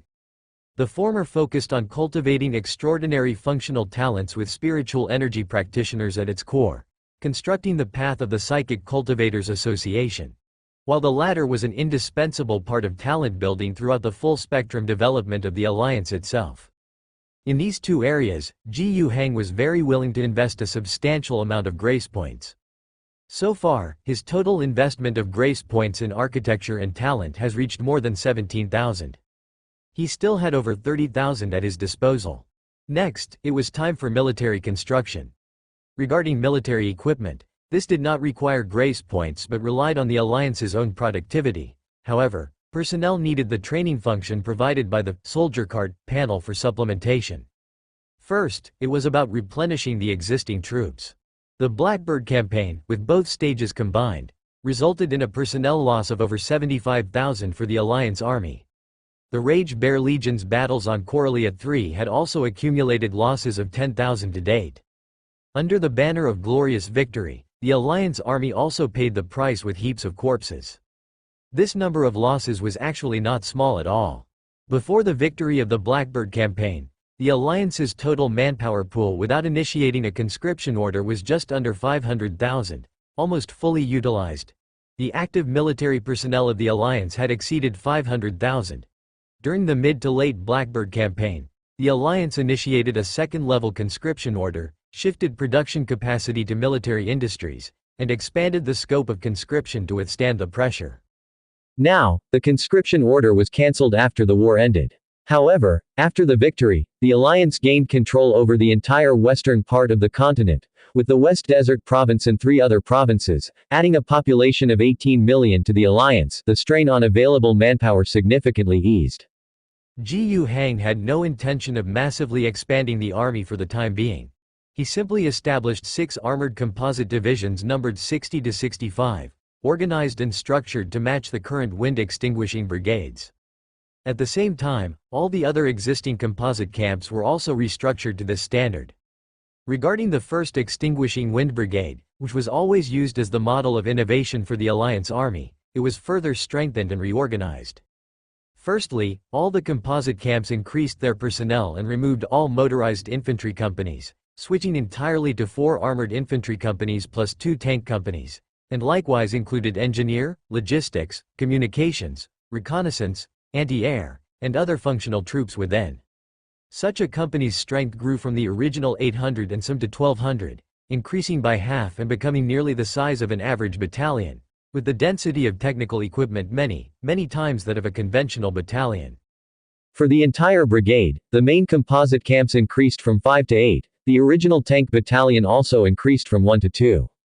Artillery support companies for each battalion, along with the brigade's own artillery battalion, shifted from towed artillery to much more mobile self-propelled artillery. The brigade headquarters also included various functional troops. The brigade's total strength increased from 9,100 to 12,000. The number of tanks grew from 80 to 204, a 2.5-fold increase, while the number of armored vehicles soared from 200 to 900. In addition to the numerically dominant infantry fighting vehicles, there were also more of the Walker series, including anti-aircraft and command vehicles. Directly under the brigade headquarters, there were 3 aviation formations, totaling 30 Wind Falcons. All soldiers were collectively trained from T5 level to T4 level by Gu Hang. The equipment of the frontline combat infantry would be completely switched from the G series of projectile rifles to the LR series of laser rifles or HS series of electromagnetic rifles. As a luxurious enhanced composite brigade, serving as a demonstration army, its construction period would be long, probably not a task that could be completed quickly. From the price alone, one could see the Wind Extinguishing Brigade's cost would skyrocket from the original 90 grace points plus less than 600,000 in tax currency to 1320 grace points plus 1,800,000 in tax currency. The improvement in soldier quality and the significant increase in technical equipment density undoubtedly meant that the Wind Extinguishing Brigade's combat strength would surge greatly. Although the number of people only increased by about 3,000, the combat strength likely increased many times over.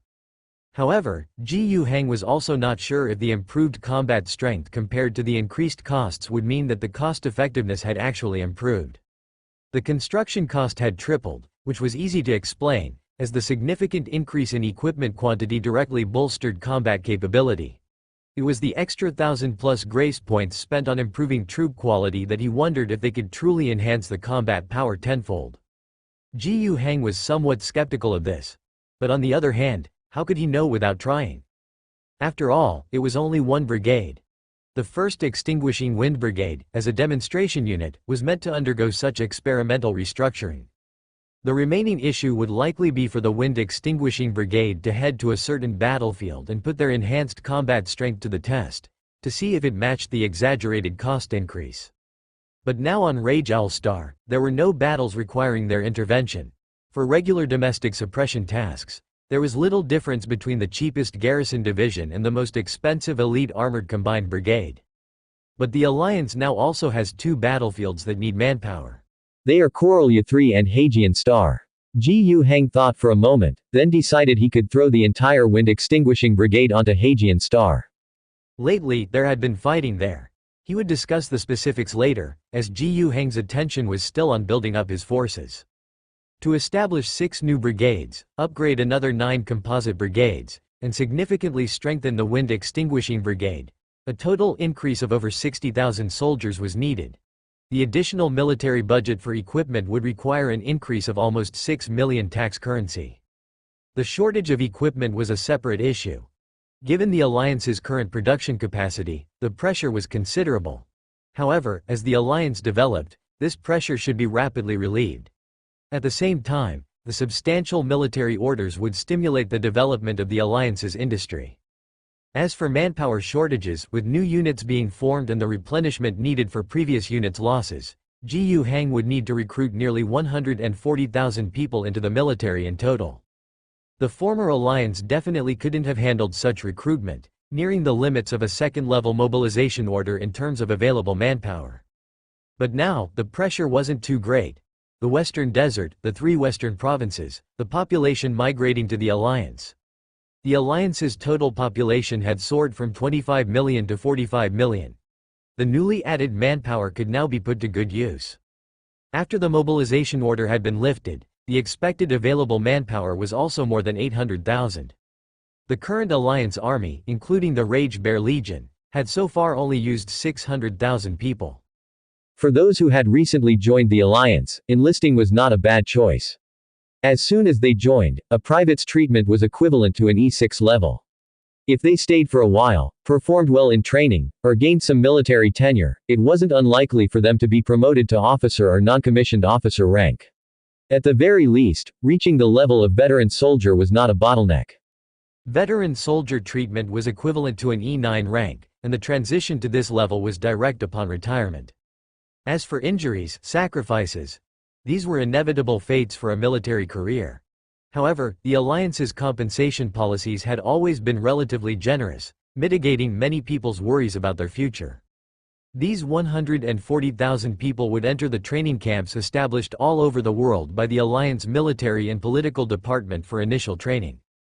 After that, Gu Hang would work his magic among them.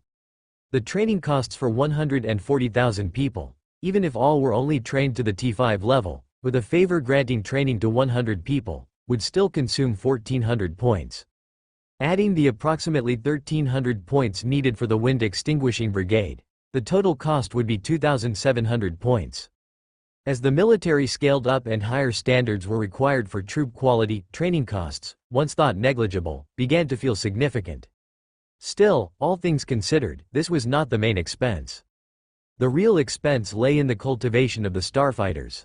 So far, the number of Phoenix warriors remained around 30 people. Commander Mattins was already quite satisfied with this.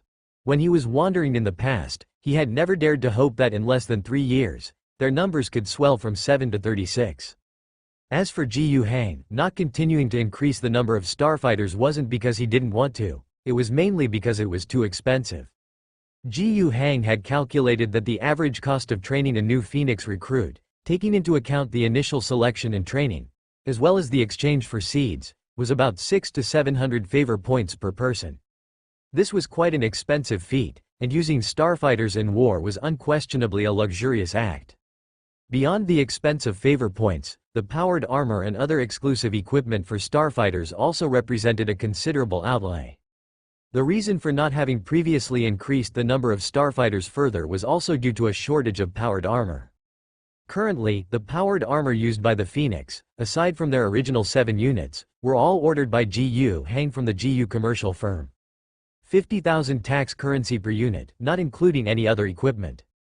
And if we include other equipment, not to mention cheaper bomb guns and chainsaw swords, then there are thrusters, plasma guns or thermoguns, powered swords, missile racks, and even Terminator armor, dreadnought mechs. All of these cost a fortune. Buying them just isn't feasible. Not to mention those other pieces of equipment, just to get another 20 powered armors would drive the price up to 1 million tax currency.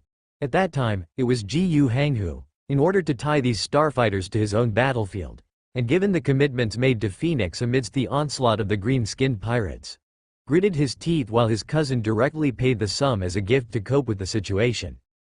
Subsequent purchases would be too costly, and the channels for buying are very difficult. Not only are interstellar warrior-powered armors expensive, but their production capacity is also low. Usually, only some sect of mechanics foundry worlds possess the technology to produce them. But the key point is that the demand isn't high. A standard starfighter battle group, when fully staffed, consists of only about 1,000 people. Even factoring in a surplus for reserves, the total demand wouldn't exceed 1,500 to 2,000 suits at most. And these powered armors can only be worn by starfighters. The regular powered armor that regular people can use is not the same thing. Given such limited demand, many foundry worlds capable of production don't manufacture in high quantities. If you only buy a small quantity, they can't be bothered to produce it for you. You can only hope there's surplus stock. If you buy in bulk, they're willing to start up production, but then the price is unaffordable. Ultimately, when it comes to powered armor, the notion that it's better to buy than to build is entirely inapplicable. The production of powered armor, as well as other starfighter-specific equipment, must rely on in-house manufacturing. It's simply a matter of spending more grace points. In fact, Ji Hang had already made up his mind to extract some starfighter-related technologies. After completing the Phoenix in Peril storyline, he could specifically choose to extract starfighter technologies during the tech draw, which greatly reduced the element of chance. Putting the tech lottery aside for now, Ji Hang also planned out a sum of grace points, about 15,000 or so, estimating it would be enough to train 20 new members of the Phoenix New Blood. They themselves would also require at least 6 months to 2 years of growth, and during this time, the Alliance's self-produced powered armors should be available. Even if they can't be made, or it's not cost-effective to do so, drawing out technologies and pulling out black boxes to distribute them would also be feasible. And the 15,000 grace points spent would bring additional benefits besides the 20 new members of the Phoenix New Blood. That would be a large number of elite soldiers at T2, T3, and T4 levels. T4 level soldiers would be distributed among various units. These are the first batch to be eliminated during the starfighter training process, those with the weakest potential. In regular units, they are also top-notch soldiers, and their arrival would be warmly welcomed by those units. As for T3 and T2 level soldiers, they all went to the 10th Brigade. This special combat brigade now had a size of over 4,000, all of whom were filtered out during the process of starfighter training. With the Alliance's self-produced exoskeleton armor, they could also operate bomb guns and chainsaw swords individually. Their combat power might be far less than that of the genuine starfighters. In a real confrontation, they might be easily slaughtered. But against other regular infantry units, they could inflict just as much chaos. The difference in numbers was significant. After all, there are only a few dozen starfighters, they aren't available for every mission. The Special Combat Brigade of several thousand, on the other hand, was different. In fact, during the previous Blackbird campaign, the 10th Brigade had already demonstrated outstanding performance. They frequently led the assaults on key targets, often fulfilling their missions without tarnishing their reputation and reducing heavy casualties for regular units. They also conducted special airborne operations, infiltration behind enemy lines, decapitation tactics against enemy data transmission and command nodes, and sabotaging enemy logistics centers. At that time, the Special Combat Brigade with only 2,000 men had proved more useful than several divisions. After completing the army construction, including the Phoenix Battle Group, Ji Hang only had 18,000 grace points left.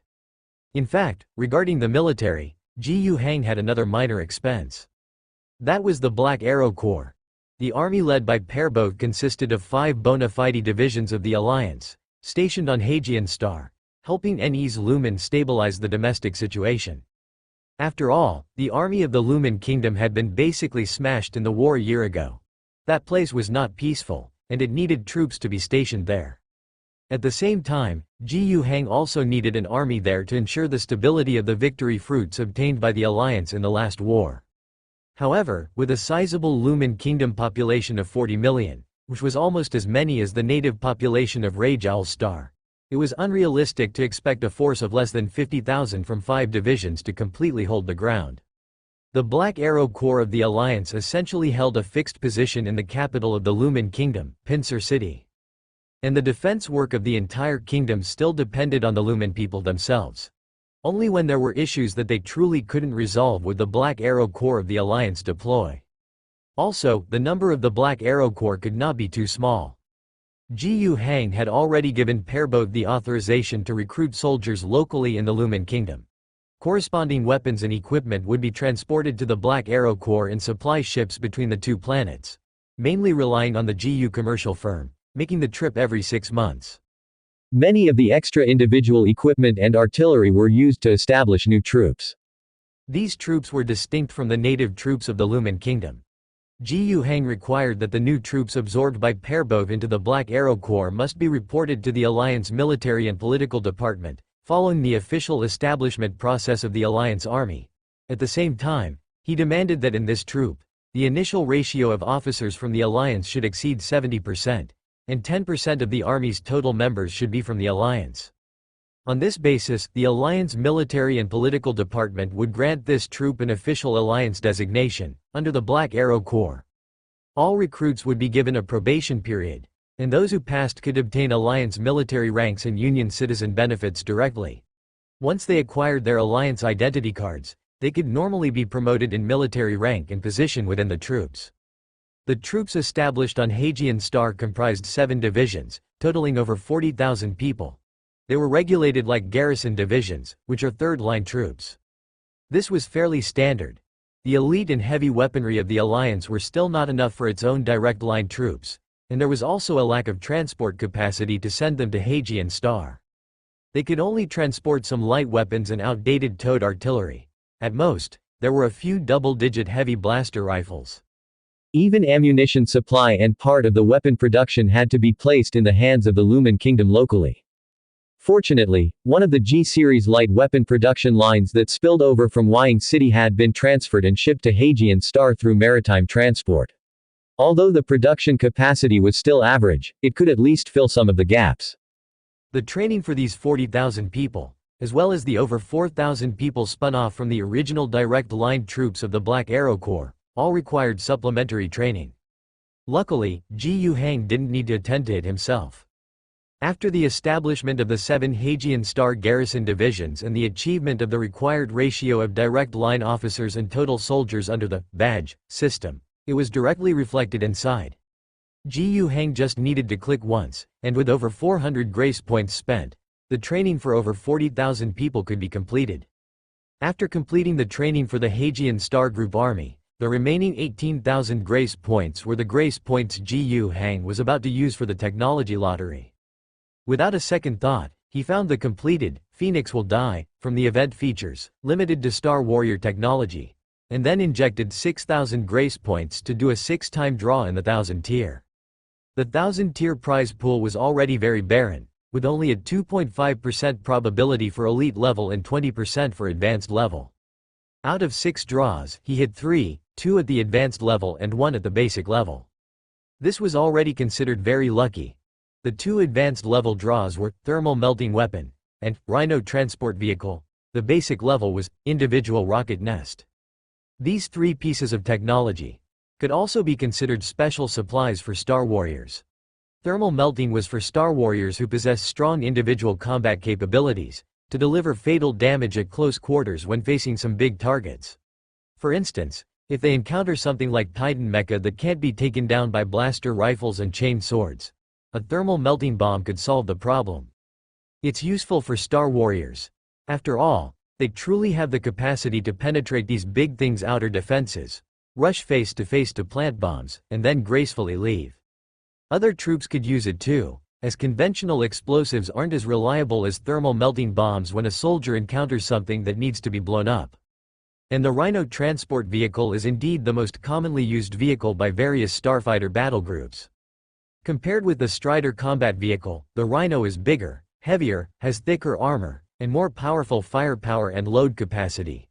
It also has special ports that can connect to the interstellar warrior-powered armor, allowing these superhumans to control the vehicle directly through their willpower via the black exoskeleton.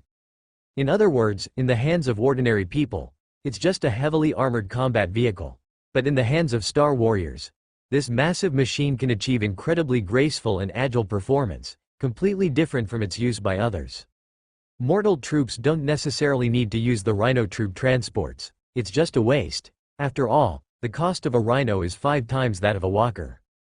The same goes for individual rocket nests. Compared to regular rocket launchers, they are larger, heavier, have a greater ammunition capacity, and include a power armor interface. Ordinary soldiers can use them, but they need to be mounted on a vehicle. And they can't fire with just a thought like the Star Warriors can, which greatly increases accuracy. These pieces of equipment, I can't say they don't enhance the Phoenix battle group at all, but the actual effect is not significant. Take thermobaric bombs, for instance. The Alliance couldn't produce them before, but they could buy them, and they weren't that expensive. Rhino troop transporters aren't widespread among mortal troops due to cost and efficiency issues, but if they were only used by the Phoenix, with just about 30 people, 4 would suffice. With such a small demand, it's truly less cost-effective to manufacture than to buy. The rocket nest, on the other hand, has some utility, not for use by the Star Warriors, but for the Alliance's military departments. By removing the corresponding control systems and installing them on armored vehicles or directly on trucks, vehicle-mounted rocket launchers can be created to enhance the firepower of the artillery troops. In essence, it's not that the equipment is inadequate, but without scalability, there's no need to produce it oneself. There are only a little over 30 Star Warriors. What kind of equipment couldn't be bought individually? It would be uneconomical to spend all that effort setting up a production line just to serve 30-something people. Of course, as a technological reserve, it is still necessary. Essentially, the problem isn't caused by technological garbage, but by the scarcity of the Phoenix. The core reason restricting the increase in the numbers of the Phoenix is partly the number of people and partly the power armor. Next, what Gu Hang is hoping for is that the last 10,000 points of grace will pay off in the lottery at the 10,000 point level. At the 10,000 point level, there is a 60% chance of drawing elite level technology. Together with the Star Warrior technology restriction, tactical power armor itself is considered elite level. Overall, the odds are pretty good. Of course, if he hits the 30% chance for epic level technology and directly draws the manufacturing technology for something like Terminator power armor. That would be a bit of a prank, not knowing whether it's a blessing or a curse. Gu Hang rubbed his hands together, said a little prayer, and clicked to proceed. The last 10,000 points of grace disappeared like running water, and what they ultimately brought was indeed as hoped for. 4th generation, majestic, tactical power armor. He struck it lucky. But soon, the smile that had just spread across Gu Hang's face gradually faded again. Drawing the power armor technology he wanted was certainly good. Now, among the Phoenix, there are already several new recruits with superhuman organs who don't yet have armor to wear, not to mention, he had spent 15,000 points of grace to train 20 new Phoenix newbloods. These people won't have to worry about having power armor anymore. But the problem lies in the fact that what Gu Hang drew was the 4th generation, majestic, power armor. By now, Gu Hang had already crammed once on knowledge related to the Star Warriors. He also learned quite a bit about the power armor situation. Currently, the power armor models worn by the Empire's Star Warriors are very diverse, but the chaotic models are approximately developed from some generational baseline models. The most basic Star Warrior powered armor is clearly of 9 generations. However, it's not to say that newer generations are always better. In fact, over the past 10,000 years, not to mention power armor, even the entire empire has not only failed to advance in many technologies but has actually regressed. The Mechanical Church's scientific research relying mainly on archaeology might not be a joke. Humanity's current level of technology, after the Great Disruption, is far from the human golden age before the establishment of the empire. It's even somewhat inferior to the times when the emperor was among the people.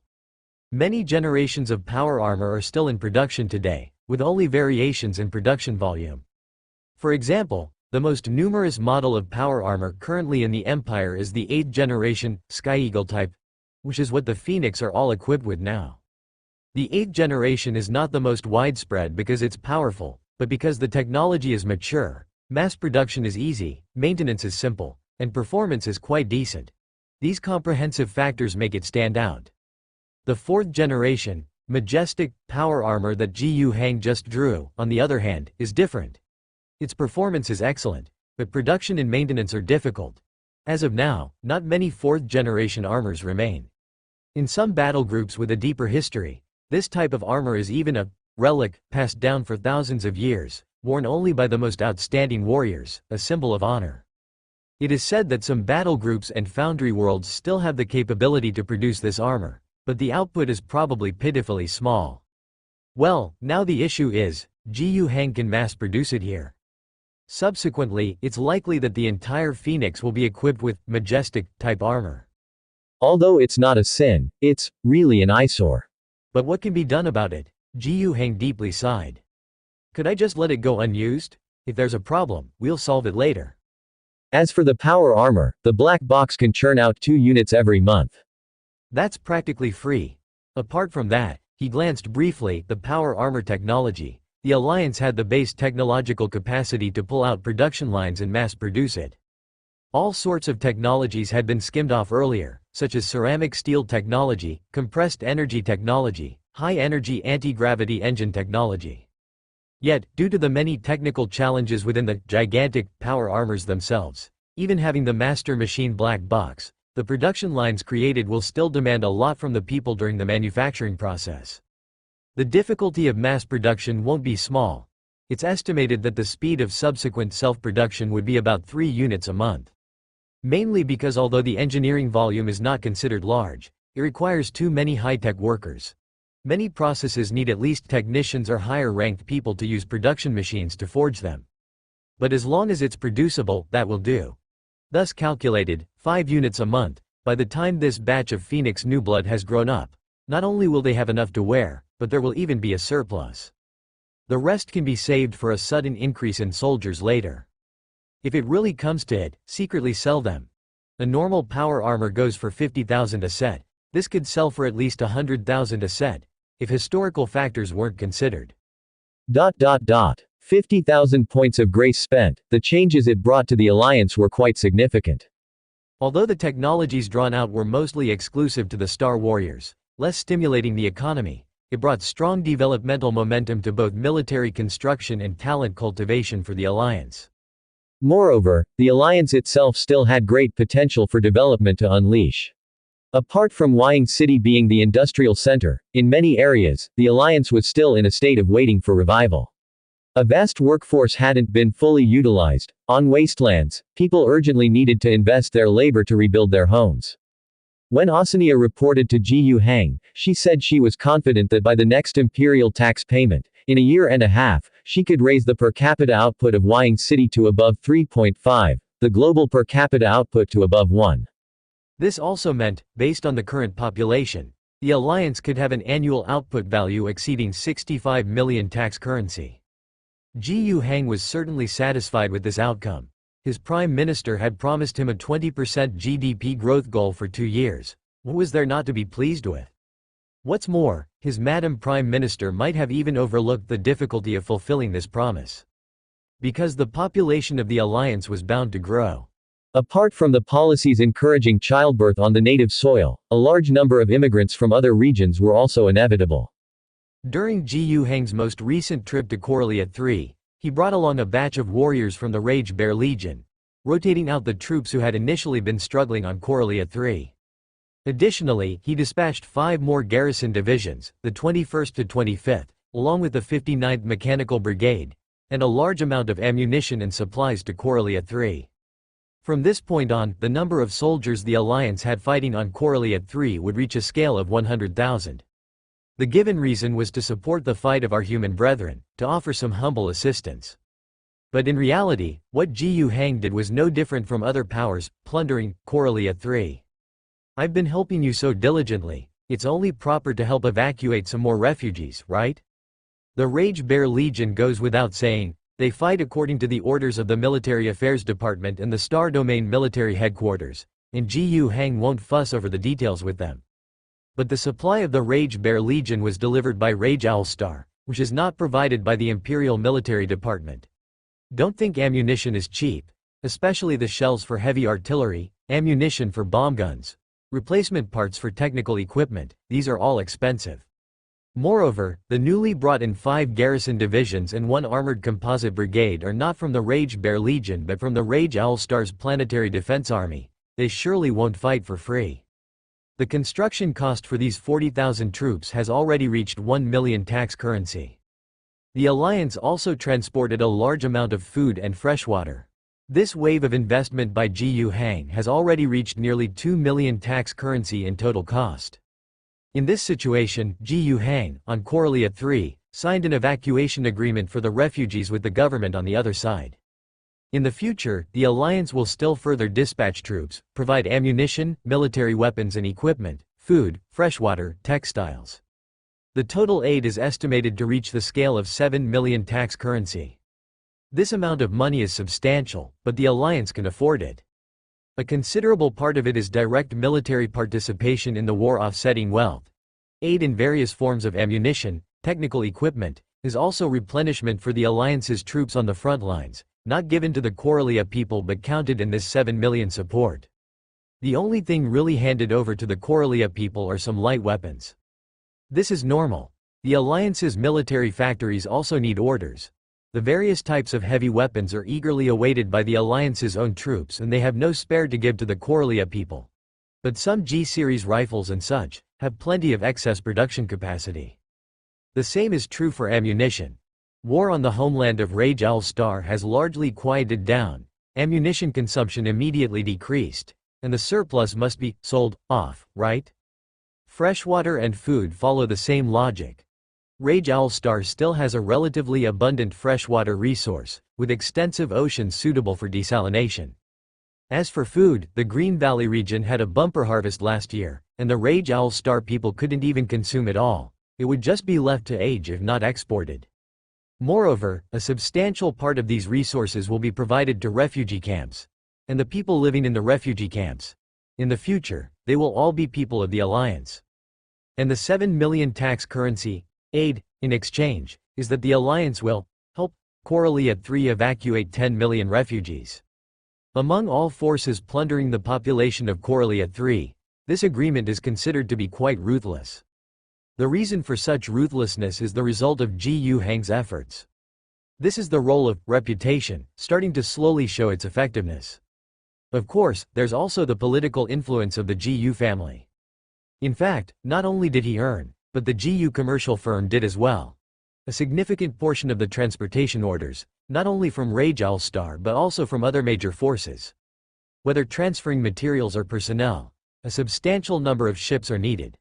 The GU commercial firm got pretty fat just from these transportation orders. As for the population transferred from Coralia 3, Rage Al Star is very welcoming. The quality of the population is actually not bad. In stark contrast, the population from Hagian Star is very troublesome. Hagian Star has also migrated hundreds of thousands of people, all from the Lumen Kingdom. They are truly illiterate. The vast majority come from serf backgrounds, can't read, don't hold any skills needed in an industrial society, and the cost of intermediate training is substantial. Compared to the Rage Al Star people, although there's a considerable percentage of illiteracy, it's nowhere near as high as the illiteracy rate of the Hagian Star people. Even among the illiterate, there are disparities. There's a reason for that. Rage Al Star is a wasteland planet. Its residents may not be literate, but they must have some skills. He may know how to drive, repair cars, assemble and use firearms, tinker with some junk machinery. Without these skills, one couldn't survive in the wastelands. Quite a few wastelanders, under the system established by the Alliance, entered schools and learned enough characters during adult education, even just a few hundred or 1,000, to read and understand written articles, and communicate in writing, which is enough to become a qualified industrial population. The population from Coralia 3 has similar attributes. Many of them mingled in the underbelly of Nest Capital, living worse than livestock. But their literacy rates are stronger than those of the wastelanders, with many having experience working in factories and mines. Work is necessary to survive. Even in Nest Capital, there is still the most basic education, where children around 5 or 6 years old go to school for a couple of years before they can work as child laborers. The difference in population quality means that the value that different immigrants can immediately bring to the table varies greatly. However, overall, at this stage, Rage Al Star is welcoming all comers. Even if they come from Hagian Star and need some time to be cultivated for modernization before being sent to work as farm laborers in the Green Valley region, that's fine too. A qualified labor force, given normal opportunities and a platform, can create far more value than it consumes. There must be surplus labor value. What's more, the efficient system of the Alliance, which eliminates the middle layer, requires no taxation, yet surpasses it, is much stronger in collecting surplus value than the conventional private property system. Nearly half a year whizzed by, with the Alliance developing methodically. As the Alliance premier, Osenia was constantly overwhelmed. But she had gotten used to it. Ever since she took up this position, she had never been free from busyness. Over time, except for eating and sleeping, there was no time for rest. Talking about exploitation, she, as the Alliance premier, was the most severely exploited. Under her leadership, the Alliance government had already achieved some of the goals set earlier. This was the third year since the Alliance's establishment and the first year of unification. It was estimated that the total annual output for the coming year could grow from over 50 million to more than 68 million. That was 3 million more than what she had promised the governors for a 2-year increase. Of course, this was a joyful achievement, yet another goal, the per capita productivity index, was estimated to be unattainable. Mainly because Rage Al Star was about to experience a population surge of 10 million, and a substantial amount of the development budget was spent on settling and assimilating these people. which resulted in the neglect of construction projects in remote provinces. Certainly, the added 13 million in annual output did owe a great deal to the immigrants. Most immigrants headed to Wying City and Beeching Valley. The former, as an industrial center, needed people, while the latter had ample land resources to be opened up, with enough capacity to absorb a large population without becoming congested and overburdened.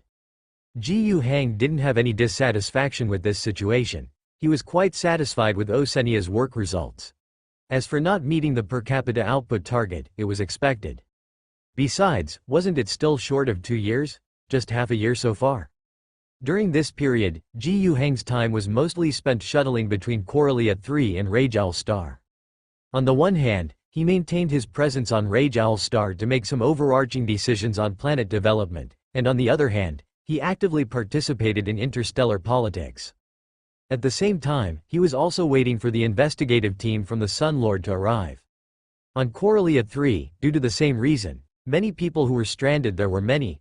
Some were present at the scene when Galleraldo disappeared, and others belonged to the investigative teams at the star sector, star domain, and space domain levels.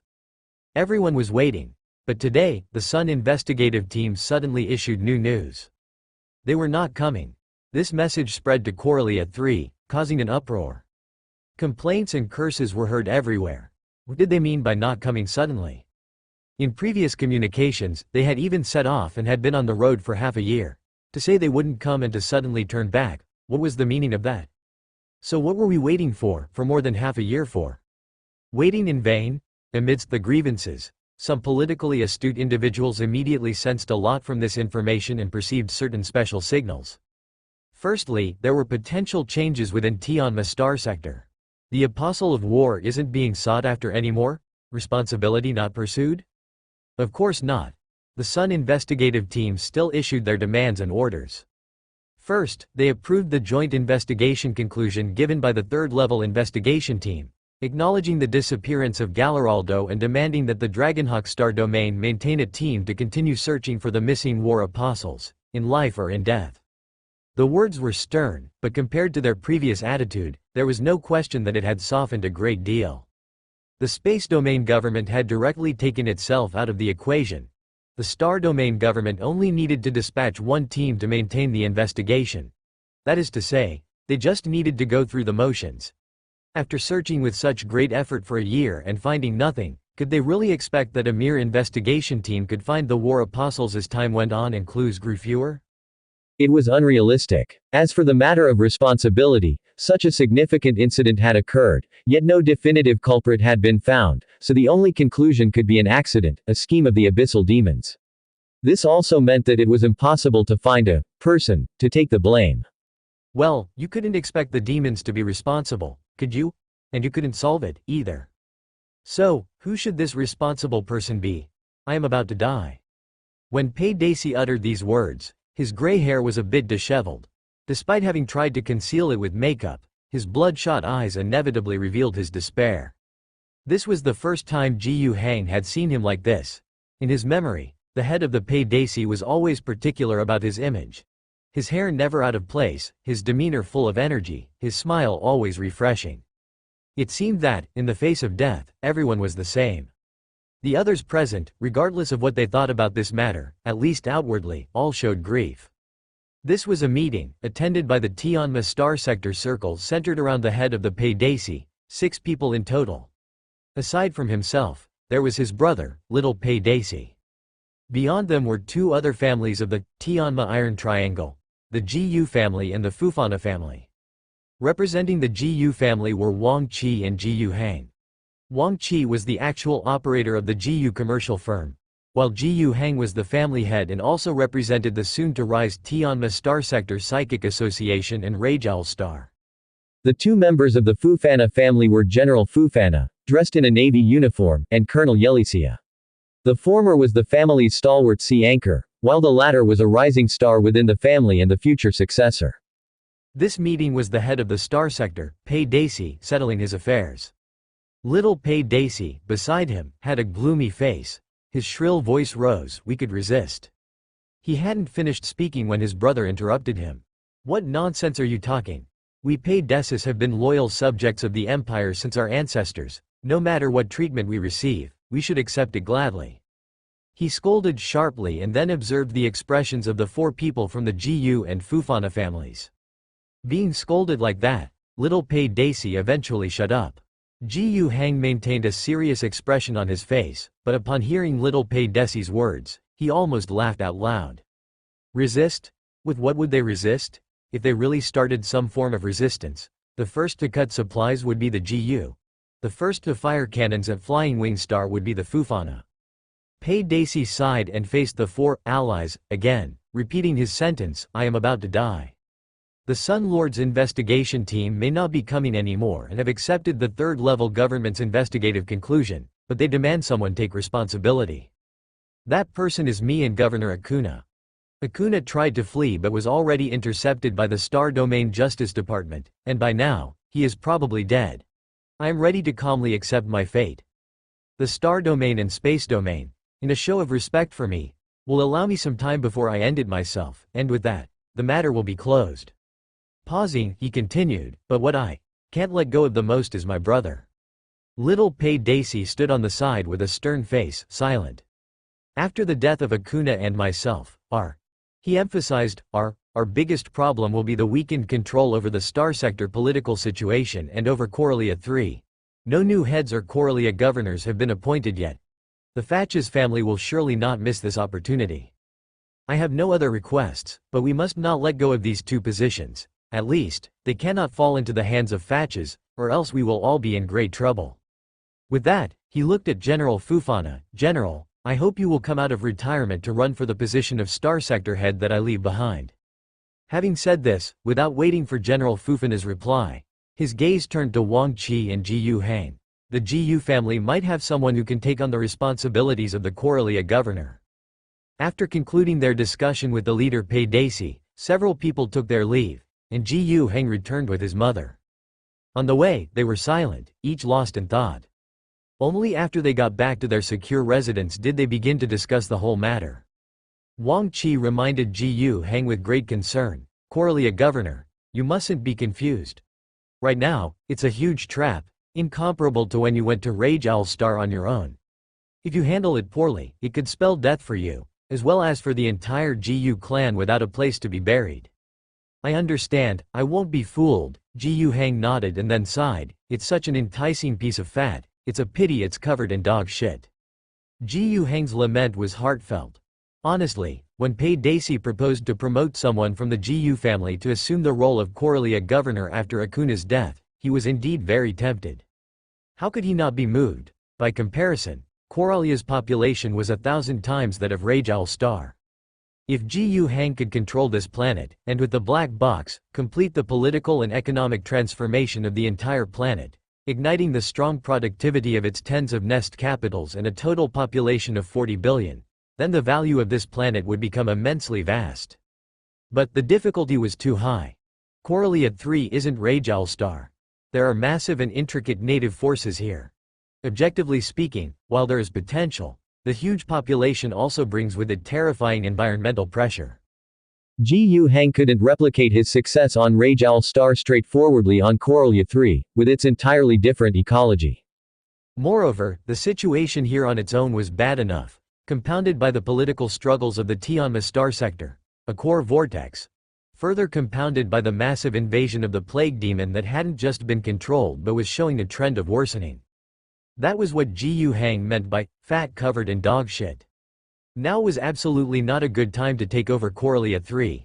At this point, whoever took the helm would be the scapegoat, a sacrifice.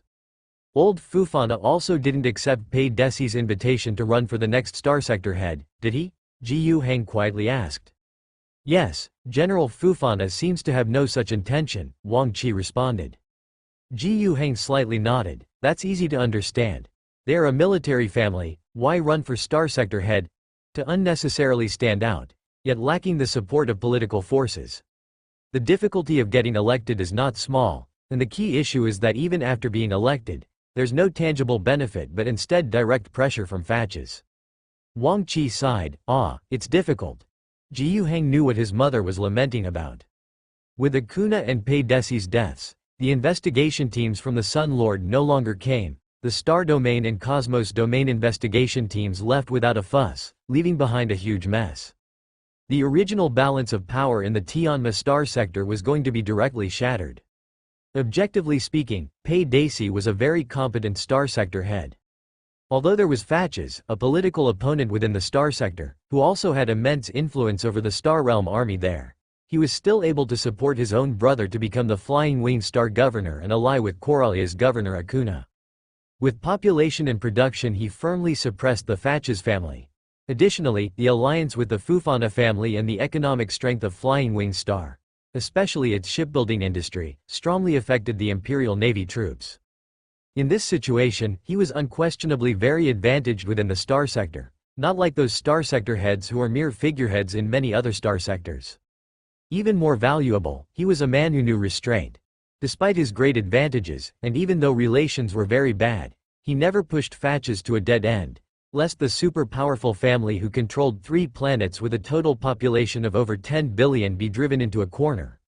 All struggles were mostly kept under control, also objectively ensuring the stability of the entire star sector. Although there were some missteps, such as trapping Ji Yu Heng's predecessor on Rajiel's star to become the governor, on the whole, he was an outstanding head, largely able to maintain the stable situation of the Tianma star sector. If this situation continued uninterrupted, the Tianma star sector could foreseeably continue to enjoy decades of peace. In the foreseeable future, no one could adjust this stable situation in the Tianma star sector. But the disappearance of Galaraldo completely shattered the foundation of stability. The deaths of Acuna and Pei Daci represented a huge power vacuum that had suddenly emerged.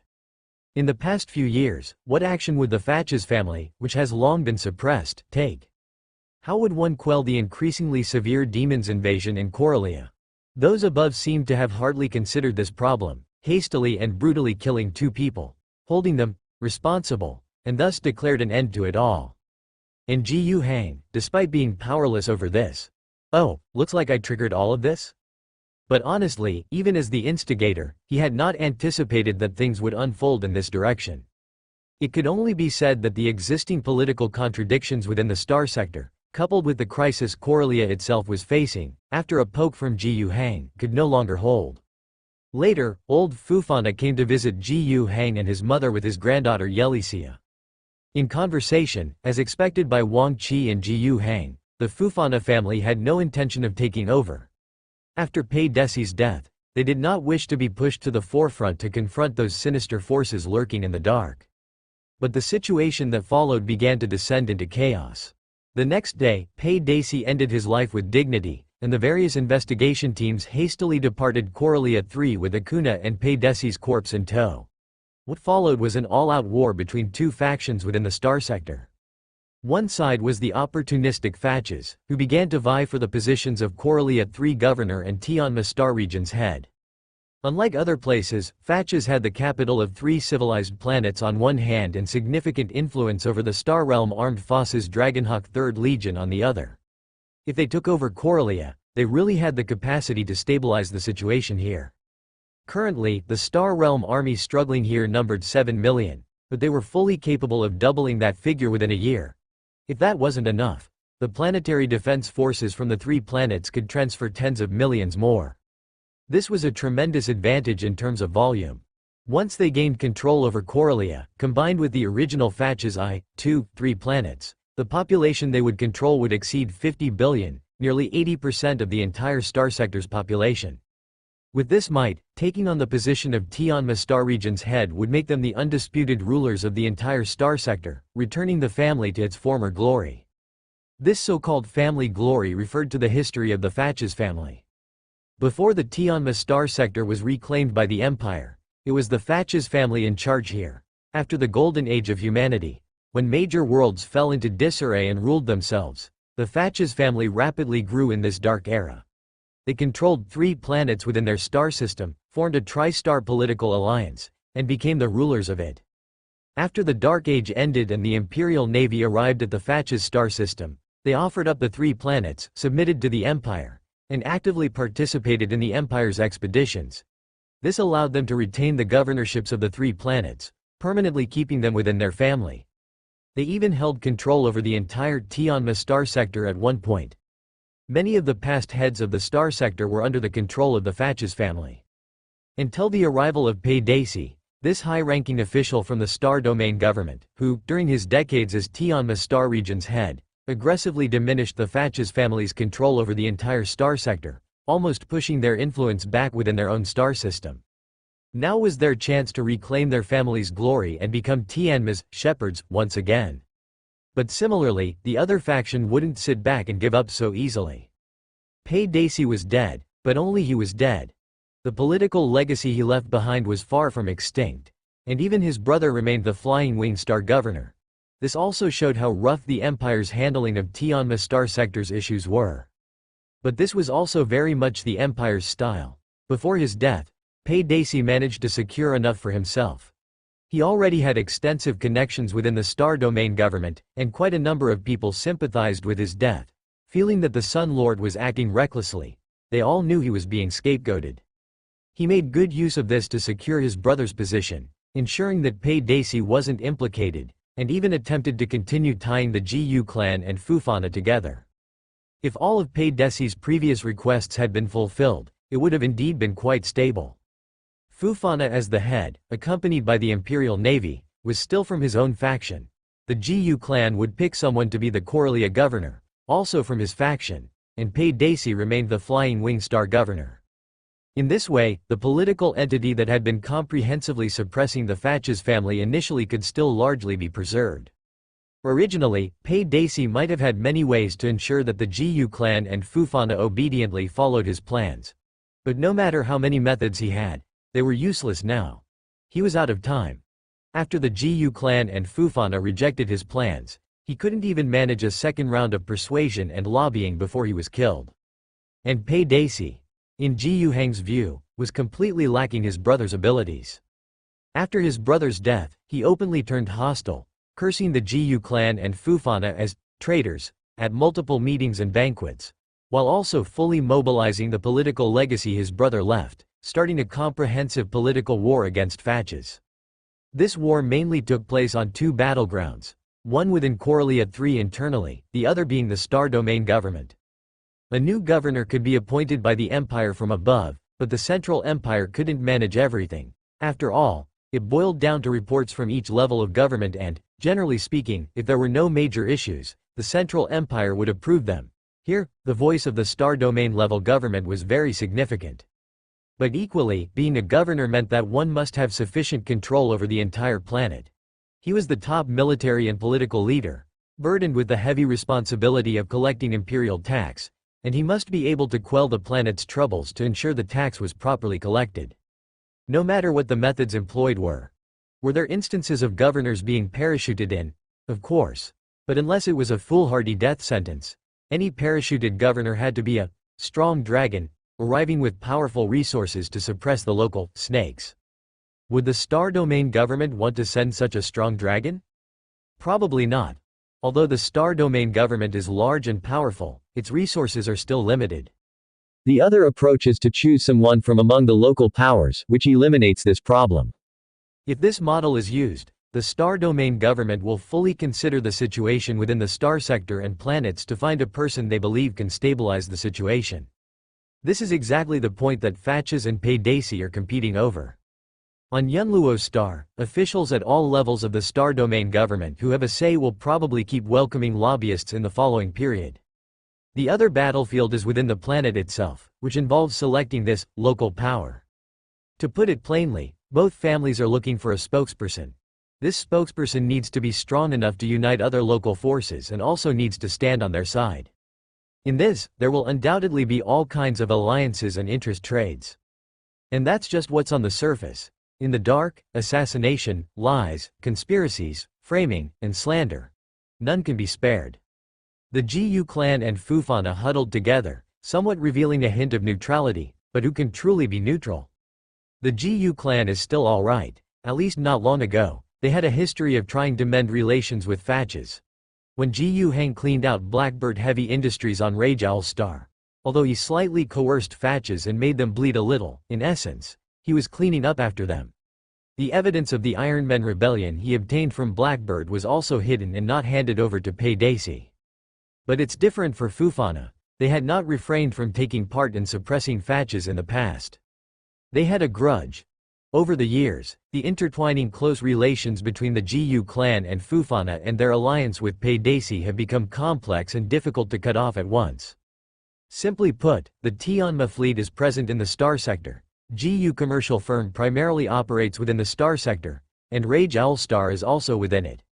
You simply cannot avoid being involved in this whirlpool that is gradually affecting the entire Star Sector. Wang Qi had become visibly busy and had repeatedly expressed dissatisfaction with her son's carefree attitude, which was equivalent to a hands-off shopkeeper. But each time, Jiu Heng just smiled and perfunctorily brushed off a few sentences without truly getting involved. It wasn't that he didn't take it seriously, but rather, he had other matters to attend to. What does your squabbling have to do with me? Taking advantage of this opportunity to gain some real benefits is what truly matters. He had set his sights on two things. First, of course, was the population. On Corellia 3, the least valuable thing, yet the most precious in Jiu Heng's eyes, was its population. Apart from the population, this world was worthless in his eyes. Previously, there was still Governor Akuna with Paydacy backing him. Now, all that is gone, and for Jiu Heng to harvest the population, it has become much easier and more convenient. As for the second thing he was eyeing, it was the position of governor of Hagian Star. He had no interest in being the governor of Corellia, at least not for now. He was neither a local power nor strong enough to dominate in such a vast place as Corellia. But his interest in becoming the governor of Hagian Star was not only existent but also significant. Theoretically, the position of total governor of Hagian Star is now under the control of Jiu Heng. The current governor is Nes Lumen, and this king is indeed under the control of Jiu Heng. Not only is his mind controlled by Jiu Heng, but the military, political, and economic aspects of the country are also under the alliance's control. However, this type of control does not represent the alliance's control over the entire Hagian Star. The position of Nes Lumen as governor comes from the special political ecosystem of Hagian Star, the King's Council. Those elected by the King's Council will temporarily hold the position of governor of Hagian Star until the next election. After the last session of the King's Council, the Lumen Kingdom, which had chosen the wrong side during the previous war and was beaten by the military of Rage Owl Star, rightfully lost its seat as governor. According to the political traditions of Hagian Star, Nes was supposed to resign after the previous tax collection was completed. But after the King's Council, he forcibly held onto the position without resigning. Specifically, he did not proceed with the official resignation and nomination of the next governor to the Star Sector government. In the past of Hagian Star, there were those who did the same, but their ends were quite unpleasant. At its core, the governor of this planet is still the King's Council entity. The King's Council, of course, does not possess power in itself, but the meaning it represents is very crucial. The 7 most powerful countries on the planet, along with a host of smaller nations, discuss major issues within this council. The most important issue is finding a way to pool the imperial tax each country has to pay and submit it together to maintain the stability of the entire planet. Holding on to the governor's position and not paying? It has never been the case that one becomes the governor to dominate the planet, but that one must be able to dominate the planet to become the real governor. No matter how this ability to dominate is acquired. Clearly, the current Nes Lumen, or rather, the alliance behind him, does not possess the ability to dominate Hagian Star. The other kings on that planet are also not convinced. After Nes Lumen refused to hand over the governor's position, they independently elected a new governor within the King's Council. This person is from the first great kingdom of Hagian Star, Panbos. They have already begun to initiate their relationships, attempting to secure the empire's recognition. Of course, this bunch of kings is too weak in political influence. Forget the Star Domain government, even here at the Star Sector government, they have hardly any paths to take, not to mention that the current political situation in the Star Sector is chaotic. Their past connections were mainly with the GU commercial firm and the sect of mechanics in the Tianma Star Sector. But the former is now firmly on Nes Lumen's side. When they seek them out, the people at GU commercial firm generally just advise them to accept their fate. As for the latter, the influence of the sect of mechanics is extremely low in the Tianma Star Sector, even resembling the domain of a state religion more. The organizational structure is well established, its influence significant, and there is even a headquarters for the sisterhood. In any case, when it comes to political maneuvering, they are said to be severely suppressed. But they obviously did not place much hope in this aspect. While actively engaging in politics, their actions within the planet are of even greater importance. They have already declared that they refuse to submit imperial tax to the Lumen Kingdom. The tax collection work is being handled by Panbo's kingdom and has almost received the support of the remaining 85% of the countries. The annual imperial tax of Hagian Star is 40 million tax currency. This shortfall is definitely something the Lumen Kingdom cannot fill on its own, and Gu Hang cannot possibly sell everything to shoulder it either. It must still be paid by the entirety of Hagian Star. So what to do? The only choice was to fight. Actually, a battle had already taken place. However, it was not Gu Hang's side that made the move. On the other side, the king of Panbos, upon being elected as the new governor, rallied an army and issued a warning to the Lumen Kingdom, also sending a warning through the Star Language Tower to the Gu commercial firm. Their warning to the Lumen Kingdom was harsh, labeling Enni's Lumen as a traitor and enumerating 9 grave crimes. But the warning to the Gu clan was relatively tactful, roughly meaning, "We have been doing business for many years, and our relationship has always been quite friendly. Hagian Star is very poor, and there is nothing worth taking for the Gu commercial firm by means other than trade. In addition, the people of Lumen are very brave, and if even the little they have is taken away, they would also fight to the bitter end with all their might." This was essentially a declaration of their stance, but Gu Hang did not respond to them. The army rallied by the king's council, seeing this, then advanced into the territory of the Lumen Kingdom. However, their determination to wage war was clearly not that strong, and their logistical supply capabilities did not support them in truly assembling a very large and elite army for a massive invasion of the Lumen Kingdom. Among them, even Night Titan, there was only one from the Panbos Kingdom. The newly established army of the Lumen Kingdom was certainly no match for them. After all, the Lumen people hardly had any Sentinel mecha left now. But then the Black Arrow Corps moved out. Under the fierce assault of the armored units, the Alliance of Kings was soundly defeated. If they hadn't retreated quickly, even that Night Titan would have been left behind. The army of Perbov gave the people of Hagian Star a bit of a shock from the Alliance. But even at this stage, it was only a matter of repelling one attack from the enemy, far from enough to make those kings submit. They didn't have the guts to reassemble their troops and launch another large-scale attack on the Lumen Kingdom, so they could only opt for an economic blockade and minor border harassments to continue their hostilities. Of course, they certainly wouldn't be paying any imperial taxes to the Lumen Kingdom now. This was somewhat tricky for Gu Hang, but it was also within his expectations. With Enni's Lumen insisting on not giving up the governorship of Hagian Star, the reactions of the other nations there were predictable. This matter was bound to end in war. Gu Hang harbored aspirations to annex the entire Hagian Star, and the other kingdoms, not made of mud, would naturally resist. This situation was less an accident than a result fostered by Gu Hang himself. He had long been prepared for war. Especially now that the conflict within Rage Owl Star had almost completely subsided, the Alliance had sufficient strength to cope with this war. And Gu Hang was confident enough to win it. Hagian Star had a population of 400 million, and counting the new immigrants, Rage Owl Star had just 55 million. A seemingly huge disparity in scale, but in reality, not so much. The gap in industrial capacity and mobilization ability between the two was too large.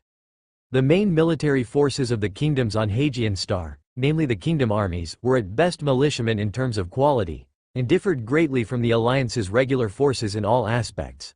Not to mention organization, discipline, and tactics, just their hardware equipment alone was lacking, with many not even equipped with the G-series rifles. Much of their armament was self-produced, crude guns and cannons with range, power, and accuracy all being serious concerns. The only equipment that could be considered cutting-edge and deserving of the Alliance's military's respect were the Sentry Mechas and Night Titans. However, the former performed only average in head-to-head battles, while the latter were too few in number. What made things even worse was that the high-tech equipment of those kingdom armies relied entirely on foreign trade, and this trade was facilitated by the Gu commercial firm. This made their sustained warfighting capability very weak. Once a war broke out and the Gu commercial firm blocked trade routes, their military would soon crumble over time. However, despite Ji Hang feeling very confident in winning the war, and possibly even sustaining minimal losses, he also faced his own dilemma. The pretext for war. Certainly, he could use Lumen's name to declare all the other kingdoms on Hajian Star as rebels for not paying the imperial tax, and then appeal to the Rage Bear Legion, a Star Realm army unit, for assistance in quelling the rebellion. The Alliance army, under the guise of responding to the Star Realm army's call, could then head to Hajian Star in large numbers to carry out the suppression mission. This whole rationale was smooth and by the book, but it was a bit too shameless and forced. After all, a governor's ruling right was guaranteed by the empire, but beneath that were local bureaucratic squabbles. Forms like the King's Council, which nominated the governors, received empire's support depending on the political climate of each planet. The King's Council of Hajian Star was also registered and recognized by the empire government. Moreover, for thousands of years, Hajian Star had operated under such a political system. No matter under what pretense Ji Hang acted, others were not blind or foolish. How could they not see that he was engaging in annexation?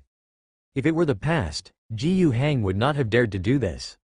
While the Star Sea was a world where the strong prey upon the weak, under the human race, under the unified government of the empire, such actions would draw too much criticism, and it would be exceedingly easy for him to be interfered with by other political forces at some step along the way and fail under external meddling. Moreover, even if successful, there would be a lot of difficult post-war work to do, and a bad job could mean throwing up as much as had been swallowed. After all, Ji Hang still needed to operate within the system of the empire. The main reason he could act now was that the political landscape of the entire Tianma star sector had become thoroughly chaotic, which allowed Ji Hang to seize the opportunity. Furthermore, due to the political turmoil, things that previously required a lot of interest trading and political compromise to accomplish had now become relatively easy to obtain. Ji Hang, in the name of the Ji family, issued a notice to the two major powers within the star sector, stating his intention to quell the rebellion on Hajian Star. This was almost a clear declaration that Ji Hang intended to annex Hajian Star. And for these two major forces, there was one central issue revolving around Ji Hang that they had been vying for beforehand. That pertained to the issue of the Iron Man rebellion on Rage Owl Star, involving assets controlled by the Fatches family at Blackbird Heavy Industries. When the Fatches family initially sent the Star Realm army to quell the Iron Man rebellion on Rage Owl Star, General Kai Minjin received the mission to storm Blackbird City first, gather related clues, and then destroy them. For them, it was a given.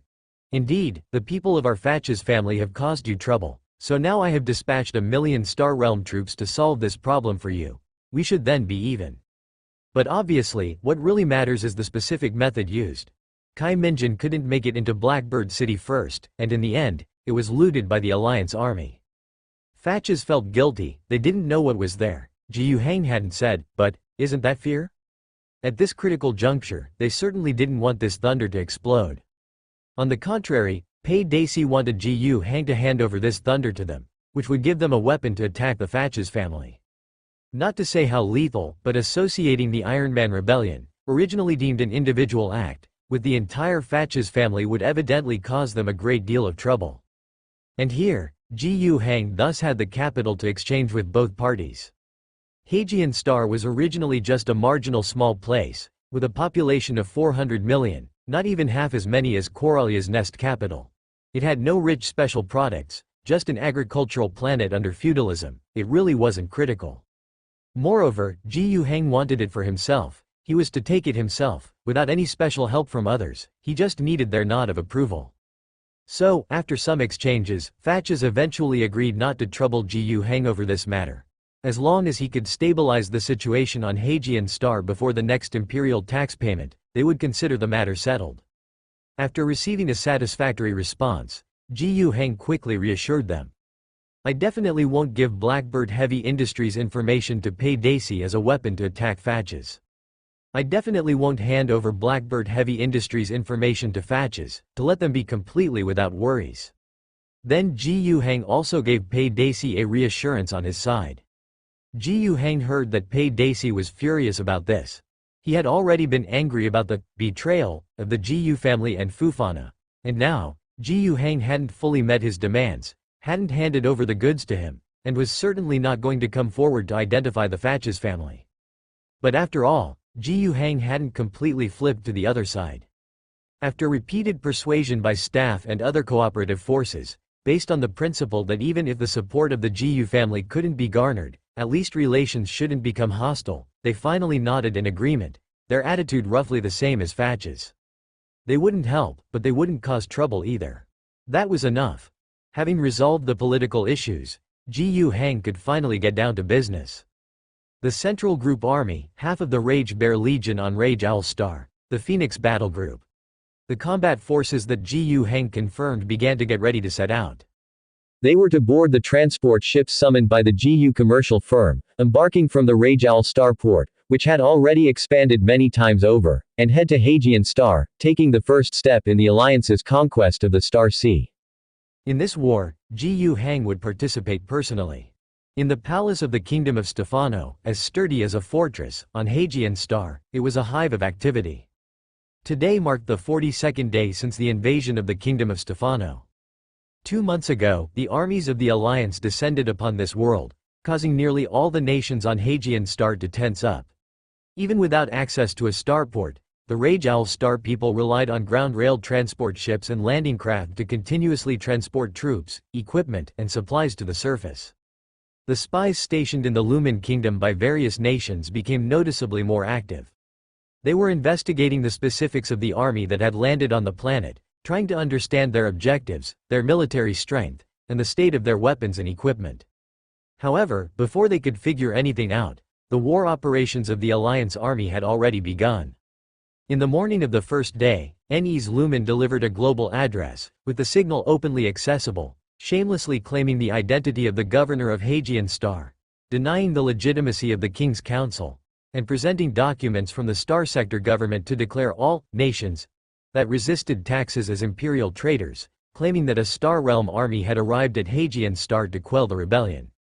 By midday, urgent intelligence came out from within the borders of the Lumen Kingdom, indicating the massing of troops suspected to be heading towards the Kingdom of Stefano.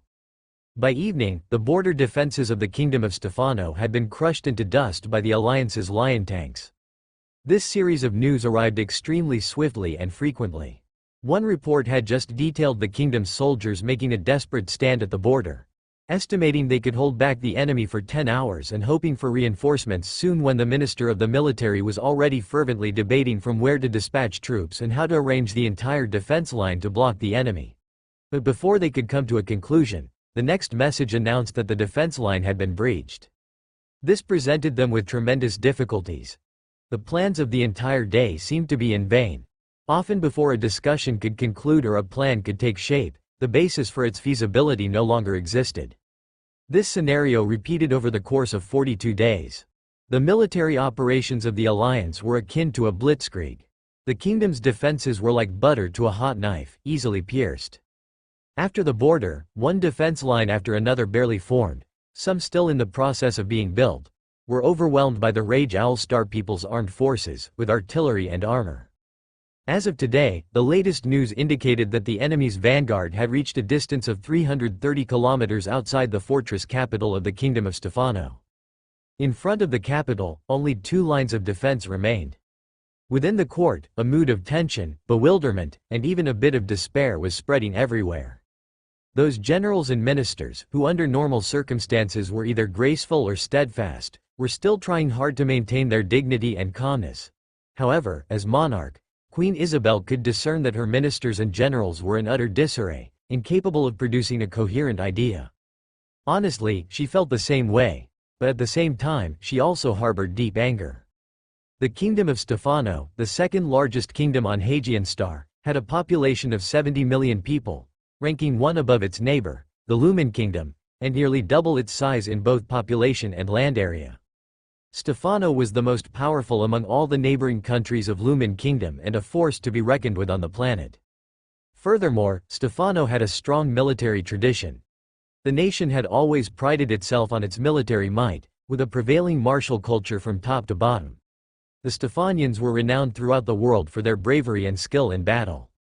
Even the capital of the country was a huge fortress. The court within it was also a castle with maximum defensive capabilities. Although Queen Isabel was a woman, she always took pride in her ancestors' bravery. Ascending to the throne at 19 and now 35, she had upheld the will of her ancestors during these 16 years. From initially being seen as nothing more than a transitional monarch, she had become a true queen. All across the kingdom, who did not submit to the rule of the Iron Curtain Queen, who dared to overlook the queen, who at a little over 20 years old, had won the affection of the imperial guard, daring to stage a coup in the court and personally executing 15 powerful nobles with her own hands? She ruled this country with an iron fist and was not about to watch her most important ministers, one by one, become so panic-stricken and clueless.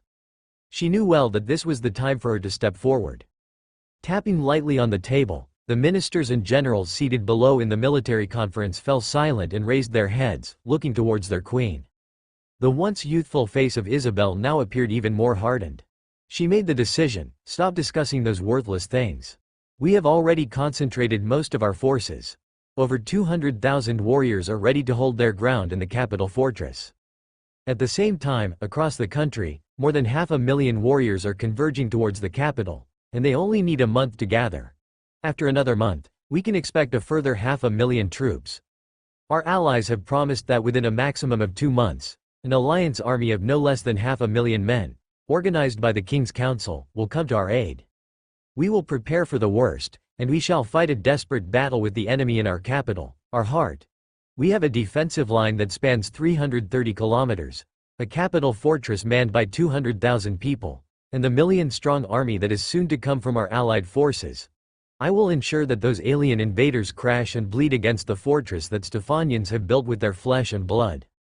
No matter how powerful the alien invaders are, no matter how advanced their weaponry, we will make them witness the valor of the Stephanians. In the name of the Queen, I swear that I will fight alongside my subjects to defend this nation, and we will not take a single step back. I believe that we will ultimately achieve a complete victory in this war.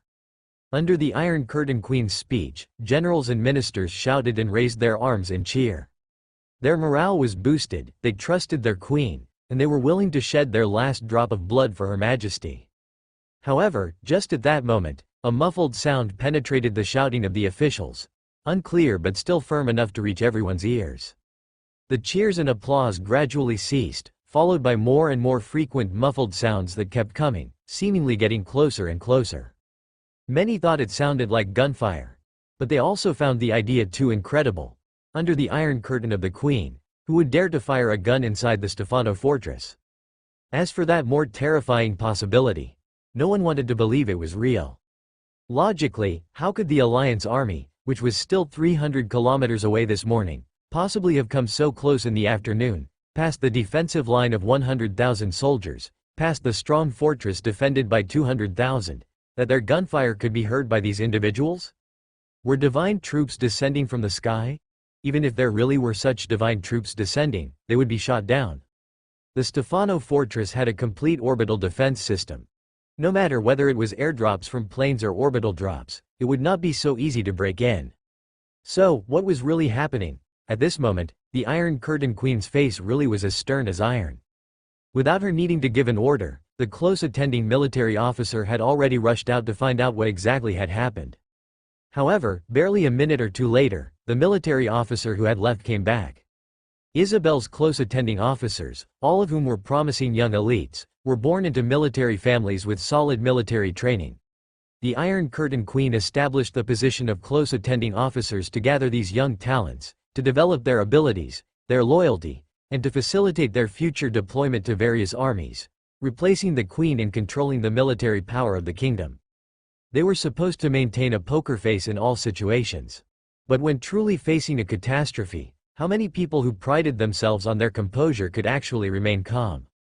The returning officer looked panicked, his steps frantic. He said, "Your Majesty, the enemy has breached the fortress." This officer's father, a general of the kingdom, was present. He couldn't stand the sight and stood up, scolding, "What's with the panic? It's probably just a small group of infiltrators."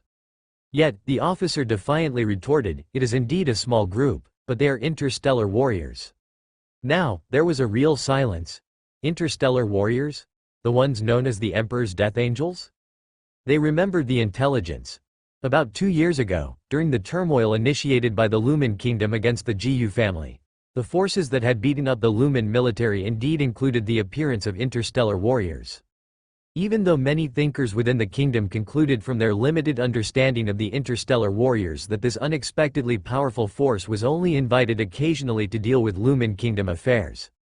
Given the rarity of the interstellar warriors, it was unlikely they could be recruited repeatedly by a single power.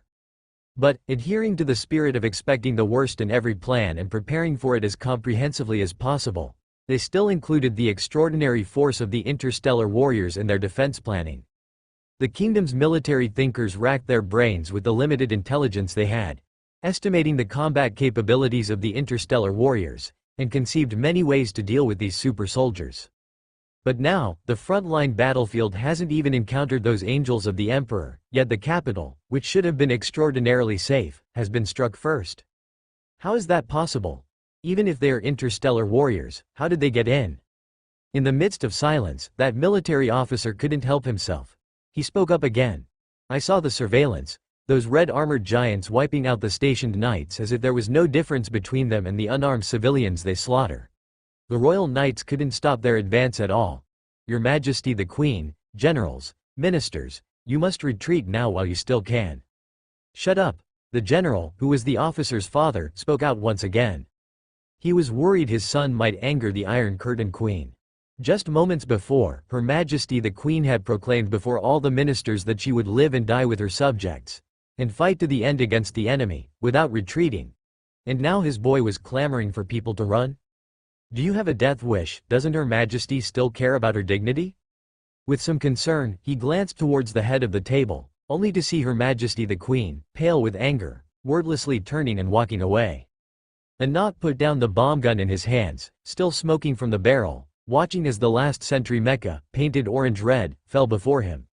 Although he had only been an interstellar warrior for 2 years, he was already accustomed to battle. His gaze shifted to a middle-aged woman in military attire, trembling but holding a pistol, trying hard to stay calm, and the group of people following her. Inside his helmet, he whispered in a volume that couldn't be heard outside. Group A has cleared all enemies, target captured, confirmed as the Queen of the Kingdom of Stefano, Isabel. He didn't think he had said anything wrong, even though the Queen was holding a gun and a few young officers nearby, and those so-called generals and ministers at the back were also holding self-defense weapons. In his eyes, there was indeed no danger anymore. New orders came through the built-in communication system of his helmet. Take all targets to the rendezvous point. Try to ensure they do not die. Understood. After acknowledging the order, he looked up at the local dignitaries in front of him and said, "You have been captured. Now, please follow me and do not attempt any form of resistance." Behind him, 5 other warriors slowly stepped forward, using their gun barrels to direct the captives back the way they came. Anat himself walked directly towards the Queen. A young officer, mustering his courage, stepped in front of him, opening his mouth as if to say something, but Anat just waved his hand, the iron backhand striking his face and taking his head off. Anat's stride didn't falter as he came up to the Queen, Isabel. He spoke her name flatly, without any superfluous words, but the barrel of his gun adequately conveyed his intent. The Iron Curtain Queen clenched her teeth but could only stagger along in the direction indicated by the barrel of the gun, totally powerless. They returned to the conference hall where the military meeting had begun. 6 red armored giants guarded all the entrances and exits. Anyone who dared to come in or tried to sneak out would be turned to dust and smoke under their bomb guns. Inside, including the Iron Curtain Queen herself, more than 20 people hadn't even been disarmed. Nonetheless, they couldn't even think about resisting. They didn't even dare to speak. It was in this way, as they occasionally heard the sounds of gunfire, that they spent half an hour until they saw 2 more squads of interstellar warriors walk in. All anti-air systems have been shut down. In 1 hour, the special forces of the 10th Brigade will be airdropped here. To take control of the entire fortress region, we have to ensure that when the main corps arrives 2 days from now, this city will be without obstructions.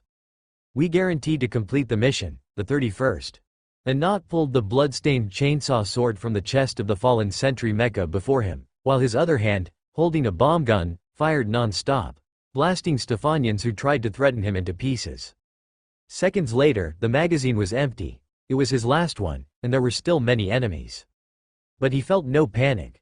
The chainsaw sword swung into action as his other fist clenched, becoming as heavy as a sledgehammer. Those grazed by the chainsaw sword would find their bodies torn apart, blood and flesh flying everywhere. Under the chainsaw sword capable of tearing through steel plates, the human body was frantically fragile. The interstellar warrior's fist was just as lethal. Even without the gravity gauntlets or similar devices, just the strength of an interstellar warrior, combined with the output of the powered armor, meant that the iron gloves could completely pulverize any part of the human body they struck. Anyone who tried to obstruct him, anyone who dared to get close, was ruthlessly eliminated. Soon, Anat was drenched in blood, which wasn't so noticeable only because it splashed over his fiery red battle armor. However, he didn't attempt to kill all the enemies with his ammo depleted. Instead, he chose to break through to the rear. The enemy was numerous, but few dared to block his way. The death of the knight had a significant impact on the remaining soldiers' will to fight. This was precisely Anat's purpose in taking the initiative to strike. He wanted to take down the sentry mecha with one thrust, destroying this small group of enemies' will to resist. Once he succeeded, it was time to retreat. Even though his bomb gun was out of ammo, the retreat wasn't difficult, as the remaining enemies were only ordinary soldiers. Those with low morale had already collapsed, fleeing in disarray. Those with more courage dared only fire a few shots from a distance. Not to say whether they could hit their mark, but even if they did, the LR series laser guns, standard issue weapons in the hands of the Royal Guards, were ineffective against the powered armor. Everybody knows what happens with a flashlight. Of course, that's a joke. The LR series laser guns are much more powerful than the G series projectile weapons. Anat cherished the armor he wore dearly. Damaged armor could take a long time to repair, and currently, the Phoenixes didn't have the luxury of providing each of their ranks a spare set. He was not keen on getting hit by those flashlights too much, as the surface coating could be melted off, and severe metal fatigue could lead to armor damage. He dodged bullets, casually killing enemies that came close, and quickly retreated to his own line of defense. Two brothers in arms guarding the already blasted gate, using the ruins of buildings for cover, nodded slightly to him. He nodded back briefly and then saw an old veteran commander behind them, to whom he reported mission completion and refilled some bullets from the nearby ammo box. Glancing briefly, he saw that the bullets remaining in the ammo box were already scarce. Before long, everyone would run out of bullets. This was indeed the predicament they were currently facing. Before this, his group, after intercepting the Iron Curtain Queen Isabel and her entourage, didn't retreat with the captives but instead returned to the heart of the kingdom of Stefano. This clearly was a perilous move. They hadn't fully taken over this city yet. Here, 200,000 Stephanian troops were still holding their ground. With their queen captured within the palace, the reaction the Stephanians would have was all too predictable. For whatever purpose, they would mobilize all their efforts and assemble all forces to take back their queen. This was also the goal of the interstellar warriors, to use the queen as powerful bait, holding the enemy firmly in place. After converging with two squads that had completed the destruction of the anti-air systems, Anat and his comrades, a total of 20 Phoenixes, stood guard at the center of the kingdom, beginning a confrontation, more accurately, a one-sided slaughter, against the countless enemies coming to rescue the queen. Isabel's so-called brave Stephanians indeed weren't just hot air. The so-called knights, the kingdom's nobles who piloted the sentry mechas, along with a large number of royal guards, charged forward with abandon, striving to break through the pathways guarded by the interstellar warriors to rescue their queen. But they achieved nothing. In this not very lengthy period, the 20 interstellar warriors annihilated 30 sentry mechas and killed more than 2,000 royal guards. Mecha debris and warrior blood stained every area red, with limbs and metal wreckage strewn all about. And the interstellar warriors were unscathed. Even the valiant Stephanians couldn't help but feel their morale sink in the face of such desperate disparity. They had tried everything and sacrificed without reservation, yet they still saw no glimmer of hope for breaching the defense line formed by the 20 Phoenixes. Yet they kept striving. After enough sacrifices and lessons learned, the knights and Stephanian soldiers who followed didn't blindly charge forward anymore. They kept shouting, instructing the ordinary soldiers to carry their weapons and cover a few individuals carrying high explosives, rushing towards the interstellar warriors. They gambled on luck and bet that the interstellar warriors also had limited ammo. Indeed, that was the case. The interstellar warriors' ability to carry heavy loads was exceptionally strong, and their tactically designed backpacks made full use of every inch of space, so they could bring as many supplies as possible. However, the size of the bombs was there to see, much larger than ordinary bullets, so the quantity that could be loaded was ultimately limited. Each Phoenix had taken at least 600 bombs, but after the previous battle and fighting here for a long time, they were finally running low. They had already started to consciously conserve ammunition in battle, but even interstellar warriors couldn't be forced to kill an enemy with every shot. Necessary fire suppression, reconnaissance by fire, and long-range shooting mishaps were all normal circumstances. Not to mention, even if they could manage to kill an enemy with each bullet, the number of enemies was still greater than their ammunition. Facing the new enemy's defensive tactics, Anat volunteered, seizing the lull after one wave of enemy offensive to break out alone. He circumvented their line of sight and, under fire, once the enemy became aware of him, used his chainsaw sword to eliminate the command sentry mecha hiding behind. After accomplishing his objective, he indeed achieved his purpose. No matter how brave the Stephanians were, it couldn't conceal the fact that this was a feudal army at its core. After the loss of the noble officers, the remaining common soldiers were clearly bewildered and hesitated. At that moment, Phoenix's defensive line was finally able to breathe a little. They shouldn't have to be so tense until the next batch of enemies reorganized, and the consumption of ammunition could be slightly eased. As for what came after, the bullets would eventually run out. But what of it? Anat checked the panel built into his tactical helmet. There were only around 10 minutes left to the scheduled time. At this moment, above the capital fortress of Stefano, there were consecutive howling sounds. Over 100 Windfalken fighters had arrived in the skies above the city. Previously, the Windfalken dared not come. Conventional anti-air firepower was one thing, a mere formality. With an elevation in flight altitude and maintaining speed, dropping bombs would generally not be a problem. After all, the local forces of Hagian Star were downright pathetic in terms of air force construction. Although they also possessed Windfalkens, a kingdom had no more than a dozen, hardly daring to fly out for a fight. However, they had spent a lot of money to build an orbital defense system. The Defender Real Ammunition Air Defense System, along with many precision anti-air missiles, could guarantee a certain interception efficiency even against starship-to-ground bombardment, let alone dare the Air Force to fly over the city's airspace. But now, the interstellar warriors' raid had already destroyed the city's defense control system. The Windfalkens could swagger over. They brazenly circled at the very top of the court fortress. The first to unload soldiers and ammunition materials went down. The rest bombarded any potential targets that could threaten the airborne operations with all their onboard missiles, even lowering their altitude for dive shooting. When the Windfalkens that finished unloading flew up to take over their duties, the remaining ones continued to unload personnel and supplies. After rotating in this fashion for 4 or 5 rounds, all the equipment had been unloaded. The entire process went smoothly. Interstellar warriors did their jobs reliably. It wasn't just about anti-air gunfire coming at them. The areas around with potential threats had been cleared, with hardly a few common soldiers seen firing rifles into the sky. After using up their missiles and machine gun rounds, the Windfalkens departed, satisfied. What they left behind were over 1,000 exoskeleton-equipped special forces of the 10th Brigade and enough ammunition for them to fight intensely for an entire day. After the Windfalkens went back, they would load up another batch of warriors and supplies and make another trip. Counting load times and travel, the next arrival would not exceed 8 hours at most. On the ground, the 3 Special Forces battalion commanders of the freshly landed 10th Brigade, 3 majors, gathered before Matins. They, clad in exoskeletons, saluted with awe the towering battle group leader donned in the Terminator power armor before them with an Alliance Army salute. After returning the salute, Matins began to assign tasks without any idle chatter. Soon, each of the units took their personnel and dispersed in all directions.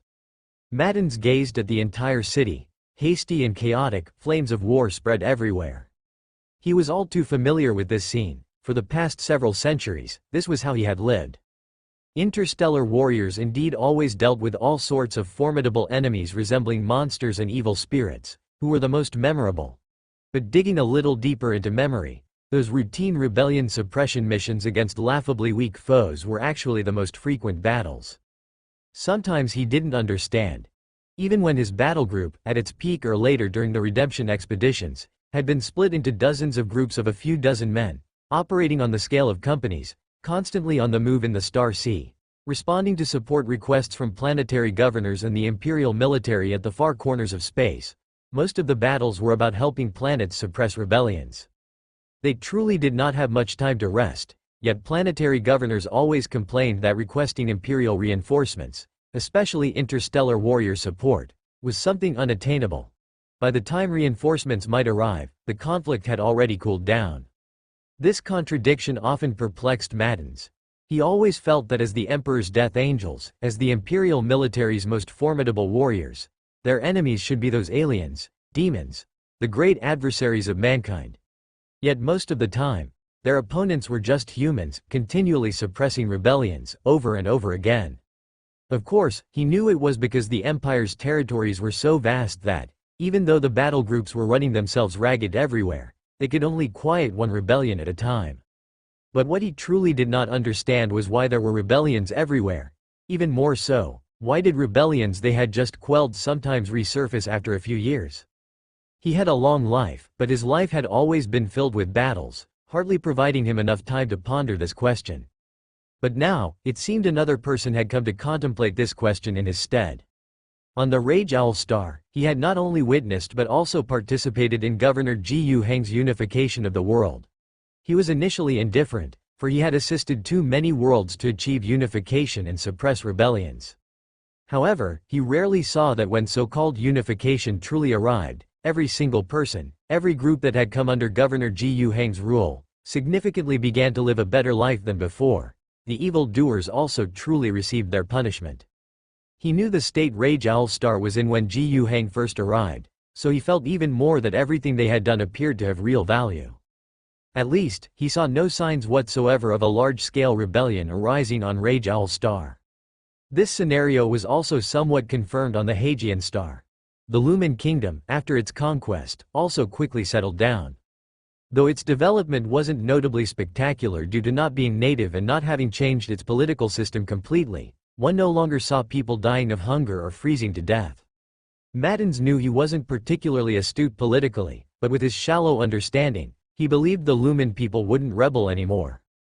The governor he had sworn allegiance to seemed to have a more comprehensive thought process and an exact method to why people rebel, and how to eradicate rebellions compared to himself, a warrior who only knew how to fight.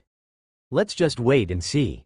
He had to admit that after he had sworn allegiance to Gu Heng, although the battle group was flourishing and showing signs of revival, there was a sense of shame in his heart that, I once pledged loyalty to grand causes like the Emperor, the Empire, and humanity. But now it has become loyalty to one person, how shameful.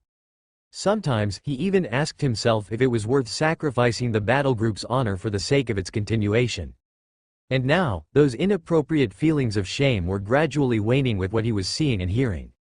Then let me wait and see, he said softly, hoisted his gun, and advanced toward the battlefield before him.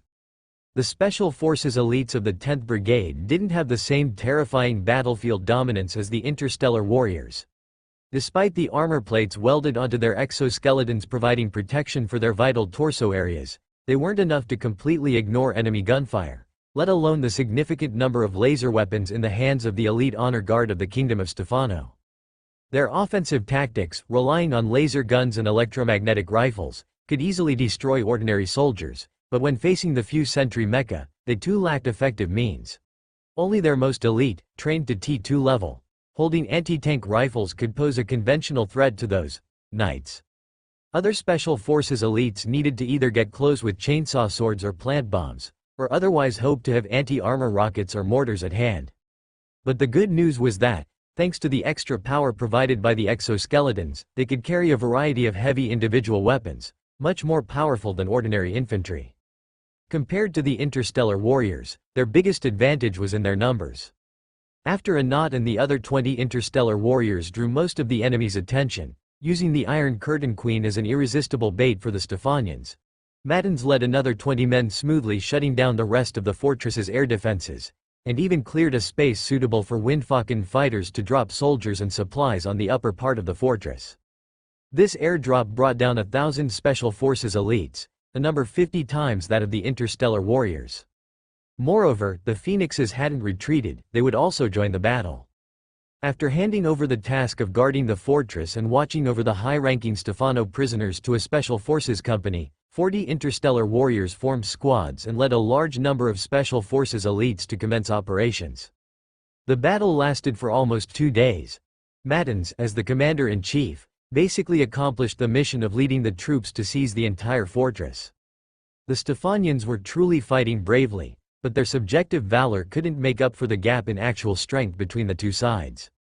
Not to mention, could it be that these elite warriors of the Alliance were weak in their combat will? Impossible. And indeed, it was because of their relentless fighting will, enduring heavy casualties, accepting seemingly suicidal missions, that they died so quickly. The Stephanian honor guard was almost completely annihilated. 50 sentry mecha and over 8,000 elite soldiers, virtually the kingdom's most elite force. The Iron Curtain Queen saw all this with her own eyes, her heart bleeding. No one knew better than her how much effort she spent over the years of her reign to build such an honor guard. Their existence was not merely to defend the fortress, she had larger ambitions, and this honor guard was the backbone of her future plans. But now, all was lost. Was she a feudal monarch? No. But when her enemies were extraterrestrial visitors, the unbeatable interstellar warriors and the Alliance army, she, bound by her own limitations, found herself utterly powerless. After the most elite honor guard of the kingdom of Stefano was decimated, the battle temporarily subsided. The forces of the Alliance held their position within the fortress, with no immediate intentions of advancing outward. Despite 3 more waves of Wind Falcons bringing 1,000 more Special Forces elites, along with a battalion and an artillery company from the 31st Airborne Division, boosting the Alliance's total military presence to around 4,000, Mattins, as the commanding general, did not deploy troops beyond the fortress. Inside this capital city, there were still 200,000 Stephanian soldiers. These royal forces were far from as powerful as the decimated honor guard, but they were still numerous and possessed over 100 sentry mecha, as well as 2 Night Titans. Yet this main force of 200,000 didn't launch another massive assault on the fortress. It wasn't that they had some other purpose in mind, mainly, they were shell-shocked. Nearly all the kingdom's high command had been captured. Many honor guard officers had died in the previous 2 days of battle. Among the survivors, it was difficult to find a suitable candidate to lead the troops. They even summoned a retired general back to service.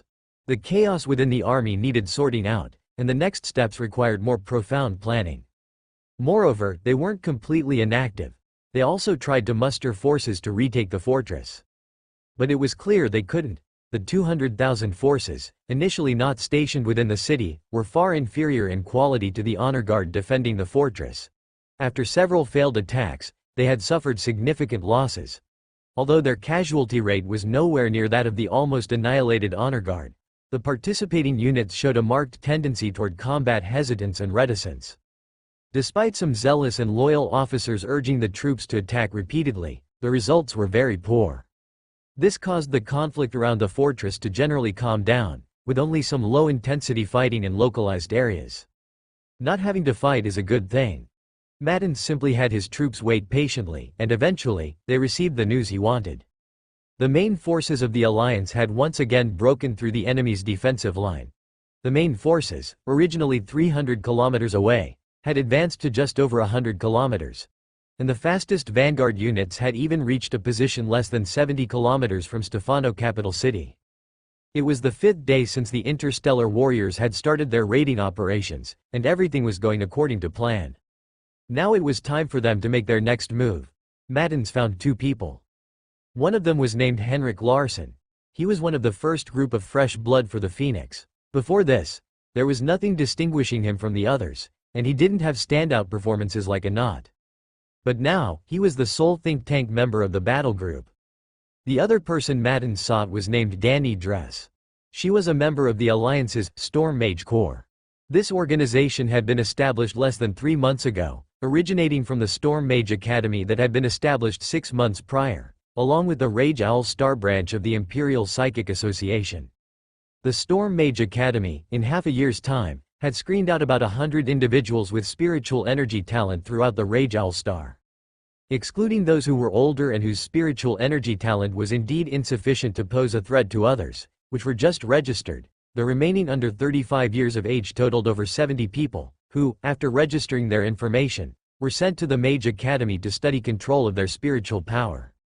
Out of them, 50 had already graduated. While being members of the psychic associations, they were also all seconded by the Alliance government to form the Storm Mage Corps. At this moment, half of the Storm Mage Corps was here.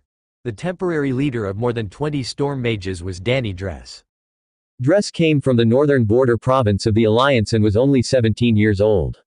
She started displaying superpowers the year before last, like making a pen disappear into thin air and reappear several meters away. She couldn't control this power herself. When she was intensely emotional or feeling particularly bad, her power would release, and everything around her could possibly teleport spontaneously. Her parents, though only poorly paid miners, loved their daughter enough. They hid Dress's talent well, didn't tell anyone, and asked Dress to control herself as much as possible. However, before the Alliance took control of the North Territory, the influence of the primordial Wrath Owl sect was too great there. They were also quite inclined to collect these individuals with spiritual energy talent. Under their special training, those who already had spiritual energy talent and then were infused with dark magic through secret rituals would obtain even more powerful abilities. Some of the high priests with great power in their sect had come into being this way. In the end, Dress was still captured by them. The cultists killed her parents before her eyes and took her away.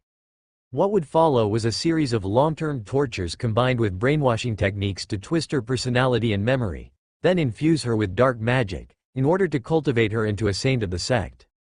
But fortunately, just as these methods had barely begun and hadn't yet caused irreversible severe damage to Dress, the Alliance completely destroyed the cult, and Dress was saved. What could the rescued Dress do to face the life that had actually been shattered? What else could be done but live on? She accepted the arrangement of the Alliance, received about half a year of basic education, then entered a mechanical factory in the North Territory to do logistics service. Subsequently, she was notified by the newly established Psychic Cultivators Association staff, who told her she had spiritual energy talent and had her register. At that time, her mood was very heavy, very afraid. The greatest disaster of her life originated from this. Wouldn't being discovered by the Alliance government scare her? After being rescued, she had been very careful in hiding her special abilities, especially as she grew older. She had learned to control her superpowers better. Although she didn't know how to use them actively, she could at least try to prevent them from appearing when she didn't want them to. So, she was very puzzled. How did the Alliance find out about this? With fear and some despair in her heart, she entered the Mage Academy. But the life here was totally different from what she had imagined and what she had experienced before. She moved into a bright room, could eat her fill, dress warmly, made some friends who were quite similar to herself, received a good education, and even had counselors paying attention to their inner feelings and psychological health issues. What she needed to do was only to study various theories and learn how to control her special powers. Then, one day, suddenly, she felt enlightened and had thoroughly mastered the power. Although there was still a large body of theoretical knowledge she hadn't finished learning, she was already able to use her power as she wished. After that, she joined the Storm Mage Corps. It could be said to be voluntary because she didn't know where else she could go, and her classmates had also chosen to join. The pleasant life over the past few months had let her let down her guard, convinced that serving the Alliance wasn't a bad thing and could even enhance her rank. After entering the Mage Corps, she took on some tasks, such as helping in the factory with some special work, like sending a certain part into a sealed container, using spatial cutting abilities, helping to cut through some tough materials. Not busy, let alone painful. Her life was on the right track. In contrast to those small, unimportant tasks, her very first significant action turned out to be crossing the stars to another world, joining the interstellar warriors to fight side by side in a war. To be honest, she was still quite nervous. But in this battle, she, along with her colleagues who had come with her, didn't need to personally engage in frontline combat. The fighting was the warriors' responsibility, while she and her colleagues had another more important task. And now, Commander Mattins, as the Supreme Commander, once again issued her an order, asking her and the think tank member Larson of the battle group to repeat the process. "My men are ready. Now, I need you to join forces again to initiate a psychic teleportation, sending my team to the heart of the enemy. No problem, we have all recovered and can perform a psychic teleportation again. Just like last time, we can teleport 50 people at a time. Excellent, proceed, then. You have 4 hours to prepare. That's more than enough, Dress stated confidently. She began to work with Henrik Larsson on how they would actually operate the task ahead. Psychic teleportation was a powerful thing, but it wasn't something that happened just by wishing for it. They needed to study the psychic and environmental conditions here and at the target location to ensure the teleportation wasn't interfered with and that the deviation wasn't too great. Researching the departure location was certainly easy, but studying the target location was quite inconvenient. If it were easily reachable, then what was the need for the complex teleportation tactics? All they could do was to use psychic vision and psionic perception to sense as much as possible. However, overall, the problem wasn't too big, mainly because the target location wasn't far, probably about 30 kilometers away, visible with a telescope from a high vantage point. They were prepared rather quickly. At the departure location, on a large open-air platform, a deep blue psychic circle was already drawn. Dress, along with more than 20 psychics, stood around it. A series of thud, thud, thud footsteps sounded as 40 interstellar warriors marched in step. This was the second time Dress had seen the Phoenix's angels come marching in formation, armed with firearms and wearing blades. But the shock she felt was no different from the first time. The Phoenix warriors clad in heavy armor truly resembled red giants. Each of their tall and imposing figures conveyed their iron-willed determination to the surrounding people. Their coordinated actions combined the majesty of each individual warrior into an even more tumultuous and surging display of their murderous intent. Dress found herself involuntarily holding her breath until she was almost gasping for air, at which point she suddenly inhaled deeply. The oppressive feeling was overwhelmingly shocking. Focus a bit more. A gentle voice came from beside her. Dress turned her head and saw another red-armored warrior.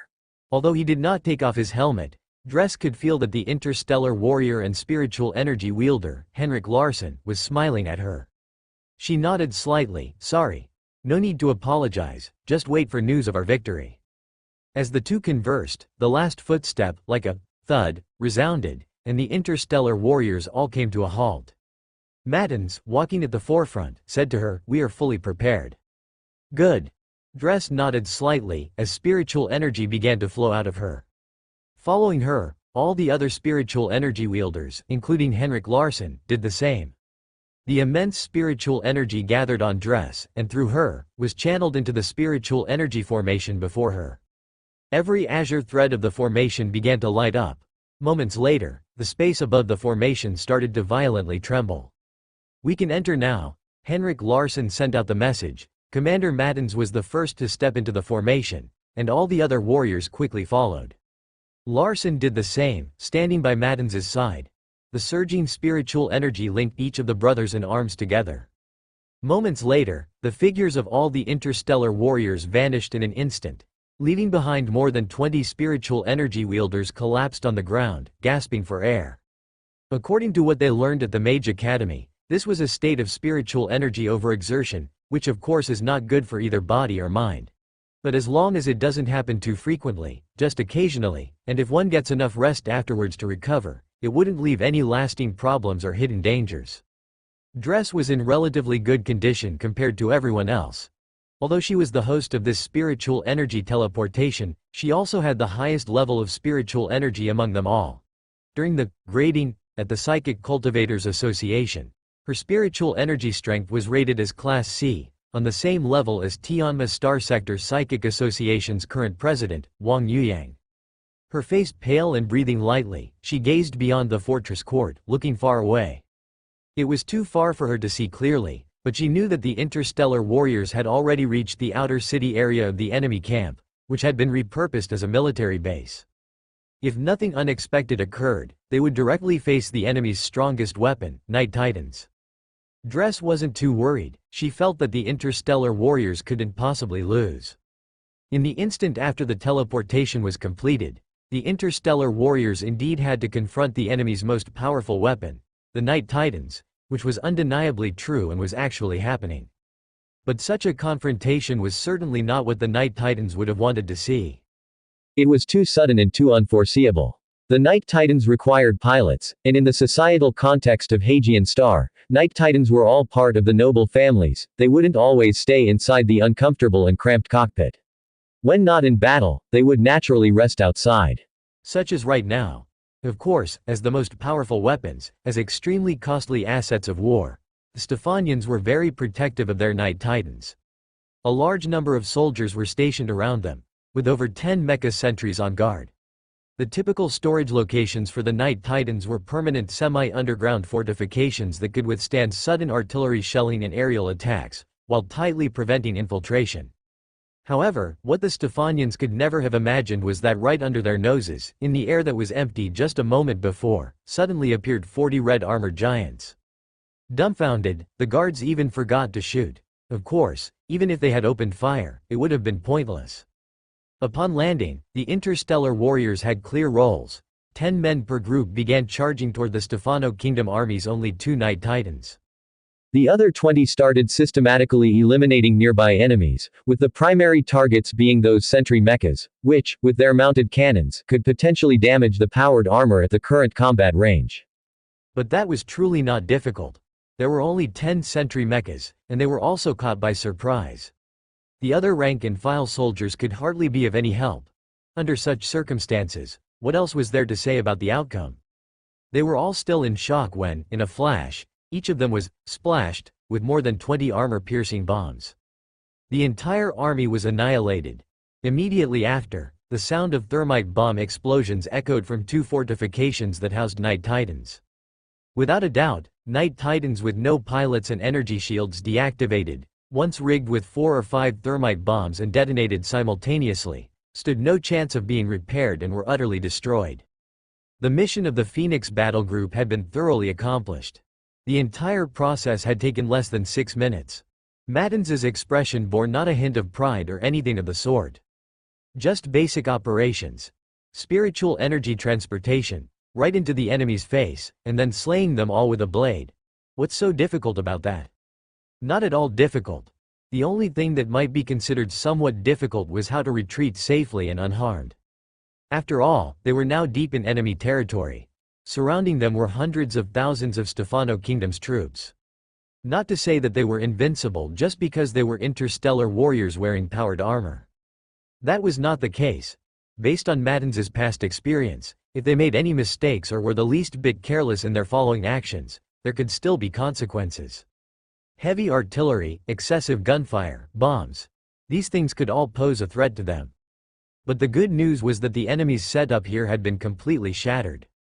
In the face of the sudden, monstrous losses, and with the Night Titans destroyed, the ordinary soldiers had no will to fight amidst the chaos. They retreated without much resistance and headed along the pre-planned route toward the palace fortress's defensive lines. After covering more than 20 kilometers, passing through the outer city district, they had successfully escaped danger. Prior to this, they had a thorough plan. The routes chosen were designed to progress through narrow areas that were not conducive to the use of heavy firepower. Moreover, their enemies were obviously unprepared for an attack from the rear. Lacking both checkpoints and the will to fight, they crumbled easily upon being struck. In the outer city district, the interstellar warriors moved as if strolling leisurely in a garden, facing almost no effective resistance. Additionally, they had an extra gain. During the retreat, one of the squads discovered an unusual military deployment around a building, suggesting the presence of a high-ranking figure. That building was on their evacuation route. Since it was on their way, they attempted to attack the location. The attack was, of course, successful, and as a result, they found the enemy's command center in there. A veteran general took the lead, and many officers of the Stephano Kingdom army were trapped inside. Several sentry mechas guarded them closely, covering as they boarded several military vehicles in an attempt to leave. But the bomb guns blew up all those vehicles. The enemy forces were thrown into sudden chaos, while the interstellar warriors did not linger and effortlessly left the scene. The actions of the interstellar warriors were not isolated. 2 hours before their spiritual energy teleportation, the Alliance army, occupying the central palace, had begun a multi-point, comprehensive, heavy firepower assault on the exterior at Mattins's instigation. The main objective wasn't to seize any vital targets but to draw the enemy's attention and create opportunities for the interstellar warriors. At the same time, an entire battalion of special forces advanced outward along the route of the Interstellar Warriors' retreat to provide support for the Phoenix Warriors. Although without these preparations, the Phoenixes would certainly still be able to successfully withdraw, yet when making the plan, one must always be prepared for the unexpected.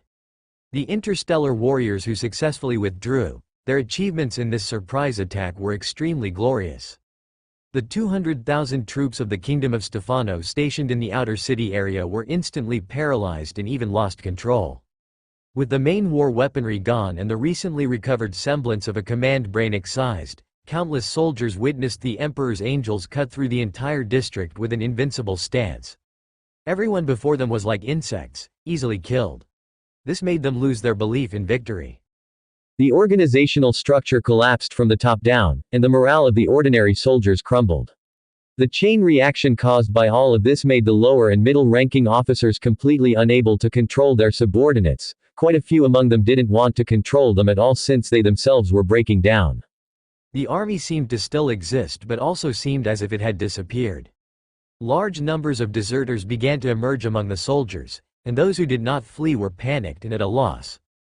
Moreover, many vicious incidents began to occur in the city, with soldiers starting to rob residents, committing murder and arson. But all this came to a halt the next day. The main forces of the Alliance came. Belonging to the Alliance Central Corps, the 13th Armored Brigade and the 60th Armored Brigade converged and advanced in unison. Although there were only about 20,000 of them, when 200 self-propelled guns broke the main gates of Stefano and then thousands of armored vehicles, and over 100 Lion tanks, marched into the city in an imposing procession. When the Special Forces elites within the Central Palace District, the soldiers of the 31st Airborne Division, began to cut through from the palace, coordinating with the external armored forces to pinch and strike at those Stefano soldiers. All resistance henceforth crumbled. The Alliance's army, without dispute, gained control of the entire city. And after a brief consultation, the political commissars of the two armored brigades implemented a series of post-war policies.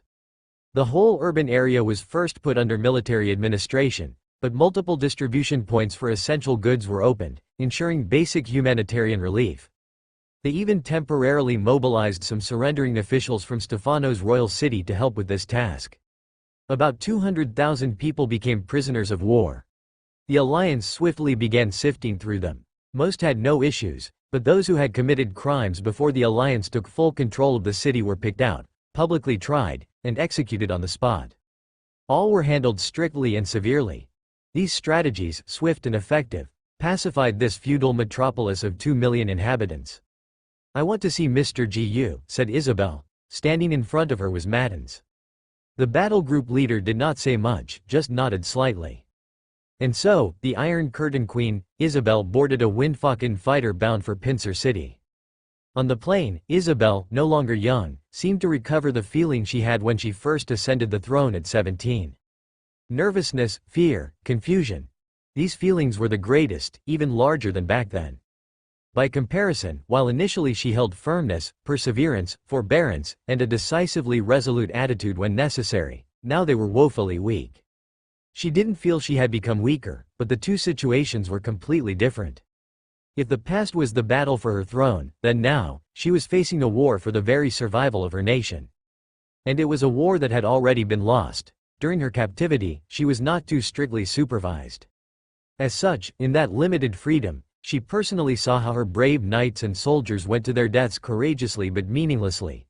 She also witnessed how the 20,000-strong forces outside the city, on whom she had pinned great hopes and who, in her previous fantasies, could at least hold off the Alliance army for over a month with a solid royal city, completely collapsed within a mere 2 or 3 days. Even though the Kingdom of Stefano still had 1 million men in its remaining territories, what was the point now? She had fully realized that in this war that was deciding the kingdom's fate, they had already lost in reality. Stefano had fallen. But she was Stefano's queen, and she still had to make one last effort for the survival of the Kingdom of Stefano. Isabel, in her youth, was renowned for her beauty, and now at 35, her youthful glow had faded, yet years as a queen had graced her with a different kind of allure. The sense of naivety had withdrawn, replaced by a majestic demeanor and a sovereign's authority, all of which were reflected in her. She donned her most exquisite, most ceremonious garments and put on her crown, just as she had for every grand ceremony in the kingdom, dressed to the nines. She walked leisurely through the foreign halls of Pincer City's palace, her head high and her chest out, overflowing with the aura of a queen. Seeing her in this state, many servants within the Pincer Palace couldn't help but gather and whisper among themselves. After their initial amazement at her presence, their thoughts surprisingly converged. Does this dethroned monarch really consider this place her court? Ha, how ridiculous. Mr. Gu will teach her a profound lesson. The servants spoke in hushed tones. They were but ordinary people, instinctively cautious not to offend, even in the face of a fallen queen. Someone they could only look up to, even though her death seemed imminent. They could chat among themselves in secret, but they surely wouldn't dare to be overheard. But even if Isabel hadn't heard their whispers, she knew what those gossips were saying. It didn't matter. In a way, they hadn't exactly spoken untruths. Isabel's demeanor was indeed an invitation for Gu Hang to teach her a lesson. The prouder she acted as a queen now, the louder it would resound when she later lay prostrate before Gu Hang, her pride, dignity, and prestige all shattered. Once she loathed these things, but now she had to pick up what she despised, to use as her final weapon. She was led by a walking server to a small side hall. The wooden door opened to reveal a bright, albeit small, office ahead of her. Sunlight spilled in through the window onto a rather young and handsome man, seated behind a wooden desk, scribbling something. He looked up, glanced at the Iron Curtain Queen, and his eyes flickered ever so slightly. Indeed, her appearance had taken him aback. Such elegance was indeed rare to see. In the Alliance, such displays were not in fashion. All were dressed modestly from top to bottom. Even in significant ceremonies, they would merely dress a bit more formally. In Corellia III, clothing was indeed more exquisite, but styled more modern, even post-modern to Gu Hang's view, which he found somewhat abstract.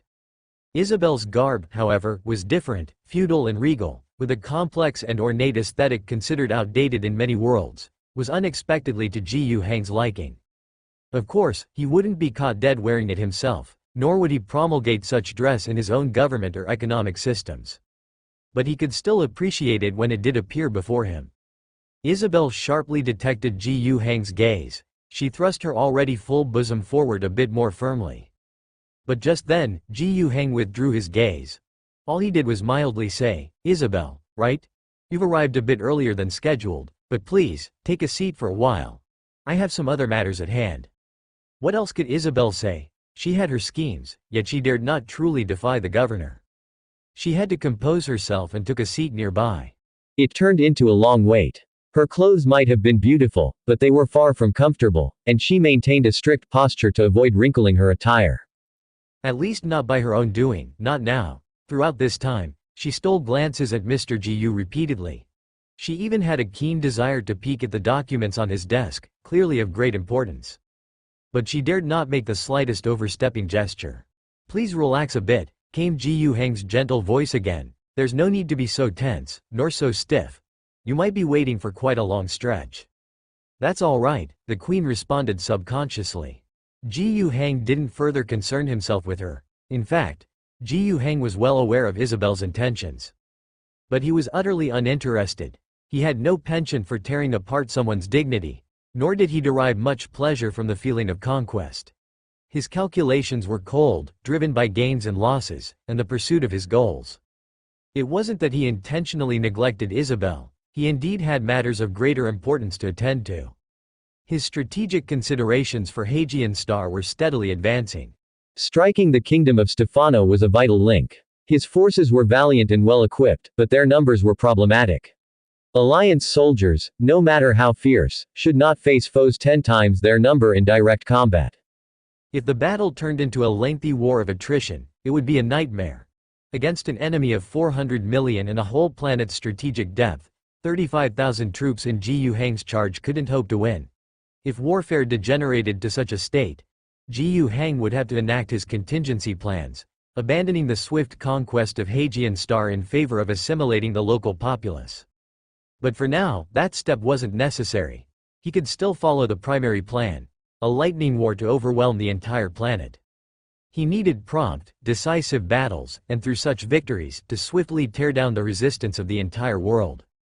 The offensive against the kingdom of Stefano was an action guided by this thought. The conventional troops adopted blitzkrieg tactics, concentrating firepower and continually puncturing the enemy's line of defense with each armored brigade as the spearhead of their assault. The main force followed suit, and then another breakthrough would form. Whenever there was a chance, they would encircle and annihilate the enemy. If not, they would aim for a comprehensive rout, always prioritizing speed and marching towards the royal city. As the main force progressed to a certain extent, Ji Hang also played his trump card. His Storm Mage Corps, less than greater than according to the general experience of the Imperial Psychic Association, they could, on average, discover one individual with spiritual energy talent among every 10 million people. But this was not the limit. Based on the judgment of the Psychic Cultivators Association, they believed that one person with genuine spiritual energy talent would be born per million people in a normal world. However, due to various reasons such as the local government policies, customs, traditions, and many empire worlds having the custom of witch hunting, this has led to the execution of many individuals with spiritual energy talent as soon as they showed any signs of it. In addition, because of these issues, many individuals with spiritual energy talent also attempt to conceal their uniqueness.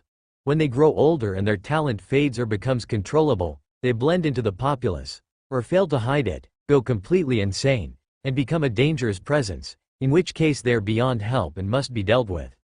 Even in places without such customs or traditions, identifying individuals with spiritual energy talent among ordinary people is difficult. The flow of information is a big issue. Without a developed media industry, spreading anything across a crowd of 1 million becomes exceedingly tough. It's not possible for the Psychic Cultivators Association to find them like searching for a needle in a haystack. Especially for those with mediocre talent, who show no special traits other than occasionally experiencing unique hallucinations, they are even harder to find. And even when they are found, the Psychic Cultivators Association sometimes faces competition. For instance, the tribunal is quite fond of snatching away the talented individuals. A significant number of tribunal members adamantly believe that spiritual energy users pose a great danger. Paradoxically, they also like to capture some and train them into witch hunters and judges. All these reasons combined make the theoretical situation of one spiritual energy gifted individual per million turn into the actual situation of the Psychic Cultivators Association finding only one potential individual per 10 million. In reality, half of the spiritual energy users trained by the Psychic Cultivators Association are sourced from the search for individuals with spiritual energy talent, and the other half are artificially cultivated through certain extremely costly secret techniques. This approach is utterly cost-ineffective and can only be afforded by some elite individuals, mainly aimed at granting themselves or their relatives and descendants an extra bit of special power. As long as the elites are willing to pay, the Psychic Cultivators Association would provide the method and then recruit them. It's an opportunity to develop their membership and foster connections, so why not? The spiritual energy talent that Ji Hang's predecessor possessed came about in this way. Going by the standard ratio, the theoretical maximum for Rage Owl Star's population of 55 million would be finding only about 50 spiritual energy users. But obviously, this problem did not apply to Ji Hang. He hadn't even resorted to forcibly reforming people in the divine realm yet. By just exploiting the training functions provided by the army badge system and conducting selections among a large pool of candidates, he identified over 100 individuals, which was more than double the theoretical ratio. This could be attributed to two possible reasons. Firstly, the initial theoretical research of the Psychic Cultivators Association itself was not perfect, and this figure was a probability event of a large sample size. When applied to specific cases, every person could potentially manifest spiritual energy talent. Secondly, the unique environment of Rage Owl Star naturally thins the veil of reality, leading to a higher incidence of individuals with spiritual energy talent than normal. But all in all, this was a positive development. Ji Hang didn't choose to train all 100 individuals who possessed spiritual energy talent. Training a single spiritual energy user cost 100 points of grace. Training 100 would cost 10,000 points, which was too expensive. Although he had accrued 26,000 points over half a year due to Coralia's continuous warfare and monthly grace point rewards, Ji Hang was unwilling to spend them all at once. Excluding 20 or 30 individuals who were unsuitable due to age or physical issues, he only trained 50. Another 20 were placed in the Mage Academy to learn at their own pace, without hurry.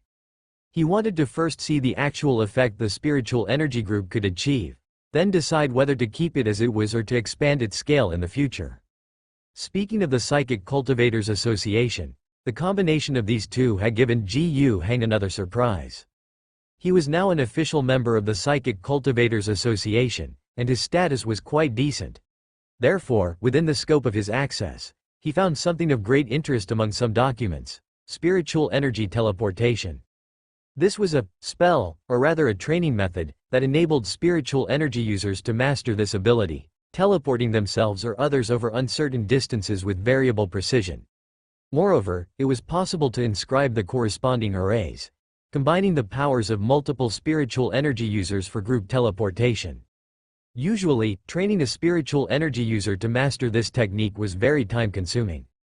But among the spiritual energy talents found on Rage Owl Star, there were two individuals with space-related spiritual energy talents. They naturally met the requirements for using this ability, and Gu Heng selected Danny Dress, the one with better talent. After completing the training, there were only 3 individuals who possessed C-level spiritual energy abilities, while all the rest were at D level, and Dress was one of them. The former was equivalent to the spiritual energy intensity Gu Heng had at level 3, while the latter only had the strength he possessed at level 1. Worth additional mention was that Gu Heng also found a person with spiritual energy talent within the Phoenix, namely Henrik Larsson. His talent was actually average, but becoming an interstellar warrior seemed to stimulate his talent, as if it made him one of the 3 who possessed C-level spiritual energy strength, and also enabled the Phoenix battle group to have the capacity to establish a think tank. Some starfighter battle groups have the position of think tank, representing the spiritual energy force within the group. Phoenix had it before, but it wasn't valued nor strong. Setting aside the think tank of a battle group with only 1 member for now, at least Gu Heng's Storm Mage Corps was thus established. And at the moment, using the spiritual energy teleportation array, they had a critical effect. The anti-air system of Stefano's royal city wasn't something Wind Falcon could directly break through, and airborne drops were unreliable, but teleportation posed no problem. Wind Falcon landed with them tens of kilometers outside Stefano's capital, and they approached the city on foot, followed by a teleportation spell that sent the interstellar warriors and spiritual energy users together into the fortress castle, after which the massacre began. The entire kingdom was decapitated, greatly advancing the progress of the war. Not only did the other kingdoms of the Hagian Star not react in time, but even the kingdom of Stefano itself was caught off guard. While the King's Council was still discussing how many reinforcements to assemble and the proportion of contributions from each family, when Stefano's own army of over 1 million had not completed their mobilization and assembly, the war was essentially over. The Alliance forces didn't attempt to occupy the entire territory of the Kingdom of Stefano. The area was too vast and populated, and the Alliance couldn't possibly disperse their precious forces. They merely spent about half a month striking in various places, wiping out several stubborn resistance forces. As long as they could leave the Kingdom of Stefano headless, that was enough. The Alliance didn't immediately pursue establishing a reliable control here, only needing to ensure that no other ruling powers existed in this place. This was actually hard to maintain for the long term, as something always fills a power vacuum. But temporary control was sufficient for now. As for the remaining million-strong army of the Kingdom of Stefano, it had already collapsed.